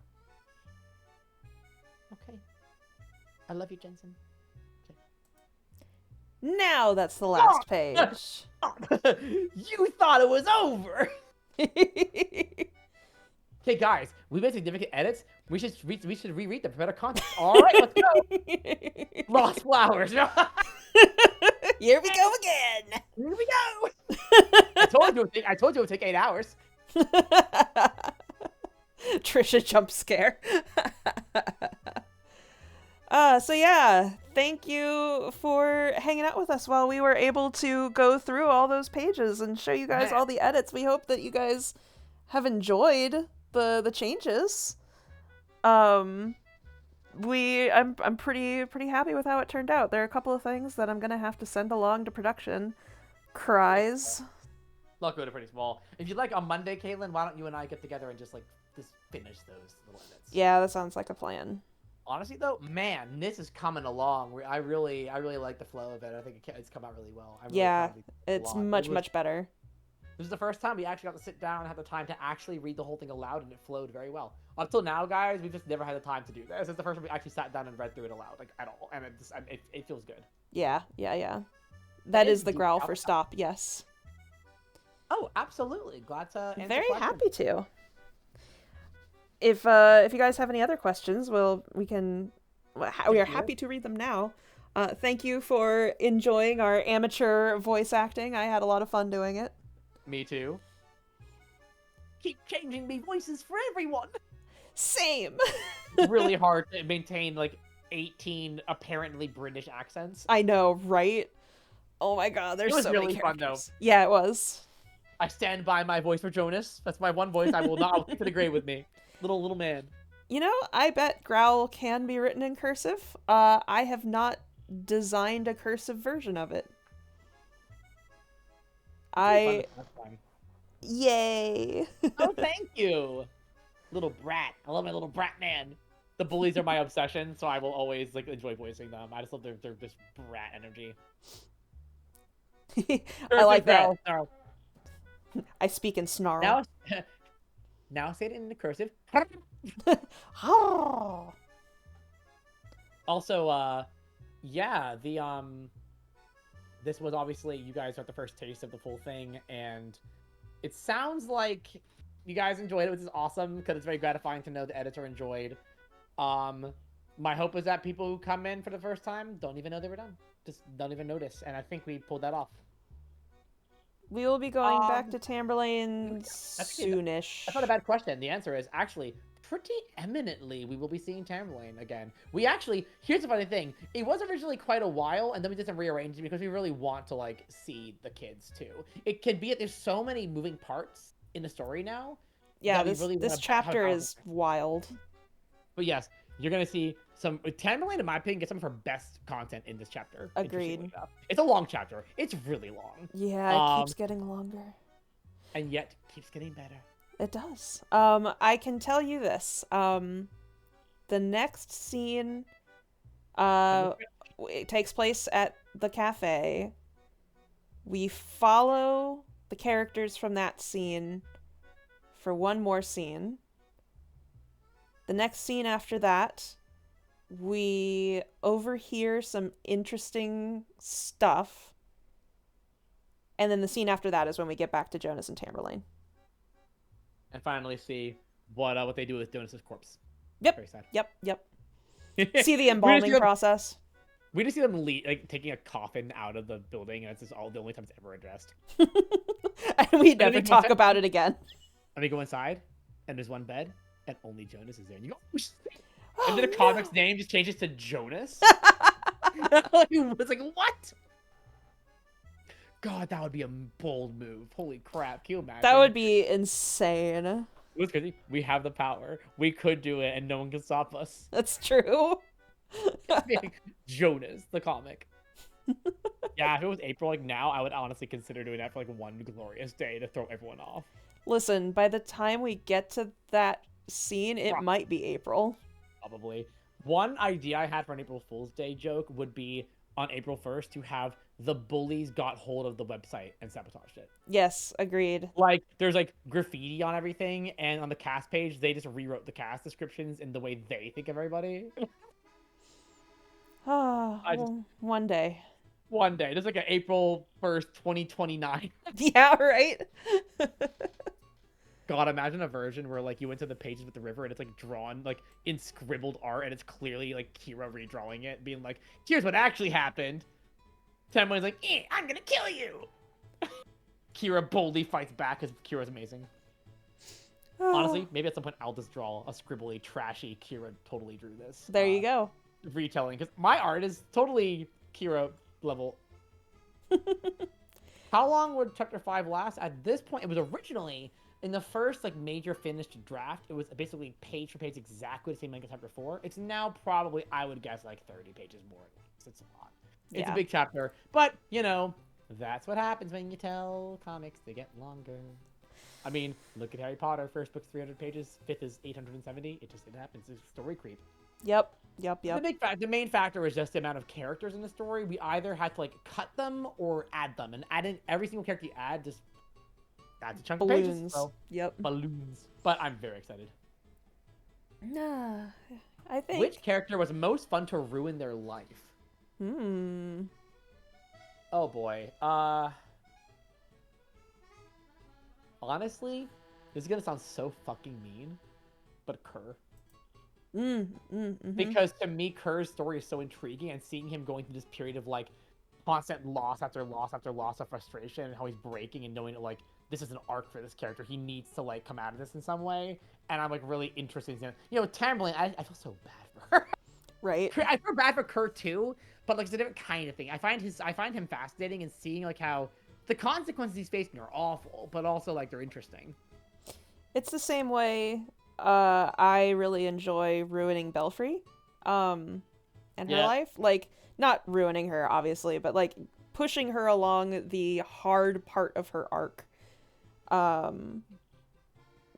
Because like taking her from la la la protagonist energy, teehee, I'm clumsy, to someone who clearly has some issues to work out, and we get to see her work them out, and also not like, the point is not to hate her, right?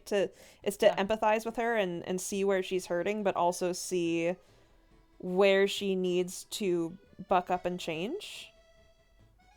So yeah, I really enjoy that. Me too. He's great. And also we have two things. One was someone said, what is Artie and Piper's relationship like? Artie and Hattie are all from the ship that they came on with Captain Gillian. They're not usually in town, but they've been there for a bit, like for about a year now, and they just know her from being around the same age, maybe a little. Well, I mean, Jason's on the ship, and Jason is Piper's dad, so I'm sure they've hung out quite a bit. That's true. There's probably been some play dates. So I think they're like buddies the same way you might be buddies with like your second cousin. Yeah. Oh, that makes sense. Yeah. I wish we could bring. We have Georgia, the actual cousin. I wish we could bring them in, but just time. But if you want to see Piper and Anthony's cousin, you can find that in the TFT Cousin Trouble, like cousin trouble. But yes, who do you relate to the most? Why? My answer would be, God, a mix of Briar and younger me would relate heavily to Kerr. I was never a bully, and I was never like that aggressive or angry. But knowing Kerr's backstory as intimately as I do, I connect heavily to the kid, and I feel for him a lot. I I am the curse of the original writer. I relate to every one of them because they are all a part of me. True, true. That's kind of fun about coming in as a co-writer. It's a very unique experience because like I'm seeing them a little bit like coming to play in the other kid's toy box. You know what I mean? It's like, ooh, what toys do you have? And like I'm imbuing characters with aspects of my life too. But like with Mathoriel, for instance, every character like inherently came out of my brain at some point. Yeah, Whereas yeah. with you, like I'm playing with this playground, but like it's a fun position to be in. It's really cool. And over time, I'm getting more and more emotionally like super attached to everybody. And I'm already as a reader, but it's very different when you're a reader. Yeah, yeah, As a yeah. reader, when you're attached to them, you want everything to go okay. When you're the writer, you want everything to be terrible. Let's see. Next We had is, do we Wolf have the asked, epilogue planned out? we have Not some, really. we have some ideas of where the Yeah. story's going because we like to, but like I would say we're probably like I would say up to like chapter 7 we have some sense of where we're going. After that we have bullet points, but we don't want to go crazy because the further ahead we think, the less and less we can focus on the now. And we don't want to be so pre-planned that we can't kind of go with the flow, because some go with the flowing is fun too. Yeah, yeah. This comic has been made so much better by being allowed to go with the flow as opposed to sticking Yes. to a rigid structure. Noid Fox is asking about a series of Tamberlane animated films. The dream, 20 years from now, one day, maybe, but no. The problem with that is while we love the concept, and if I could make it appear, I would love to, it would destroy the comic. It'd be impossible to do both. If we had like infinite money, we could hire someone to do it, but unfortunately, that kind of money doesn't exist. And Also, admittedly, I don't think I would be able to relinquish creative control to someone else entirely and not step up as at least being a part of the project. Kind of like Lackadaisy. Yeah. How it's like Tracy had to basically stop the comic for the entire period that the pilot was worked on. It goes to show you how brutal that process is. So we'd love to, but we recognize the limitations and the realistic aspect of no plans at all anytime soon, in even a foreseeable future at all. Zero. That's kind of the honest answer, because it's understandable. It's nice if people want to see it. We would love to too, but realistically, no, not anytime soon. Hi, P-Head. Nice to see you. Thank you guys for the birthday wishes. And the schedule for the channel is left over from a previous schedule. We would like to get back to it, but as of yet, we are still catching up from the Kickstarter in May. So eventually, we'll be back to Tree Hollow Talks. Yeah, the Kickstarter's looking really good. We're working our tails off on it. It's we've gotten proofs of the interior, gorgeous. The next step at some point is going to be seeing the actual, we're going to be soon seeing the actual cover proofs and stuff. And then, at that point, it's just, hey, we like it. And then they put it together and ship it out. So things are moving, but, we don't have an exact timeline other than that things are moving and it's looking great. And I'm very excited about it. It's going to be incredible. Yeah. I'm very excited. It's going to be so cool. Yes. Also, shrugging around. Yes, I love Milo. One of the big priorities we came into as we looked into the future of the story was like, how does Milo play into all this? Because up till now, Milo has kind of been expository, but everyone loves him. We love Milo, and I really look forward to Milo being having more to do, right? Like the fact that he's only talked to Belfry once in the whole comic just goes to show he's kind of has his own thing going. But I'm really looking forward to. I mean, I guess not. He also talked to her in the scene with where they were talking about abroad. I forgot about that one, so it's two times. But there will be more because Milo is cool and I like him. I cannot tell you how many times we have opened up a story meeting with each other with so what's Milo's deal? What's this guy up to? Yeah, we're still kind of figuring out how he overarching, how we know parts of where he gets to, but we're still figuring out how he gets there. The bridge, right? The bridge from A point Yeah. A point B is interesting. Sometimes you have an instinct for a character, and they don't always pan out. Sometimes you change them. It's happened. Like Anthony is someone we've gone through multiple kind of iterations of, but I think we're kind of coming into who we think he is. Yeah. But Milo is a bit of a challenge because up till now Milo has mostly been like, I'm academic, hello. And I love him. He's great. He's very cute.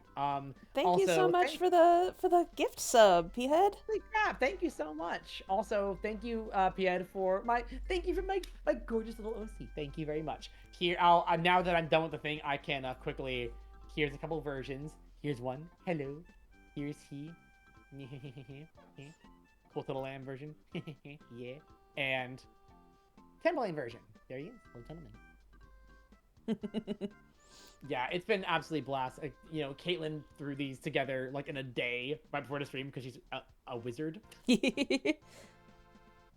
Yeah, since this particular instance of the PNG tuber is currently keyed to this one that doesn't have much green, the beanbag one, the beanbag is green, so it's not keyed in such a way to preserve that. So yes, transparent beanbag. Scott, I don't know what you're talking about. Not at all. Nothing. No idea. But yes, it was really exciting to get to read through that again. That was a blast. I'm really excited. Chapter 5 is gonna be so cool, y'all. And finally, we're getting close to the point where Caitlin and I are starting to have the time to like actually go over like chapter 5 and 6 and 7 story beats. And God, I missed it so much. It's so fun. Yeah. Oh my gosh. It's been a ride. It has. Any final questions from y'all before we end the stream? Just wanted to check up because y'all were super wonderful and it was great to have you here. Hell yeah. Oh my God, smiling friends. I love smiling friends so much. Thank you so much for the late birthday wishes and for everybody's birthday wishes. Yay, thank you. I had a great birthday. That's great. You deserve the celebration. Thank you. Oh yeah, we're almost at the end of the year. Jeez, Louise, 2024 is here. Crazy. Oh, of course. My voice is actually being way better than I thought I would, considering. Yeah, same. Oh, fine. A little tired, but fine. Soup, and soup. Yes, I got pho and Ari got chicken noodle soup. It is. I think I might be able to change it. Maybe. So if you email me or comment it, or you can just put it here if you're comfortable with what you're currently listed as and what you want it listed as. You are welcome to. Wolf, that's hilarious. Wolf noticed that neutrally when we're not talking, our characters are both looking right at chat. That's really funny. I didn't even notice that. Oh yeah, you're right. That's great. Oh, yeah, okay, should be Kier. Got it. Oh, also, what was it? One more thought I was going to ask you about, Caitlin. I don't remember. I will say to everyone here, if you have friends who you think might like Tamberlane, now is a great time to tell them, because we're like, up till now it's kind of been like, we didn't want to advertise reading it too much because we're like, but soon it's going to be the full version. Now we're like, go! And holy crap, please! Oh, yeah. I'm so excited. Finally, I don't feel this deep-seated dread at people reading the old mistaken version. I want to be clear, Caitlin, also, that I don't want to like do a thing too where we eventually like act like it was bad before, because it was already amazing. No, yeah, it was good.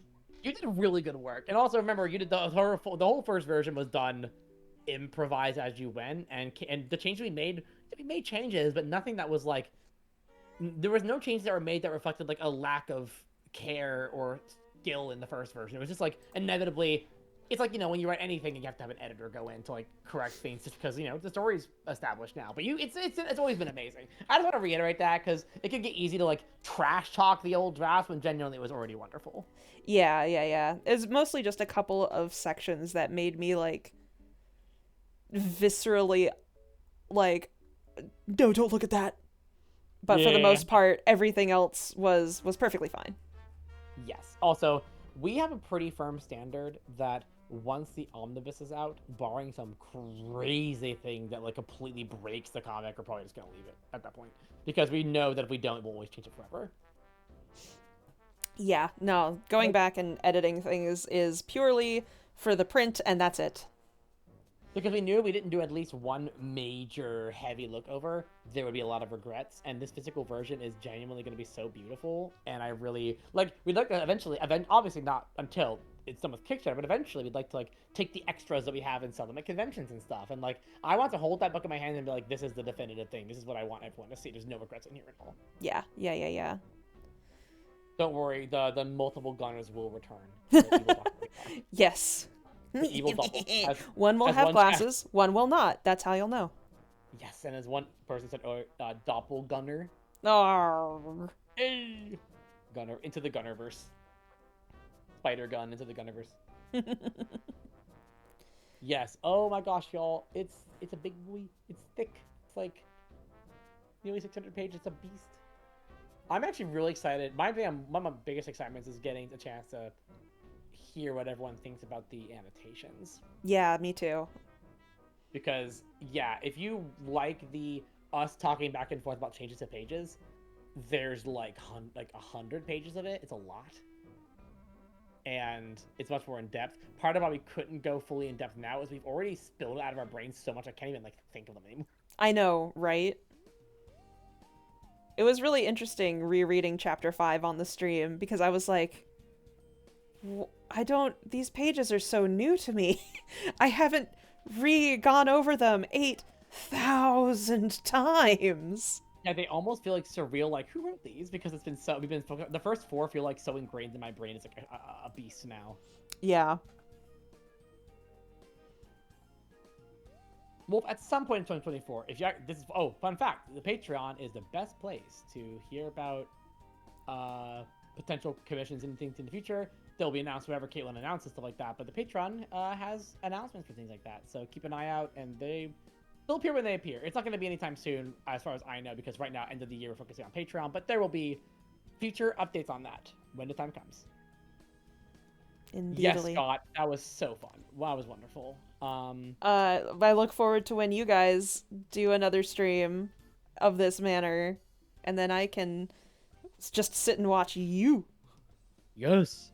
Oh my god, I'm looking forward to just reading through the updated Star Warriors so badly. Oh Same. Also, yes, God, there's so much to keep track of. Yes. IRL stuff has been crushing you guys. Yep. Oh god. Yeah, we're with Mathorial. Izzy's finally settled in from all of her travels getting for school, so we're looking to dive back into Mathorial, and we're actually genuinely almost about to finish chapter 1. And I'm like, oh, I'll have a finished chapter. It's long considering it's the first chapter, but it's gonna be done soon. And then at some point, I might be thinking about another freaking Kickstarter. I mean, a tiny one comparatively, but it never ends.